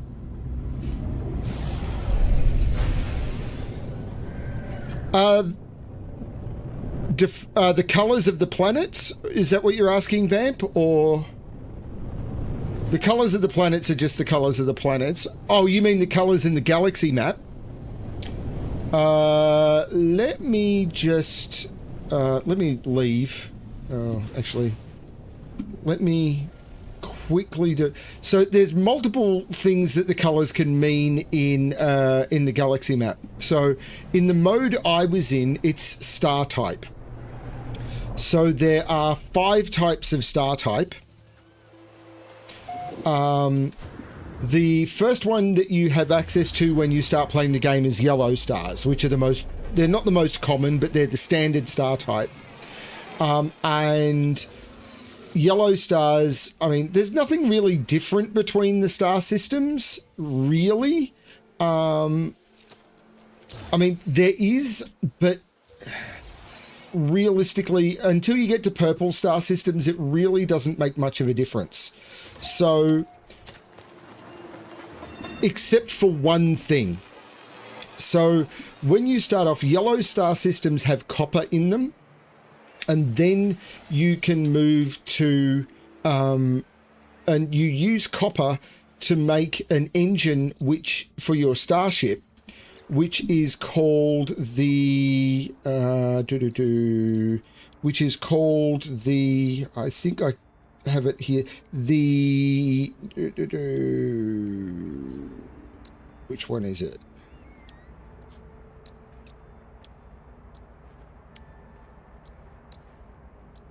I may have this wrong, but you end up making a thing called a cadmium drive, I thought.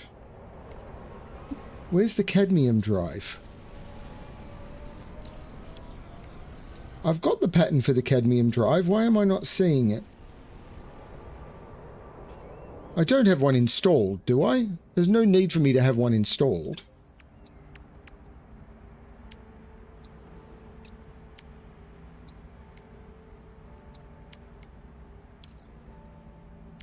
I don't have one installed. Or do I? No, I don't have one installed. What is going on?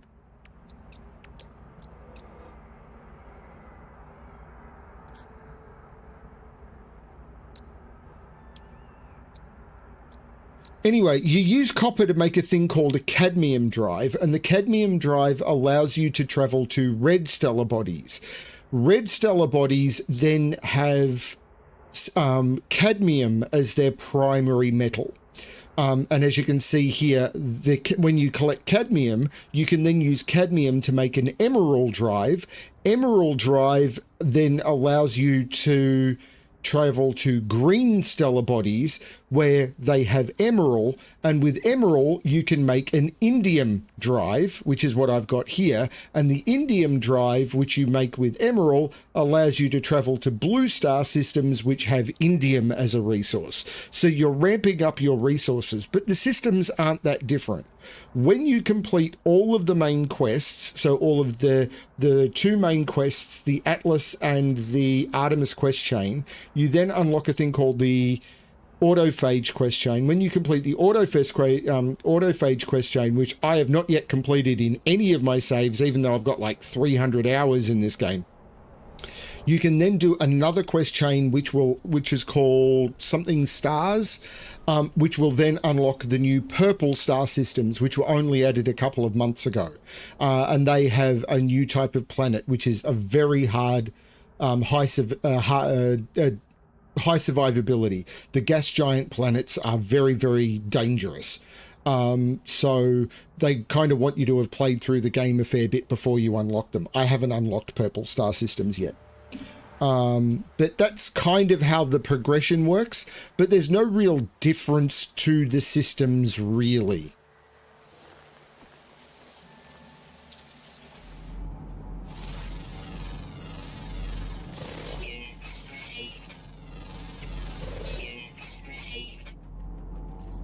I mean, I know I shortcutted and got myself a ship that had an indium drive installed, on this save, so I never had to go through all of the stuff to unlock all of the others. I used an expedition reward.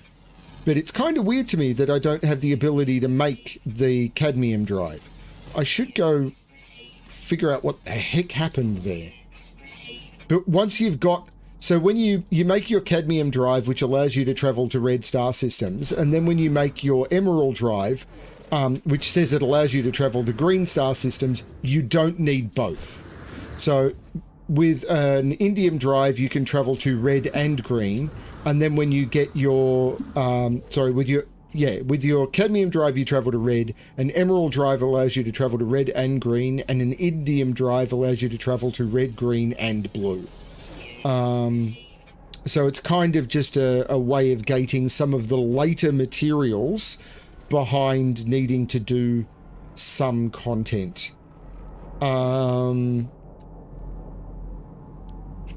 There's other things that you can do if you change your galaxy map tracking, so you can, if you've got an economy scanner on your ship. So one of the things you can install on your ship is an economy scanner, and the other one is a conflict scanner. If you've got these installed on your ship, and I should move these down because they don't need to be there. If you've got these, the phase beam can stay there. If you've got these installed on your ship, then it allows you to look at the other systems, and when you're looking at the other systems from a distance, you can have a look and see what their economy level is. So if you change your tracking, you can change the color of the systems to, rather than being the star systems, it'll show you the economy. Or with the conflict scanner, you can get it to show you the planet's hostility level. So you can see whether the planet is a peaceful system, a hostile system, and if it's a hostile system, it'll even, not with the color, but you can go into the planet's details and see whether it's a pirate controlled system, which gives you completely different options. That is bad.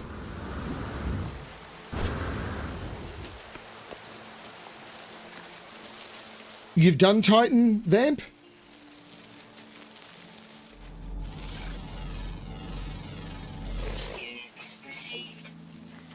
I liked Titan. Titan was good, apart from the fact that my game bugged out and locked me out for quite a bit.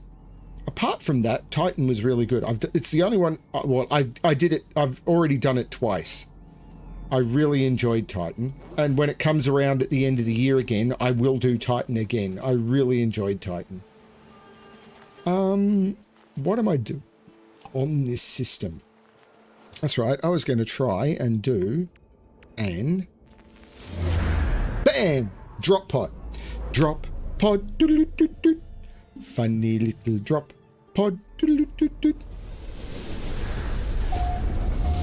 So I actually started Titan from this save the first time I did it, and then it bugged out, and yeah, locked me out. And in order to complete it on this save, I needed one of my regular followers, Ignition, I haven't seen him around in a while, to join me in game and carry me to the points, because the game bugged out and wouldn't get me to the destinations I needed, and it was bad. And then I did it again on a clean save, and it was beautiful. I just played through fine. Yeah. So it's good to be back on this save, not bugged. But yeah, the start of Titan. Expeditions can be a little rough if you don't know what you're doing. I'm kind of glad I didn't start Expeditions until I had, like... I was probably 100 hours played in the game before I did my first Expedition. I don't regret that at all.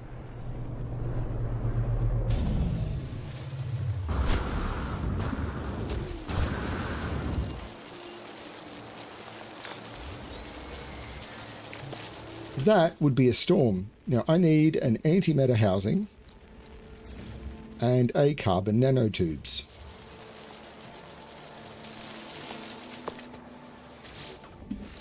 Bam, bam, bam. I can't get more storage for my exosuit. I've maxed it out.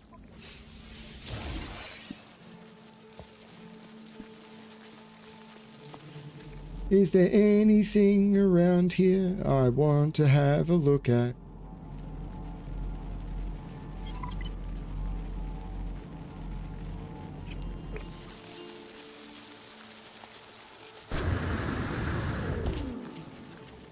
Yeah, it's that sort of game. It's also a game that I found that I play for a while and then I stop. And then I play for a while and then I stop. And then I play for a while and then I stop. I don't know why, but that just seems to be the way I do it. I'm kind of losing focus. Today has been a really exhausting day. I did this to relax and everything. And while it's wonderful to have like 30 people here, and to be hanging out with friends, Vamp, Butterfly, Hi Star, or Bye Star, I'm not sure. Well, yeah, bye Chip, Star's still here, Chip's gone. Eric was here, Keith is here, maybe. To have all of my... It's been really great. I don't know... Did I visit the space station? I don't know that I should burn myself out again to keep hanging out with people as awesome as it is. So I might visit the space station.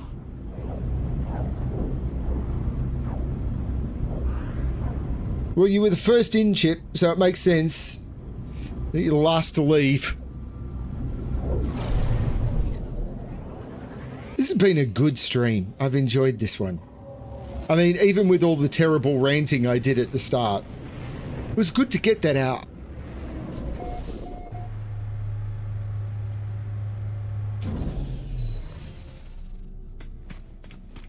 I'm not quite done. I've got a couple more minutes.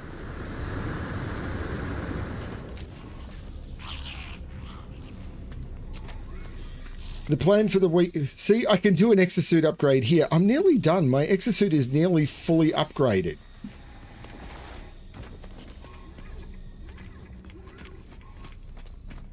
I know what I should do before I stop playing. I absolutely know what I should do before I stop playing. I'm not going to bother checking that. It could be the best multi-tool in the world, and I'll never know.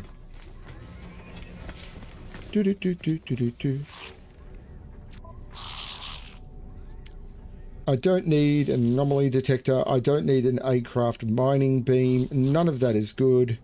You can have 3 storm crystals, and you can have 3 ancient keys.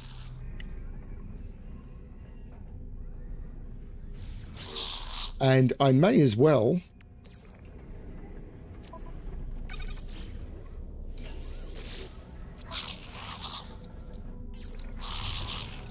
have 2 exosuit upgrade charts. Hadal cores. I may even have some of those, but I can't access... I'd have to summon my freighter. Couldn't be bothered. Could not give a damn.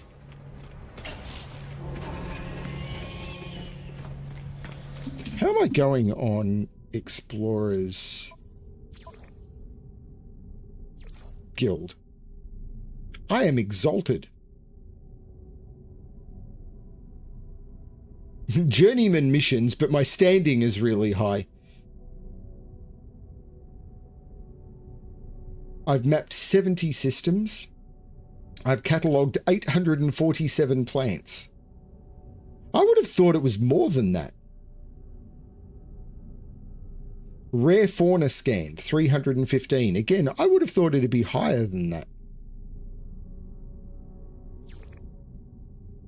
See, this one is terrible. I have not done well with the Mercenaries Guild at all. Merchants, I'm doing fine. Plants farmed 20? Oh, that makes sense, I suppose. Rare treasures, 156. Units earned, 629 million. Oh, that's what I'm at. What? I've earned 629 million, but I'm at 629 million? I've spent more than that. I'm a Gek trade lord. So I'm highest in all of these as well. Okay. Now, what I was going to do is get into my ship.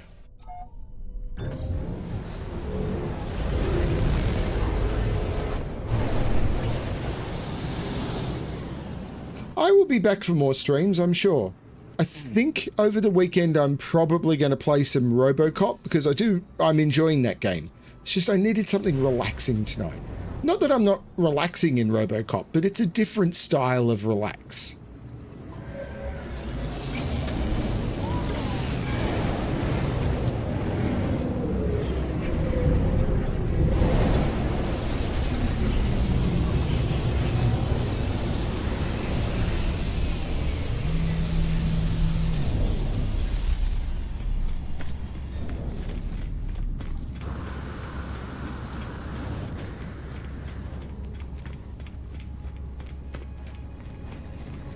Can't believe there's 30 people watching.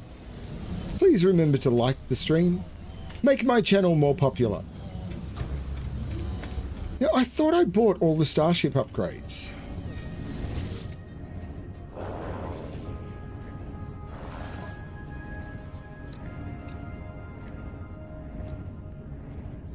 See, cadmium drive, it says I know it. But it's not letting me install it. Weird. But here's the cadmium. Oh, the cadmium drive is made with chromatic metal. That's why I was probably... That's right. You turn the copper into chromatic metal. You make the cadmium drive with chromatic metal. That allows you to travel to red star systems. Then the emerald drive uses cadmium. And then the emerald drive... the indium drive uses emerald, as you can see here. The Aquajets is fun. I can make all of these. I just haven't.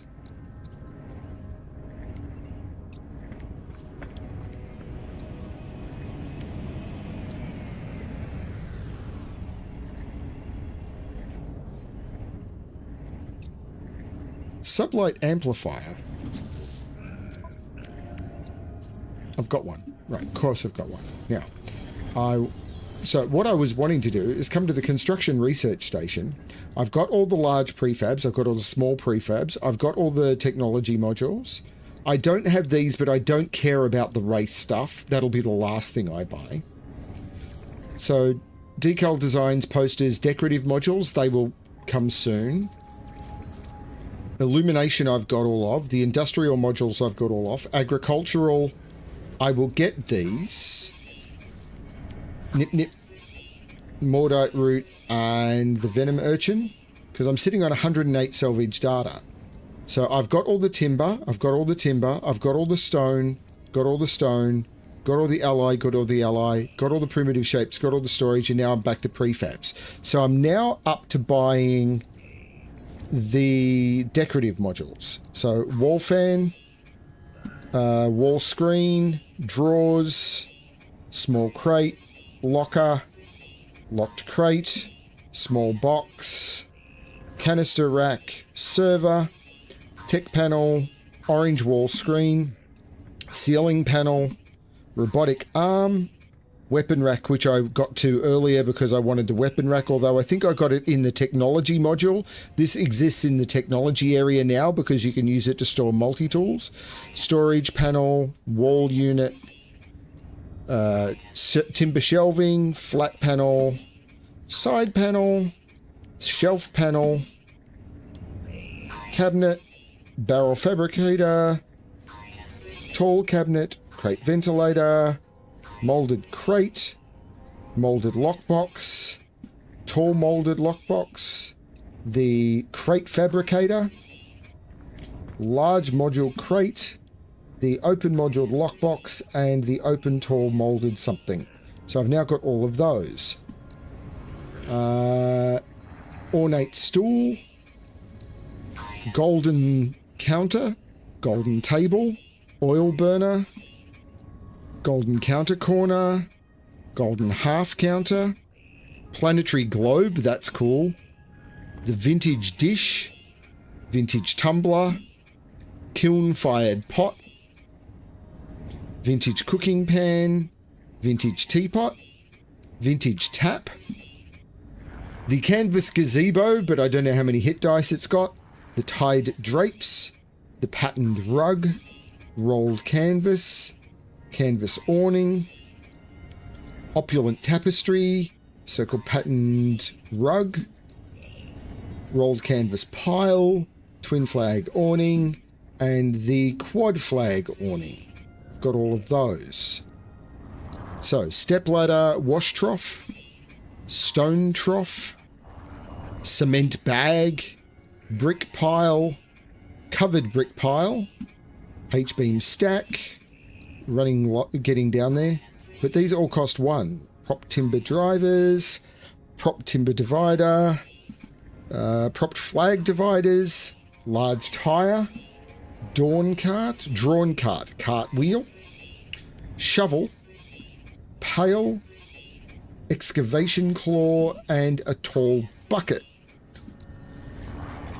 Spark plug, composter, small generator, small furnace, industrial something, pump, ionic lathe, reinforced capsule, water tower, gas canister, flask insulator, dish receptor antenna, tall antenna, dual pronged antenna, meteorological spinner, sealed barrel, sealed reservoir.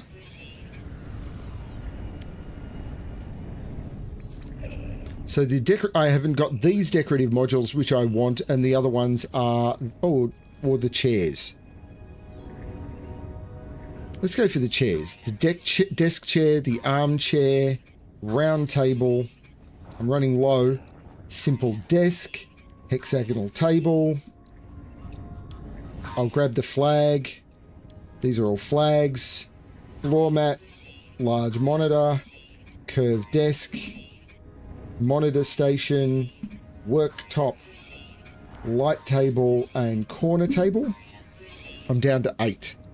So let's get the sofa, the adjustable chair, the bed, the upholstered chair, the swept sofa, and the corner sofa, and let's call it there. And now, this is going to be dinging for quite a while.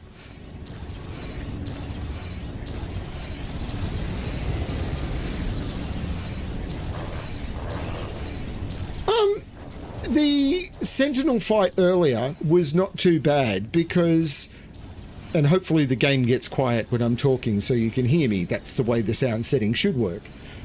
Because I just outclassed them. My weapon was one-shotting them. It was fine. I didn't come close to being at risk.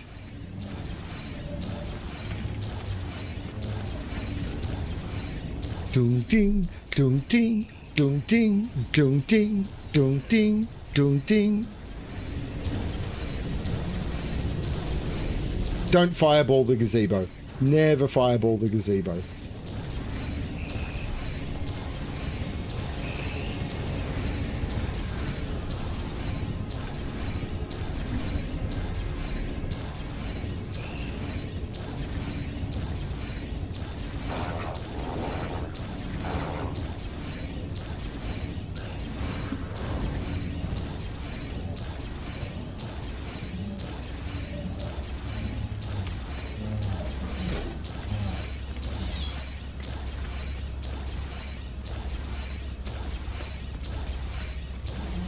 It's a lot of blueprints.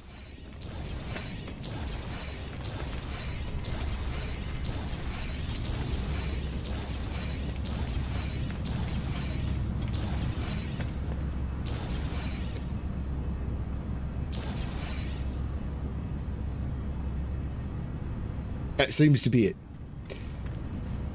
So that's a lot more blueprints. I can't open my build thing here, I don't think, but I can...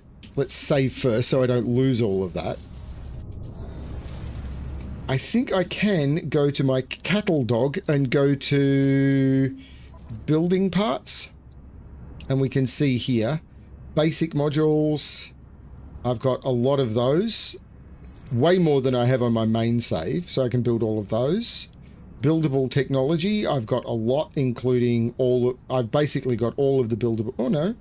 Oh, the race initiator stuff. Don't care. Do not care. Don't care. Core structures. So these are the prefab stuff. Got all of those. Freighter construction. I don't have the freighter stuff, which is annoying because these are expensive. Power and industry. I've got all of those. Farming. I've now got all of those. Decoration. This is going to be a large section and I've picked up a lot of it. Don't know what this is. This will be one you have to find in the wild, probably on a derelict freighter. So there's a bunch that you only find on derelict freighters. But some of these I haven't bought yet because I was running low. But I'll get them pretty soon. So some of these things.